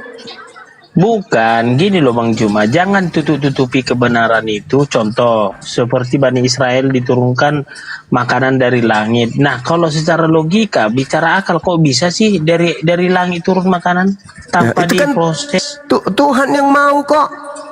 Apa yang tidak bisa Ya kalau udah. Tuhan mau? Nah, itu kan apa yang nggak bisa. Nah, sekarang, kan jawab Bang Juma sekarang sendiri. siapa yang mau Yesus itu takut? Kenapa? Siapa yang mau agar Yesus takut? Itu kan kedagingannya, bukan kemauan Yesus. Manras enak boy. Maksud lo Yesus lagi bersandiwara? Bukan, dia sudah berserah. Jadi dia mau tak mau harus kehendak Bapa. Oh, jadi dia bukan Bapak. Beda lagi nih. Bagaimana nih Yesus? Dia ini? Bapa itu kayak kan keilahiannya. Dia Bapak gitu itu loh. sendiri. Loh, kenapa dia takut? Takutlah, karena kan dia merasakan sakit juga, makan, minum, makan ikan goreng. Hancur! Tuhan takut sama malaikat. Hancur deh, hancur. Hancur. Kamu kalau di Sulawesi Selatan ini, saya masakan kamu itu apa? Sagu. Satu drum, habis itu kubur kau di situ di sagu. Biar kau jadi kebun. Beda Bang Juma, beda. Makanya saya bilang beda. Kan udah dibilang kan kalau kau mengaku Yesus Kristus sebagai Tuhan, kau dianggap bodoh. Oh memang betul. Karena memang Paulus sudah sadar ini ajaran yang kubuat ini, kalau ada yang percaya pasti orang bodoh. Dia sudah tahu itu. Yang percaya kepada saya ini hanya orang bodoh. 1 Korintus 1 nomor 23 itu kata Paulus. Pasti orang bodoh aja yang percaya kepada ajaran saya ini. Makanya orang Yahudi itu orang cerdas-cerdas. Orang Arab itu orang cerdas-cerdas. Makanya tidak percaya kepada ajaran Paulus. Masa sih? Tapi kan minum kencing unta, gimana cerdasnya, dari mana? Apa gizinya? Itu perintah minum kencing onta hanya kepada oknum. Oknum itu tok, bukan diajarkan kepada umat Islam itu. Bukan. Sama seperti ketika di dalam kitab saudara diperintahkan mengambil kemudian tai kering. Bakarlah roti itu di atas tai kering. Itu bukan diperintahkan untuk seluruh umat Yahudi, enggak, sama oknum tok pada saat itu kejadian Enggak lah, itu. kan ketika Yesus berkata dengan muridnya, inilah dagingku makanlah, inilah darahku minumlah. Artinya itu kan bukan untuk oknum, tapi kan untuk semua kami, peringatan. Bukan, yang saya bilang ini yang disuruh bakar roti di atas tai kering, tai manusia kering itu loh. Itu kan dibilang minumlah kencing unta ini kau akan sembuh, kan artinya kan itu kan untuk umat. Nah, aneh-aneh aja orang ini. Bukan untuk umat itu. Ada orang datang merantau, kemudian beliau sakit, datang ke Nabi Muhammad. Bagaimana aku mau sakit, aku mau sembuh gimana caranya? Kau pergi ke sana, kau ambil kencing ontanya campur dengan susu minum, kau akan sembuh. Iya sembuh. Sembuh orang itu. Benar-benar sembuh. Sekarang kalau dibandingkan Yesus, apa ajarannya? Minum racun. Coba kau minum racun. Matilah. Mati. Padahal Yesus mengatakan kau tidak akan mati. Faktanya mati. Kalau Nabi Muhammad mengajarkan minum pada orang tersebut, betul-betul dia minum. Mati. Itu perumpamaan tentang kepercayaan. Kalau giliran kayak gitu perumpamaan, nggak sia-sia. Gitu loh. Sedikit-sedikit perumpamaan. Itu iman, itu tentang iman itu Bang Juma. Iya. Tai sapi kau keringkan, kau bentuk, lalu kau kasih topi, lalu kau bilang ini Tuhanmu, itu pun bisa kalau kau cuma modal iman. Oke, Bang Andi silakan Bang Andi, saya bikin kopi campur masaku dulu Bang Andi. Malas saya hadapi kepas ini. Masa ada kayak gini Bang Juma, kayak susu campur kencing onta. Kan itu. Luar biasa. Daripada minum darah. Kepas. Aduh. Kencing onta itu bukan perintah dalam kondisi tertentu sama orang tertentu. Bunyinya nggak begini, minumlah kencing onta itu untuk umatku, nggak ada begitu bunyinya. Berarti yang bego, berarti gini loh, kalau itu nggak perintah, berarti yang bego yang minum itu dong. Nggak ada yang bego di sini dalam kondisi darurat. Iya. Coba Kepas, dalam kondisi darurat. Ya. Terus hanya ada satu tai babi yang bisa kau makan. Kalau kau nggak makan tai babi itu, kamu mati. Ada nggak selain itu, ngeri? Dengerin makanya ini kondisi darurat nih. Hanya tersedia tai babi saja. Kalau kau nggak makan tai babi itu kau mati. Tapi kalau kau makan secukupnya kau bisa selamat. Bagaimana itu? Bertahan hidup, kira-kira begitulah ya. Kira-kira kalau lapar, bertahan hidup. Nah, kau paham lah itu ya. Itu kondisi darurat. Nah, gini loh Bang Hendy, Nabi kami nggak ada mengajarkan yang kayak gitu Bang Hendy. Jadi kembali tadi ya, lu berani nggak kira-kira pergi ke Israel, si rewel sana, kayak misionaris yang lain teriak. Iya, si Riwil itu lu teriak-teriak di sono. Tuhanmu, Yesus Tuhan, Yesus Tuhan gitu. Bukan, Elohim adalah Yesus, adalah Tuhan. Elohim Yesus itu sendiri adalah Tuhan. Kau berani nggak Pas? Nggak berani aku, diludahi nanti. Nggak berani. Kenapa? Nggak berani aku. Kejam-kejam orang Yahudi. Kejam orang Yahudi. Kita belak-belakan aja Bang Hendy, bro nggak? Kita nggak mau itu loh. Kenapa kau nggak berani? Kenapa? Karena mereka nggak mengakui Yesus sebagai Tuhan Yahudi. Bukan masalah nggak mengakui Yesus Tuhan. Tuhannya orang kok jadiin Yesus. Itu ya masalah. Tuhannya orang kok jadikan manusia menjadi Yesus. Itu yang membuat terakhir ini bukan lagi diludahi, digamparin Pas. Digambarin. Iya memang nggak terima orang itu Bang Juma. Kayak Bang Hendy nggak terima. Ya Bang kayaknya jangan. Bang Hendy ada tamu tuh Bang Hendy. Iya coba. Ya Andrew. Muslim apa Kristen, Andrew? Andrew.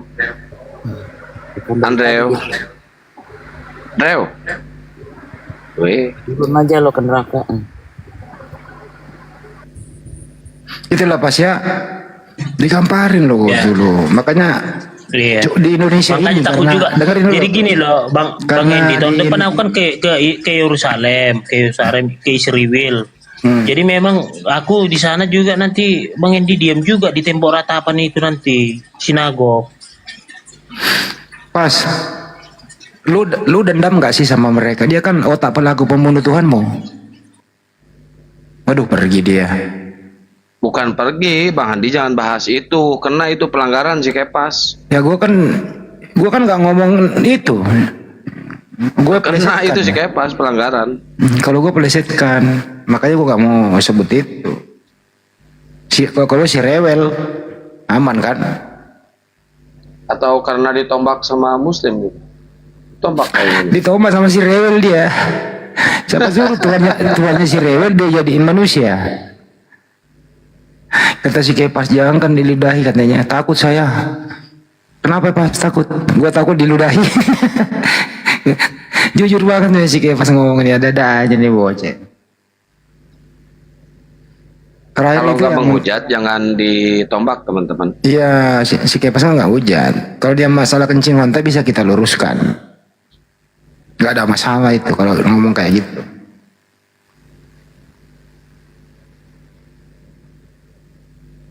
Jadi masalah kencing lantai itu teman-teman itu nggak ada perintah.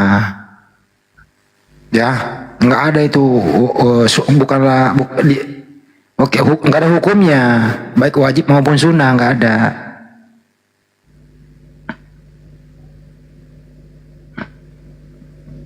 Tapi kalau ya, naik lagi sini Kepas. Iya naik lagi Pas. Kondisi darurat nggak ada lagi ya bisa lo pakai secukupnya demi untuk hidup. Ya, anak-anak sekarang ini nggak ngerti kali zaman bagaimana keadaan zaman para nabi itu ya. Belum ada bangunan-bangunan, belum ada kasur empuk, masih padang pasir. Belum ngerti kali kehidupan zaman dulu anak-anak sekarang ya. Dalam kondisi belum ada kompor gas, belum ada mobil, belum ada internet, belum ada keramik gitu. Pas. Ya teman-teman yang di bawah di tab-tab layar ya. Terus yang Muslim di atas kalau ada masih tanda plus silahkan di follow teman-teman yang di atas ya. Yang 1,5 ini silakan. Ya, kembali lagi. Izin Kepas, izin. Polo-polo yang di atas ya, Bunda Mila, akun baru, teman-teman support. Bang Kepas juga tolong di follow. Yang lain-lain ya, semua di atas tolong di follow-follow. Saudaraku ya. Tolong di follow-follow Bunda Mila. Gara-gara Israel. Si rewel aja si rewel. Lu ada dendam gak sih sama si rewel itu? Dia kan otak pelaku bikin metong Tuhanmu, Kepas. Lu ada dendam gak sih sama dia? Dendam nggak ada, karena kami diajarkan Tuhan Yesus nggak boleh dendam. Tapi kenapa, gini ya. Tapi kenapa sebagian? Ada rasa kesal. Oh, ada kesal. Kenapa sebagian Oten itu khusus di Indonesia ini banyak yang mendukung si rewel itu, padahal dialah otak pelaku pembunuh Tuhanmu. Kenapa masih didukung? Iya. Rizky, ini Muslim apa Kristen Rizky? Ada dapat kartu, terima langsung dari orang namanya Jokowi. Rizky, Muslim apa Kristen? Ngomongin Jokowi. Lu kan ngerti 340, lu ngerti nggak Pas 340? Kuap. Iya, pembumbun berencana, Iya, pemetong berencana kan. Itu kan enggak dia. Lu bisa bawa ke mahkamah internasional. Lu kamu kan ngerti hukum, dengerin. Tentara Romawi ikut serta junta. Iya, kamu kan ngerti hukum Pas. Kamu bisa bawa ke mahkamah internasional lo itu dengan pasal itu. Nggak bisa Boleh. Bang Andi, itu kan harus ada barang buktinya. Barang buktinya harus ada salib, harus ada diri berciciran. Nggak, Dirinya itu berapa nggak, liter? nggak. 20 liter kan? Barang bukti nggak selamanya. Ada barang buktinya. Ada bukti surat. Ada bukti surat. Enggak, satu Nggak ada, harus ada itu. Tombak juga harus ada itu. ada tombak kayu itu yang salib pun ada. Dengarin nih ya, barang bukti itu bisa bukti surat, bisa bukti TKP, dan bisa bukti materi. Materinya ya bisa itu, salib ada masih mungkin di sana, Ada, TKP-nya masih ada. Ya, bukti suratnya juga Yesus kan masih ada. Ya Allah, Ada.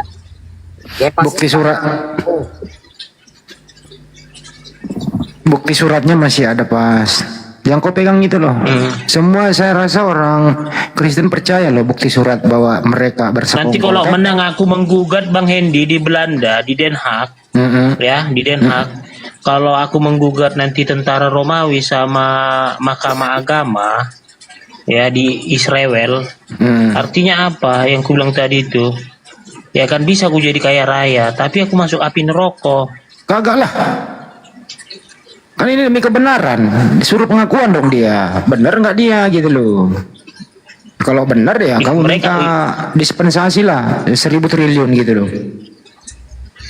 Kecil kali 1.000 triliun. Terus berapa kira-kira lu minta dispensasi? Setengah harta kekayaan bumi inilah. Iya, emang dia punya kan nggak juga. Punya anak. Ya kan yang mereka yang menguasai World Bank apa semua. Ya udahlah, terserah lu keturunan minta. mereka yang menguasai World Bank. Ya udah ntar aku jadi PH-mu aja mau nggak? Boleh. Pada ngimpi. Ini yang sungsang Bang Handi apa sih Kepa sih? Pada ngimpi. Biarin pada ngimpi udah pagi ini. Memang Bang Hendy nggak gini, Kang Santang. Memang Bang Hendy ini kadang dia mimpinya terlalu jauh gitu loh. Tapi bener loh, ini ada dulu pasukan dari Afrika. Ini mau dipakai cara ini. Bener, lu pernah baca beritanya nggak? Karena dia percaya ya, tertulis di Bible gitu loh. Bahwa ya pasti dong ada otak pelaku, ada otak pelaku, ada eksekutor kan gitu. Ya udah pas, siapkan berkasmu ya. Pas, wih. Mikir dia itu, wah lumayan berduit 1.000 triliun. Bukan Bang Hendy, materi gugatan udah kusiapkan, formil dan materinya udah. Tinggal mau ini kan ada temanku Marga Simatupang ada di Belanda, jadi udah ada akses ke Belanda ke Den Haag.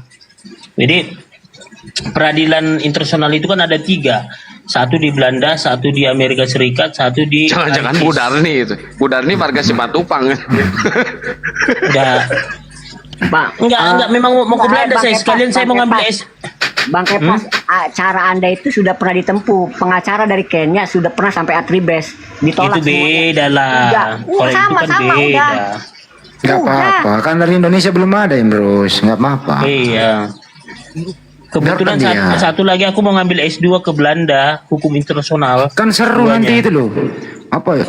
Sidang Mahkamah Internasional dibuka dengan gugatan nomor sekian. Dengan gugatan dari Indonesia disponsori oleh Kepas. Isi gugatannya sebagai berikut. 1. Sebutkan Pas. 1, 2 dan 3. Apa itu isi gugatannya? Jadi gini loh Bang Hendy, sedangkan yang nyata aja itu sekarang yang bermasalah Israel dengan Palestina itu sampai sekarang kan nggak usah ke situ dulu. Gugatan itu kan isi gugatanmu atas bikin metong Tuhanmu ini loh, apa isi gugatanmu? Ya semua lah yang terlibat itulah isinya nanti di apa kan nanti. Berkas-berkasnya kan di Bible itu pasti ada. Jadi ya adendum dari gugatan itu nanti ku bilang Bang Hendy di sini keberatan. Kenapa? Karena Bang Hendy menganggap bahwa Yesus itu adalah Isa Al-Masih. Enggak ada orangnya ke sana. Kenapa? Siapa sebenarnya? Apa benar nggak ada otak pelaku ini? Apa benar mereka membunuh itu, bikin metong itu gitu loh? Itu kan mau diteliti. Jangan-jangan dia salah orang. Nah gitu loh. Jangan-jangan Kalau bukan- salah enggak Bang Hendy? Jangan-jangan Kalau bukan salah anak, enggak? jangan-jangan bukan anak Maria yang dimaksud. Nah itu kan Kalau kita salah mau enggak, tahu Bang gitu loh.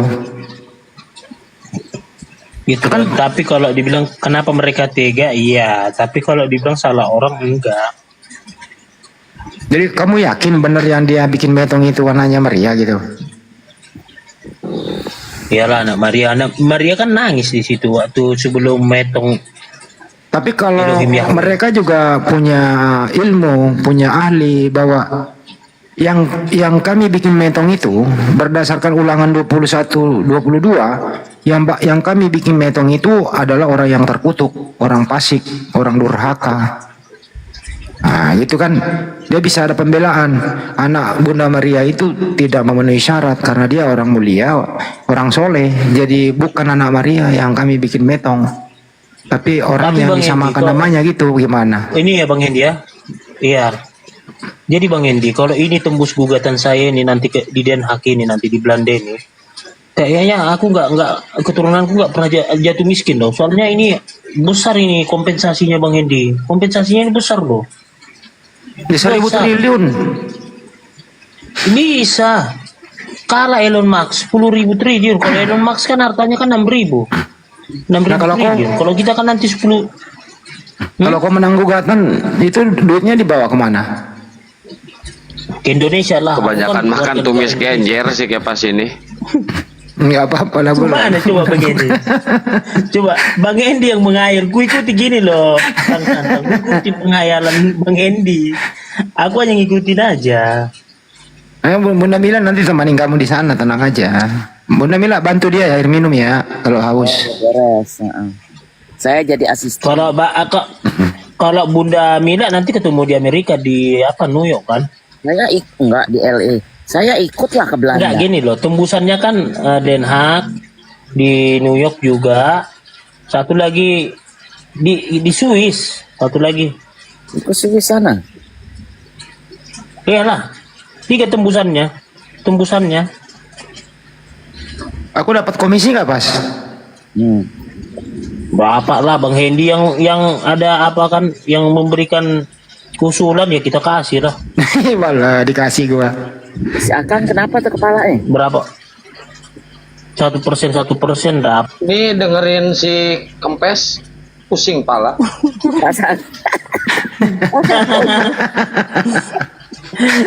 Gini kan Santang, kita kan ngikuti Bang Hendy. Jangan manggil gua loh. Gimana? Jijik gua. Ya, dengar dulu, makanya matikan on cam dulu, matikan dulu on cam. Itu apa itu? Jadi makanya kan gini. Itu Bang apa Hendy. itu? Obat pusing, ngehe. Kalau Kang Santang itu nggak sampai itu, Bang Hendy. Kalau Kang Santang nggak sampai itu ke situ gugatan itu. Dia hanya penolakan aja Yesus sebagai Tuhan. Udah cukup aja di situ. Masalah menggugat dia nggak sampai ke sana. Lu nanti tidur pasti ngehayal dapat duit. mati ditumpukan duit entah ngotong. Tapi nggak bosan-bosan ya. Ya Bunda ya Bang Hendy ya. Hanya bertahun-tahun loh Komal ini loh. Gini-gini aja pembahasan kita loh. Udah bertahun-tahun loh. Ada kemajuan saya lihat banyak selama 4 bulan saya ngikut.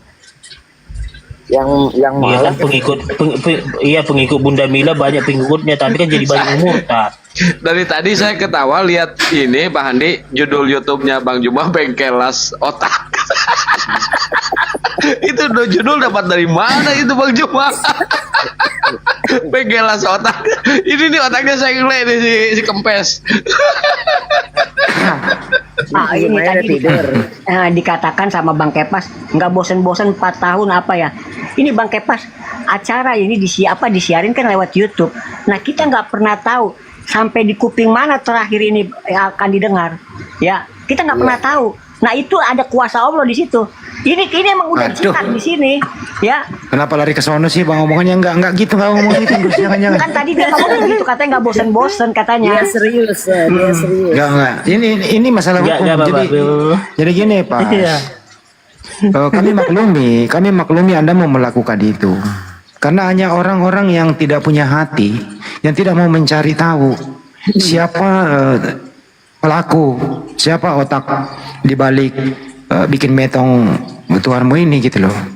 Jadi gini loh, Kalau saya nih sebagai ini Pak, saya cari sampai tuntas. Udah dapat. Saya akan beri pelajaran ini hanya tinggal dia. kompensasi aja nih. Ini hanya kompensasi aja. Udah dapat siapa yang terlibat atas kematian Tuhan Yesus ini. Jadi sekarang kau udah bermusuhan sama mereka ya? Lawanmu dia ya? Siapa?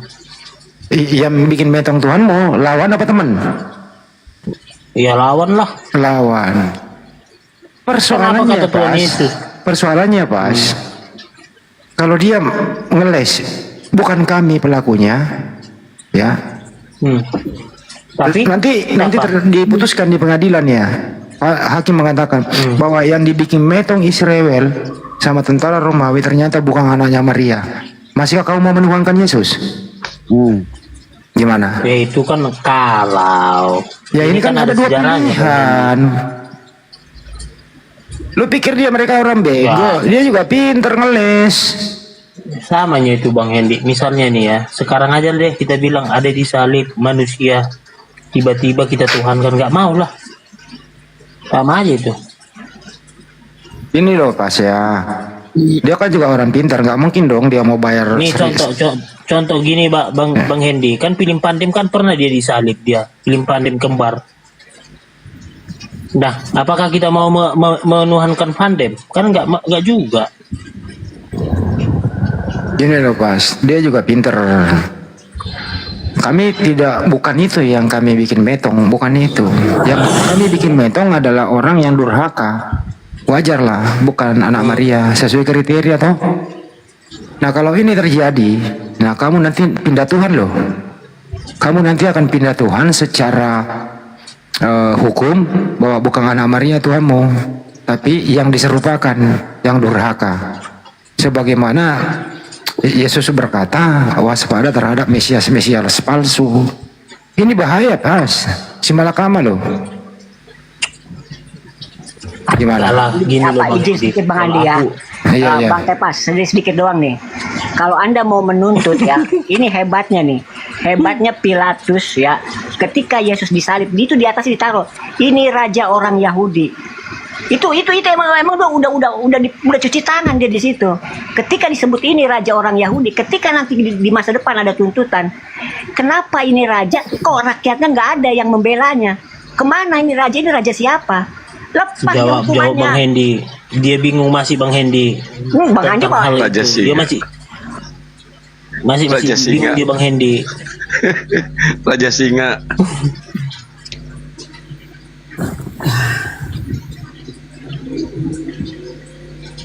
Pikirkan Pas, bahaya loh nanti kalau hakim memutuskan bukan anak Maria yang metong di tiang salib, bahaya loh. Udah nggak dapat dispensasi, malah lu ganti Tuhan nanti. Bahaya loh. Jadilah saya gugat. Lebih risiko lagi kalau TKP dong. hakim. Kalau olah TKP berarti harus ke Bukit Tengkorak ya. Iyalah harus semua. Jadi masih semua ada. dokumen-dokumen itu harus dibuka lagi semua. Masih ada Bukit Tengkoraknya? Masih ada lah. Di mana? Terus ada lagi nih, ada alternatif B. Dia bilang begini, hai kalian semua yang menuntut saya, semuanya kalian salah. Saya ini pahlawan. Tanpa saya dan tentara Romawi kalian nggak punya Tuhan. Mestinya Anda berterima kasih. Berbalik minta dispensasi sama Anda. Kenapa? Karena dengan saya sebagai pelaku 340 dan eksekutornya itu, Anda punya Tuhan. Anda harus berterima kasih. Berbalik minta dispensasi sama lu Pas. Gimana? Itu nggak dikabulkan majelis hakim. Ya bisa aja. Kenapa enggak, dia pahlawan kok.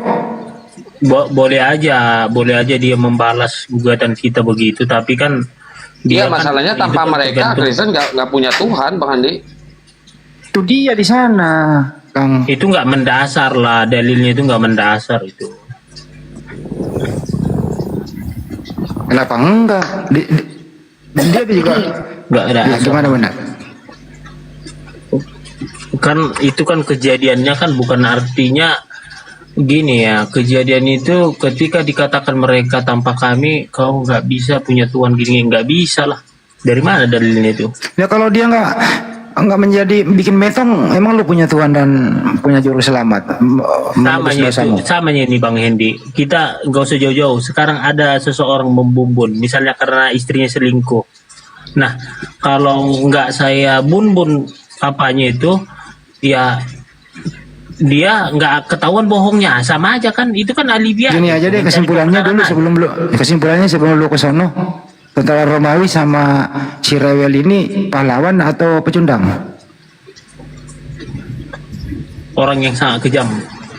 Pahlawan ya? Pahlawan atau penjahat? Penjahat.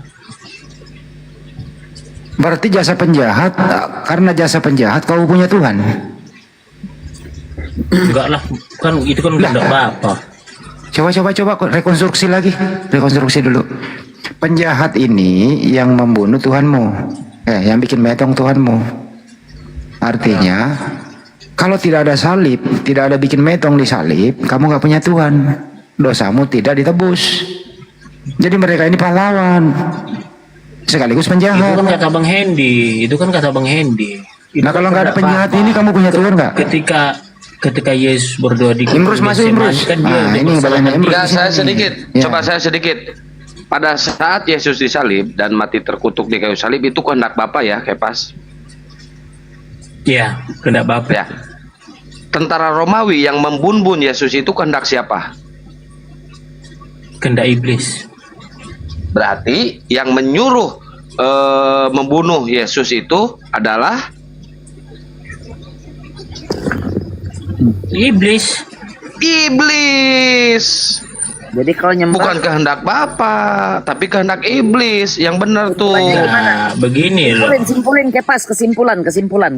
Kesimpulannya adalah iblis tidak mau Yesus itu mati di kayu tiang salib. Tapi sudah kehendak Bapa. Malah nggak mau orang yang nyuruh. Karena kan kita kalau iblis gimana sih? Kalau Yesus nggak mati di kayu tiang salib kan kami kan nggak ditebus. Kami nggak punya Tuhan. Kalau sebenarnya seneng ya, seneng dong, happy dong, bukannya nangis. Bunda Bu. Aduh, bukan senang, nggak ada kata senang. Seolah-olah kami mengharapkan kematian itu, enggak lah. Lah iyalah, kalau nggak dosa kau tidak ditebus, mana? Emang kematian itu kabar baik apa kabar buruk, Kepas? Namanya kematian gimana sih, Kang Santang? Kematian itu apa sih artinya? Kabar baik apa kabar buruk? Ya tinggal jawab aja, kabar baik apa kabar buruk. Berarti kematian Tuhan kalian itu kabar buruk bagi kalian. Kenapa kalian suka cita merayakannya? Nyanyi lagi pakai. Tapi kan kami ditebus dengan darahnya. Di situ sukacitanya. Nah, suka belajar ngehayal. Kenyataannya kan nggak begitu. Pakai akal lah, Kepas. Kenapa sih nggak mau pakai akal? Kau sudah mau sekolah S3 lagi di Belanda sana, akalmu masih aja jongkok. Mana? Critical thinking kau pasti nggak lulus ini kalau saya kasih sebuah malahan saya skripsi Bunda, tahu nggak Bunda, saya dibuat dosen pembimbing, dibuat saya JPU, jaksa penuntut umum. Kritisnya bukan ampun loh, JPU saya dibuat. Critical thinkingnya kurang, itu Bang Andi lebih pandai sampai ke atas cerita. Masalahnya kan gini Bunda, masalahnya kan dibilang kau akan dianggap bodoh, kan gitu. Itu di Korintus itu. Itu dia. Jadi pengikut dianggap bodoh kan? Iya. Serba salah. Itu kayak makan buah si malakama, Kepas. Kau begini kena yang ini, kau begini kena yang ini. Kepas, Roh Kudus sering ngebantu lu nggak? Perlu jangan ke Roh Kudus dulu. Pas. Jangan dulu. Secara manusia berakal, Pas. Kamu ini berpendapat, iya, Yesus sebaiknya metong atau tidak metong? Nggak bisa pilih, Bang Handi. Biar aja jawab dulu. Menurut akal sehat. Seolah-olah gini. Jadi gini loh Bang Hendi. Sebenarnya dia harus mati. Harus mati, Bunda. Dia pilih tuh. Dia kan Dia kan mengalahkan kematian itu 3 hari kan Siapa yang bangkit. nyuruh dia mati siapa? Silibis kan? Siapa? Itu kan gini. Nggak boleh. Nggak, sebenarnya nggak boleh nyebut anu ya. Ip nggak bisa ya. iya. Sibilis, si Cipilis. Jadi si Cipilis ini dia itu ya nggak mau manusia itu masuk. Si Sepilis.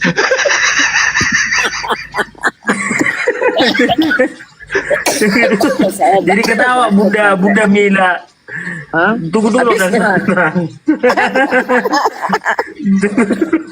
Lo emang bego Jadi- kayak masa saya pasti bilang. Lo kucuk lo emang. Kalau suka ngehayal aja demen deh. Kalau suka serius, lo nggak ini hidup begitu. Aduh, ya ampun. Hidup Gini loh, Bunda. Kalau kami kan itu Bunda istimewanya karena kasih karunia. Karena kasih karunia kami artinya dengan kasih karunia itulah tadi itu mengenai Yesus itu turun ke bumi ya menjadi manusia itu kan kedagingannya Yesus itu dia tapi keilahiannya kan di sorga.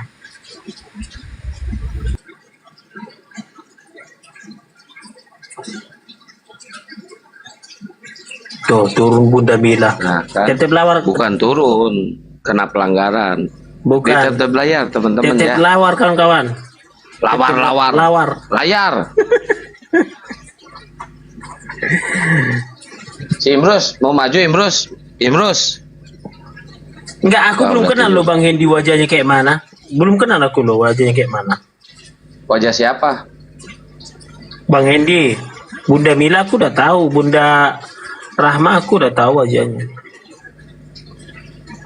Kalau si Imrus tahu gak lo? Belum. Apalagi saya. Nah, yang sering kan Bang Hendy yang komal-komal. Tapi Bang Hendy kok nggak cerdas-cerdas ya? Kok nggak tahu sejarah loh? Kasihan loh. Bukannya Bang nggak Hendy. cerdas Bang Kepas. Andanya yang nggak mampu nggak nyampe ke situ. Ya, dengan bilang nggak cerdas itu jalan pintas itu. Bang Kandi nggak cerdas, itu cuma jalan buat motong jalan, biar Anda nggak kelihatan bodohnya, gitu loh. Ya. Emang begitu emang. Tunggu dulu. Gini ya, kita gini. Kalau kita mau mengakui sejarah ya, Yesus itu istilahnya dia itu bukan manusia pengganti yang disalib itu. Kalau kita mau sejarah ya, karena Bunda Maria juga menyaksikan. yang buat sejarah itu Yesus. Tuhan apa manusia sih Pas? Manusia lah. Manusia. Berarti lu percaya dengan sejarah ya buatan manusia? Gini loh. Percaya kan mana? Santa. Percaya mana? Sejarah dengan Alkitab saudara? Alkitab itu kan ditulis oleh manusia. Iya, maksudnya kan Anda percaya sejarah. Ya. Sekarang pertanyaan saya, Anda lebih percaya mana? Sejarah atau Alkitab Anda? Kan menurut Anda Percaya kan dua-duanya. Alkitab ini- Karena kan gini, kan ke sejarah Ya saya dua-duanya, Pak Peta, kalau itu pasti dua-duanya karena sejarah buatan manusia, Bible Iya. juga buatan manusia, betul nggak kayak Pas?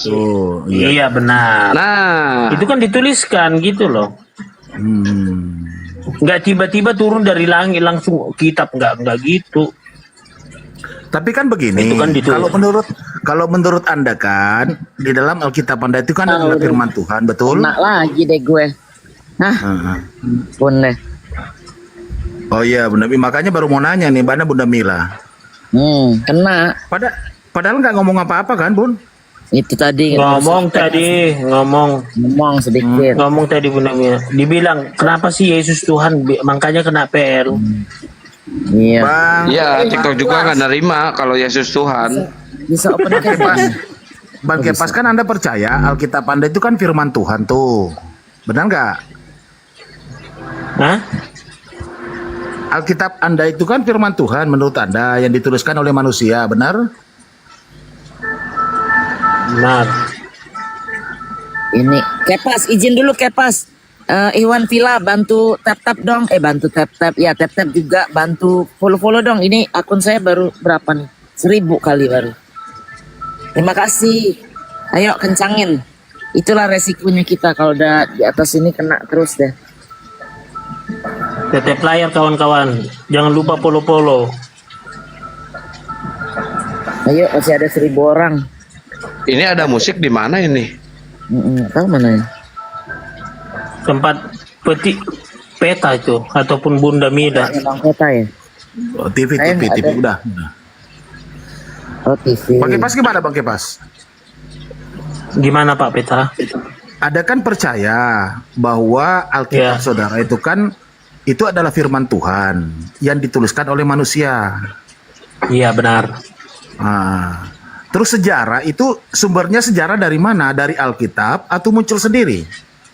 Sejarah itu, tunggu ya, saya katakan ya, ilmu sejarah adalah ilmu yang mempelajari masa lampau, kemudian dianalisis untuk menjadi suatu pertimbangan di masa yang akan datang. Ilmu sejarah adalah ilmu yang mempelajari masa lampau, masa lalu. Oke, tetapi kan sejarah itu kan mesti ada dasarnya. Ya, sejarah dasar kan tadi lah contoh. Sejarah tadi kayak yang duluan air bah, sebentar sebelum Anda jawab. Duluan mana, sejarah atau firman Tuhan? Firman lah. Firman lah. Berarti yang tercatat dalam Alkitab saudara kan? Iya. Firman lah. Sumber sejarah itu kan dari firman Tuhan, betul? Iya. Kan begitu? Ya, dibukukan firman apa itu Alkitab itu? Iya, firman dari sejarah-sejarah firman Tuhan yang dituliskan oleh manusia. Kemudian dari situlah muncul sejarah, kan begitu? Ya. Nah, tadi kalau Anda mau percayanya sekedar percaya sejarah, ya terus gimana dong Alkitabnya saudara kalau selalu Anda berdasarkan sejarah-sejarah? Sementara Alkitab saudara itu ada lebih duluan. Tidak akan mungkin ada sejarah, tidak ada Alkitab Anda, kan gitu. Jadi gini, sejarah itu adalah kejadian fakta. Iya paham, kejadian masa lampau, tapi kan mesti ada dasarnya. Dasarnya itu Alkitab yang diceritakan oleh Alkitab, yang dituliskan oleh manusia. Muncullah sejarah, kan begitu. Bukan, sejarah itu duluan, baru ditulis Alkitab. Jangan dulu ke firman, gitu loh. Oh begitu. Kalau dibilang pada mula pertama Allah menciptakan langit dan bumi, itu kan firman. Oke? Itu firman, bukan sejarah. Itu firman. Nah, firman itu menjadi manusia, menjadi daging. Nah, itu adalah ketika firman itu menjadi daging, dia itu pertama baru ada yang menyaksikan bahwa Yesus itu adalah dari firman, makanya ditulis oleh sejarah, ditulislah itu dibukukanlah itu menjadi perjanjian baru. Cocok, benar itu. Apa yang saudara katakan berarti kan duluan itu yang namanya firman dari Tuhan yang dituliskan oleh manusia. Kemudian muncul yang namanya sejarah, kan begitu. Karena sejarah kan tidak mungkin ucuk-ucuk datang gitu, walaupun Anda tadi mengatakan bahwa sejarah itu menceritakan masa lampau. Nah, masa lampau yang diceritakan itu sumbernya dari mana? Kan dari Alkitab, dari firman Tuhan, kan begitu. Terbalik jadinya. Nah, makanya tadi saya mohon maaf ya Bang Kepas ya, tadi saya sela itu karena Anda selalu mengatakan percaya dengan sejarah. Sementara sejarah itu kan ada ujungnya, ada awalnya. Awalnya apa? Itu tadi yang saudara katakan. Firman Tuhan yang ditulis oleh manusia kemudian menjadi sejarah bahwa akan ada terjadi masa lampau. Tidak mungkin sejarah duluan daripada Alkitab atau firman Tuhan. Nah, sekarang kalau duluan sejarah dari firman Tuhan, bagaimana caranya? Apa yang mau diceritakan? Kan gitu, Bro. Betul gak? Iya, gini. Iya. Jadi ini simpang siur ini antara sejarah dan firman ini. Kalau gini ya. Pertama itu firman, baru sejarah. Nah, kalau kita melihat kematian Yesus itu ada sejarahnya, ada yang menyaksikannya, ada siapa yang terlibat. Itu tadi yang kita bicarakan mulai dari tadi itu yang keterlibatan tadi Romawi dan Mahkamah Agama itu adalah pelaku sejarah, ya. Pelaku sejarah. Jadi itu memang ada. Jadi ada sejarahnya jelas, nggak uka-uka, nggak omon-omon, gitu loh. Nah, yang disalibkan itu adalah anak Maria karena Maria juga menyaksikan penyaliban di Gunung Tengkorak itu, gitu loh. Sejarah mencatat itu. Oke, kalau sejarah itu ada yang valid, ada yang tidak. Itu valid, Bang Hendy. Oke, ini ada Mr. Yu. Mr. Yu, Islam atau Kristen? Oh, dia jadi moderator. Jadi lu yang nyapa. Biar simpel, maksudnya gini loh Kang Santang, biar simpel, biar Mr. Yu. Daripada ditolak lagi ya. Dia itu berharap ada bantuan dari Oten. Kalau Edis nyembah anak orang itu sejarah atau bukan? Turunin aja Kang, nggak? Sejarah. Ah, nyembah anak orang sejarah gitu. Sejarah. Itu nyembah anak orang sejarah gitu loh. Jadi gini Bang Hendy, apa saya bilang nyembah anak orang itu sejarah? Contoh Korut. Kan itu kan Kim Jong Un, Kim Jong Il, Kim Jong Sun, itu kan manusia disembah rakyatnya. Artinya kan itu sejarah. Kim Jong Un udah mualaf. Kim Jong Un itu anaknya Kim Jong Il yang udah mualaf.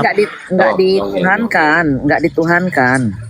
Itu Tuhan bagi mereka gini Bunda. Kan teman saya kan kedutaan Bunda, teman saya kan sekretaris kedutaan Korea Utara. Nggak usah ngomong soal ntar kena lagi. Kena lagi ngomong itu yang lain aja, bukan itu. Jangan kesana. Negara itu tuh. Gini loh Bunda, sekretaris. Bang Kepas, tidak apple to apple antara cerita yang dipertanyakan tadi Bang Handi dengan Anda mengambil contoh di zaman sekarang ini. Itu tidak apple to apple. Gitu. Tadi kita bicara sejarah Pak Peta, Bang Hendy kan tanya, manusia dituhankan, sejarah enggak? Saya kasih jawabannya gitu loh. Iya, tapi tidak apple to apple. Karena Kim Jong Un itu tidak mentuhankan. Benar. Kan gitu. Rakyat menuhankan manusia. Dia menyembah itu sebagai bentuk penghormatan, bukan menyembah sebagai Tuhan. Sebagai pimpinan. Sementara Anda yang pertanyaan tadi Bang Andi, Tuhan itu manusia itu disembah gitu loh. Dia sebagai Anda menganggapnya dia Tuhan. Itu enggak itu apple to apple gitu loh.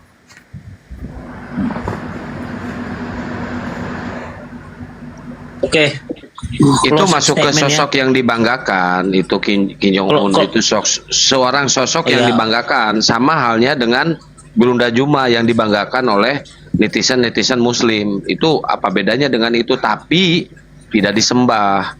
Itu Kepas. Batasnya harus bisa ngebedain. Batasnya sampai closing statement ya. Closing statement ini ya. Jadi begini. Kok closing lu? Opening statement juga nggak ada lu tadi. Kok sekarang jadi mau closing? Enggak.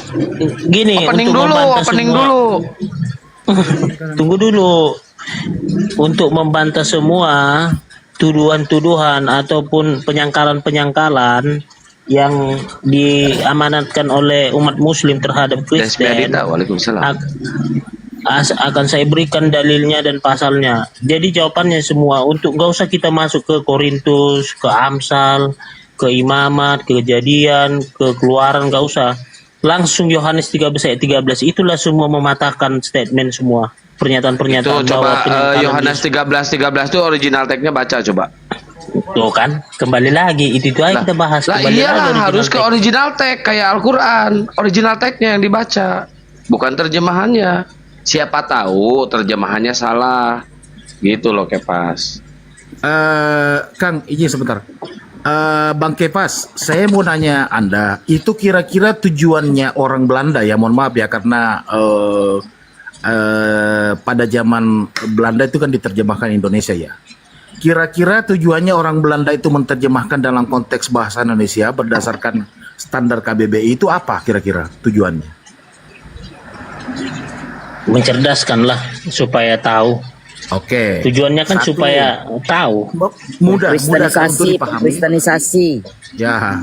Ya itu salah satunya. Artinya kan orang Indonesia karena tidak tahu bahasa Belanda, makanya diterjemahkan dalam konteks bahasa Indonesia.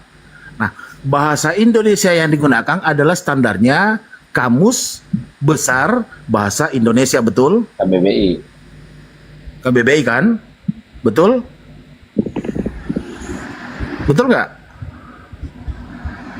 Lanjut dulu, supaya saya dengar dulu. Lanjut aja. Nanti saya. Nah, sementara Anda sendiri mengatakan bahwa itu supaya apa? Saya mengatakan bahwa mudah dipahami ya. Nah, sekarang salah satu contoh Anda menggunakan Yohanes 13:13. Oke, kita hargai itu. Nah, sekarang bagaimana dengan Yohanes 17 ayat 3? Itu juga tidak bisa juga ditafsir itu. Itu kata mutlak. Kalau antara pernyataan Yohanes 13:13 dengan Yohanes 17 ayat 3 bertentangan, gimana dong?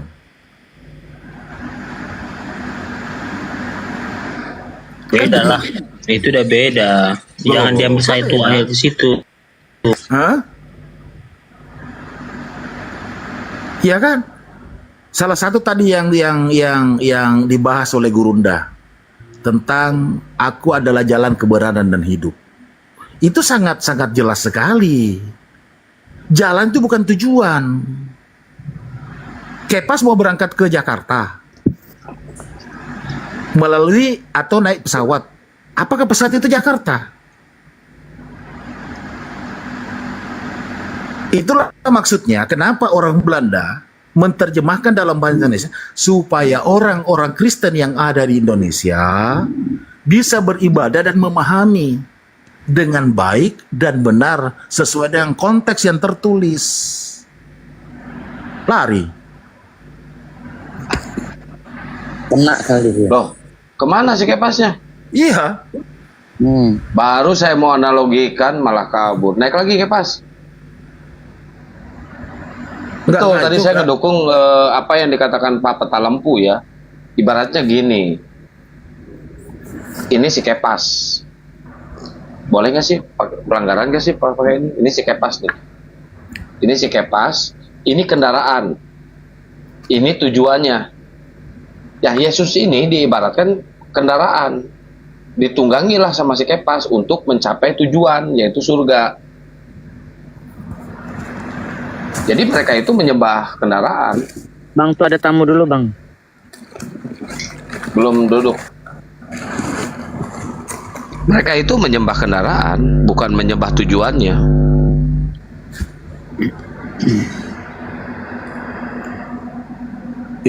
Itulah makanya kita selalu biasa sama.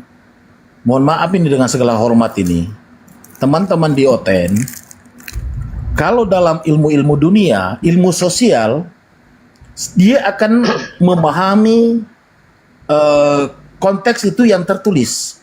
Saya yakin 1000%. Tetapi begitu kita membahas tentang keyakinan atau ayat atau tulisan yang ada di Alkitabnya mereka, itu mereka mendefinisikan lain. Bukan, dia lari dari konteks KBBI. Itu yang saya perhatikan selama ini. Ya, mungkin saya sepakat ya, Bun ya. Bang Peta di hukum bukan, di bidang hukum bukan? Iya, iya Bun. Nih, saya waktu masih kuliah di Jakarta itu kan dikasih uang kos sama orang tua kan, tapi tetap aja kan mesti cari tambahan.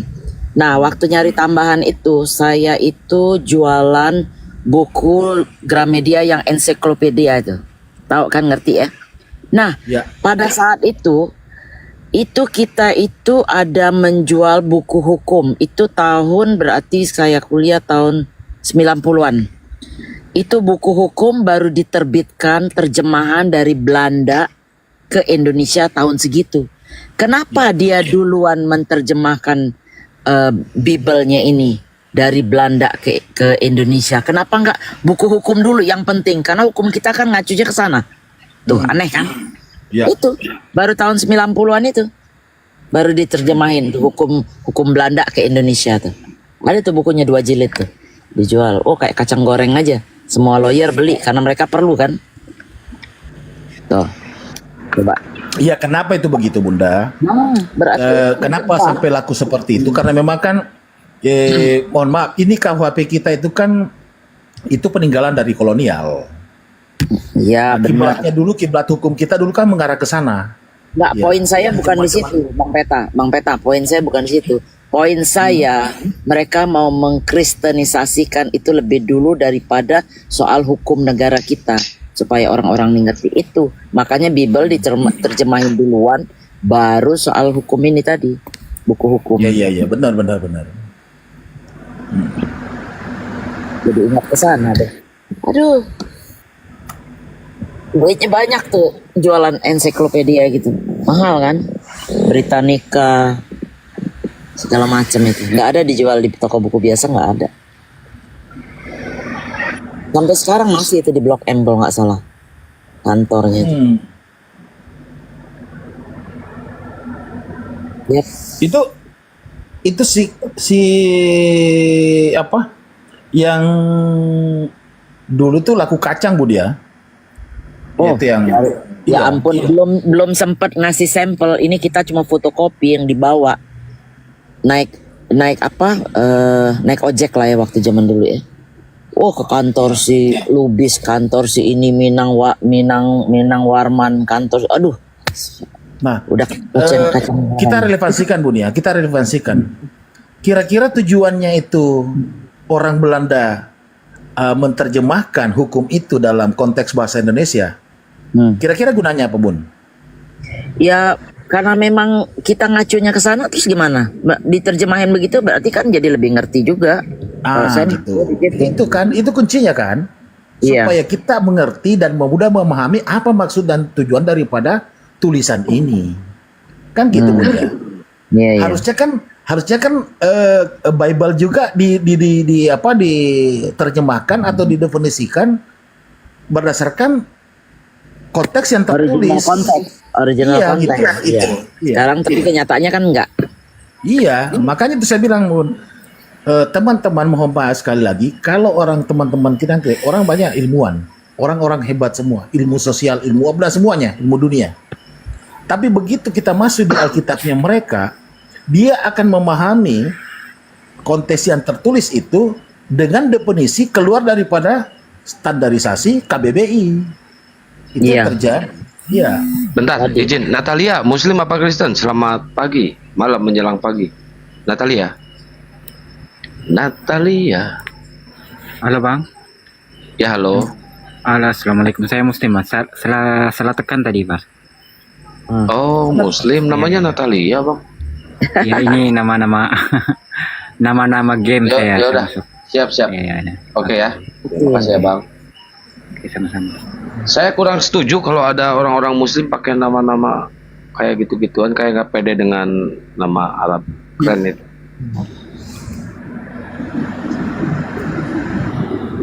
Imrus ini sebenarnya nama-nama Yunani. Ini Us ini kebanyakan nama Yunani. Ini si Imrus orang Yunani dia. Iya. Yang lebih parahnya lagi kan ngaku-ngaku orang Makassar. Iya. Berarti salah ini dia. Namanya nama Yunani tapi mukanya muka Jawa.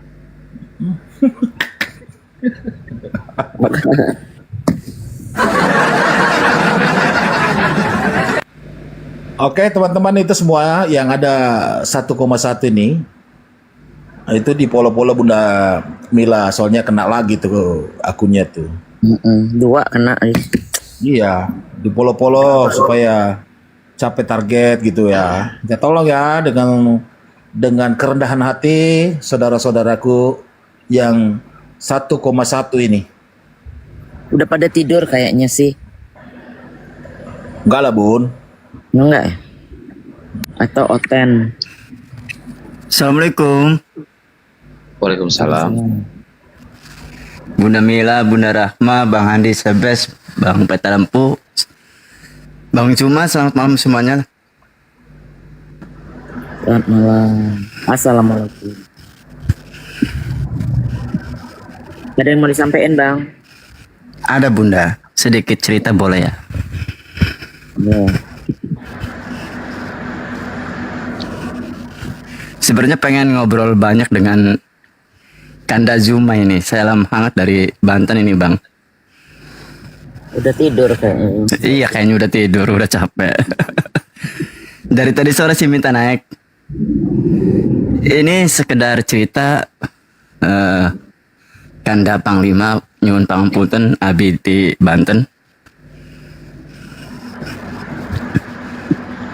Mangga tuh mau diceritain. Siap. Saya dari frasa awal, mungkin dunia apologet itu sudah lama ya. Semenjak saya mengenal Yahoo Messenger lah, kurang lebih tahun 2000-an, ya misionaris melalui media sosial juga sudah banyak waktu itu. Cuman memang terbatas. Kemudian suatu ketika saya lama di Jawa, di Jogja, persisnya di daerah Babarsari, di belakang kampus Atmajaya waktu itu ya. Sehabis sholat Jumat saya ketemu ngobrol dengan seorang, kemudian dia bercerita bahwa dia mantan pendeta dari NTT, Mualaf. Kemudian saya ajak ngobrol lama di kosan, waktu itu saya masih mahasiswa. Kemudian dia bercerita banyak lah terkait dengan apa yang terjadi di Indonesia ini, terkait dengan misionaris. Beliau memberitahukan kepada saya waktu itu bahwa ketika soal dialog atau debat semacam ini, karena memang dia seorang pendeta gitu, dia mengatakan kalau Muslim itu kalau berdebat pasti menang.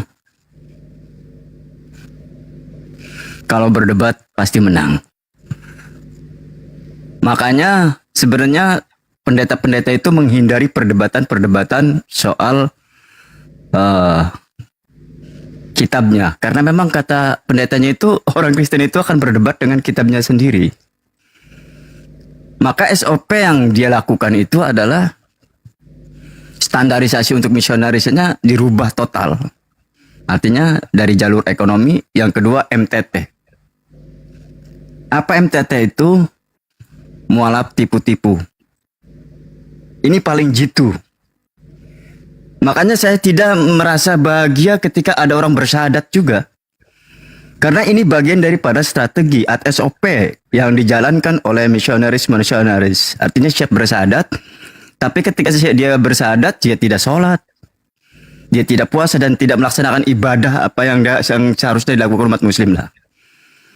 Nah setelah dia bersyahadat, kemudian dia menikahi wanita-wanita muslim. Wanita-wanita muslim, kemudian bertahun-tahun lah, punya anak, punya keturunan. Nah di situ dia mulai mempengaruhi atau berpindah agama ke agama asalnya. Ini salah satu strategi. Makanya saya tidak merasa bahagia ketika ada mualaf yang bersyahadat, karena banyak juga SOP standarisasi misionaris ini untuk masuk ke wilayah pengkristenan. Jadi punten Abangda, kemudian Bunda, ini sekedar mengingatkan kita bahwa apologet di sini adalah pada hakikatnya memberi kekuatan mental dan spirit kepada umat Islam pada intinya itu. Karena ada SOP yang paling hebat yang diterapkan oleh misionaris ini, yaitu pura-pura mualaf, yaitu disebut MTT itu, mualaf tipu-tipu. Betul, saya setuju dengan hal itu, Bang. Saya juga seperti itu ya, pandangan saya dengan pandangan Abang sama, hampir sama. Cuman, gini Bang, kita husnuzon aja ya, biar Allah nanti yang membukakan apapun yang mereka lakukan. Allah akan pasti membukakan keborokan atau kebusukan yang mereka lakukan, Bang.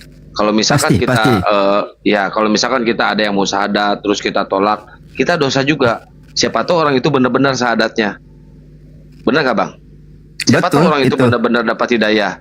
Kita husnuzon aja, jangan suujon. Kalau misalkan mereka hanya ingin tipu-tipu, Allah akan membukakan. Contoh si Al-KTP langsung dibukakan sama Allah kan, keborokannya, kebusukannya. Akhirnya dia hanya ingin tipu-tipu. Contoh dulu ada tuh siapa si Candy Susanto. Iya. Detik itu juga Allah tunjukkan kebesaran Allah. Gitu Bang. Jadi kita biasa aja. Kalau misalkan ada yang mau mualaf, ada yang mau syahadat, kita syahadatkan Bang. Kita syahadatkan. Kalau misalkan itu hanya tipu-tipu, biar Allah yang bertindak. Biar Allah yang bekerja gitu Bang. Jadi Nah, mungkin kalau saya masalah tambahkan aja. tadi sedikit lagi. Kalau masalah tadi kasus hamilisasi, betul itu udah terjadi. Saya saksinya juga kemarin di dekat kampung saya juga ya, cuma dia di perbatasan tuh di Subang. Setelah dia punya anak dan ingin memurtadkan anak istrinya, akhirnya si anak istrinya ini mundur dan akhirnya cerai. Gitu Bang. Biarin aja, biarin. Kalau misalkan niat mereka seperti itu, biar Allah yang bertindak. Ujung-ujungnya apa? Ujung-ujungnya orang itu kena musibah. Biarin aja Bang. Kita Betul. husnuzon aja. Iya, artinya sebenarnya apologet ini sangat berpengaruh sekali Bang. Termasuk saya juga bagian daripada itu gitu. Tapi pada intinya kita di sini adalah bukan untuk umat Islam masuk ke umat Kristen masuk ke Islam. Artinya kita memperkuat keterbukaan media ini untuk umat Islam yang harus hati-hati waspada. Pesannya itu saya. Kita pasti waspada. Kita nggak sembarangan juga Bang mensyahadatkan orang. Kita banyak administrasi harus dilengkapi oleh orang itu. Contoh Kodonditan, dia seorang mualaf Bang. Iya betul. Dia seorang mualaf. Apakah kelakuan dia seperti itu? Enggak kan Bang. Sampai detik ini dia banyak memualafkan juga. Contoh Ustadz kurang lebih 300 sudah. Nah, contoh Ustadz Gainama. Jadi nggak semua mualaf tipu-tipu itu terjadi di medsos ini gitu Bang. Tapi Nah, masukan saya Abang sangat keren, sangat bagus, kita terima Bang. Izin Bang, kalau menurut saya juga kewajiban kita sebagai umat Islam, apalagi yang ngerti agama dan bisa mensyahadatkan, untuk mensyahadatkan orang yang meminta sama kita. Kalau kita tidak bisa melakukan, kita harus ajak dia umpamanya mengenalkan dengan gurunda atau dengan siapa. Itu saya rasa itu kewajiban kita. Kita nggak bisa diam aja kalau orang minta syahadat terus kita pura-pura nggak bisa juga. Saya rasa tanggung jawab itu. Tapi setahu Pasti saya sih Bunda. selama di media sosial ini ya, dari zaman di stream ya, terus di grup WA, di Zoom sampai sekarang, Masya Allah banyak banget yang bersahadat, banyak banget debater-debater Kristen yang mualaf bersahadat. Contoh si Demian dan sebagainya. Banyak juga pendeta-pendeta yang bersahadat, contoh Padan Cemumek. Tapi saya tidak pernah menemukan satu debater Muslim yang murtad akibat diskusi, akibat debat. Gak ada Bang. Betul kan. Saya bercerita itu artinya pada waktu belum ada medsos seperti ini. Artinya umat Kristen waktu itu belum terbuka kan, karena pada waktu itu dogma aja gitu. Setelah terbuka seperti ini, umat Islam menyampaikan ini terbuka semua. Ini yang saya ceritakan kan pada. Oke. Siap Bang, siap Mangga. Saya sedikit nambahkan. Jadi kalau berbicara tadi yang saudara katakan, itu Gurunda tuh udah mengalami. Betul. Ya, Gurunda tuh udah mengalami. Bahkan Gurunda itu sampai tinggal di rumahnya. Orang-orang yang mau dimualafkan beliau itu dibimbing. Ya. Tapi 2-3 bulan kemudian alasan dia mau pulang ke rumahnya, ketemu orang, silaturahmi sama orang tua, mau minta maaf. Udah, handphone udah dimatiin, dia kembali ke agamanya. Ya, jadi memang ada banyak motif. Ada banyak motif itu mereka mau masuk Islam. Ya, salah satu tadi diantaranya yang Anda katakan begitu. Dan itu ada juga pengalaman orang yang bekas bos saya itu, mereka dulu istrinya masuk Islam waktu dia kawin. Bayangkan itu kurang lebih sekitar kawin mereka sekitar 20-30 hampir 20 tahun lah. 10 tahun istrinya kembali ke agamanya. Jadi mereka hidup di dua agama. Lama kurang lebih berjalan sekitar 20 tahun. Sampai 20 tahun itu sampai dengan hayatnya karena udah beliau meninggal. Ya, mudah-mudahan dimaafkan dosanya. Itu yang kedua. Yang ketiga, tujuan daripada para apologet ini bukan kita semata-mata mau mengislamkan orang-orang non-muslim. Tapi kita mencoba untuk menyampaikan kebenaran. Karena itu ada amanah. Ya, sampaikanlah kebenaran walaupun hanya satu ayat. Itu amanah yang diberikan oleh Rasulullah Muhammad SAW. Kalau Islam semua nanti neraka sepi, Bang. Nah, itu hanya kan tanggung jawab aja. Nah, masalah seumpamanya dia mau masuk Islam atau tidak, dan itu yakin saya nggak mungkin. Sampai dunia ini tidak ada Islam semua, nggak mungkin. Seperti yang saudara katakan. Ya, artinya masalah setelah kita sampaikan kebenaran, mereka berpikir itu hidayah itu datang dari Allah. Itu ketiga. Keempat, kita berapologet seperti yang ada sekarang ini terhadap orang-orang non-muslim yang kaum awam ya, yang mereka hanya datang 1 minggu ke gereja, setelah sampai di gereja disimpan di sampingnya kitabnya, kemudian apa yang dijelaskan oleh Bapak beri gereja, kemudian dia pulang ke rumahnya disimpan lagi. Nah, dengan adanya apologet ini yang ada sekarang, kita sampaikan kebenaran, minimal dia bisa membuka kitabnya. Apakah sesuai? Ini Bang Suma, Bunda Rama, Bunda Mila, Kian Santan dan sebagainya, itu menyampaikan benar enggak ini yang dibilang ini? Dia buka, akhirnya ditemukan kebenaran. Minimal dia akan berpikir bahwa itu yang benar itu Islam. Mau masuk atau tidaknya itu bukan urusan kita, tapi urusan Allah Subhanahu wa Ta'ala. Ya, cuma gini sedikit Pak Peta. Cuma saya kurang begitu ya Bang ya, kurang begitu suka dengan pernyataan dengan narasi Bang Tukang ini. Tadi di awal ngomong tidak suka melihat ada orang bersahadat. Itu diperbaiki aja Bang, narasi itu Bang. Takutnya bikin jadi polemik Bang.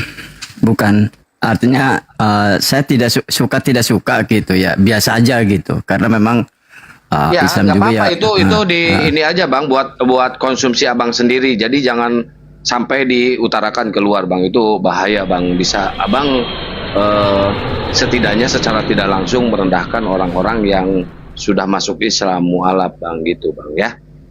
Tapi masukan Abang kita terima. Tapi kita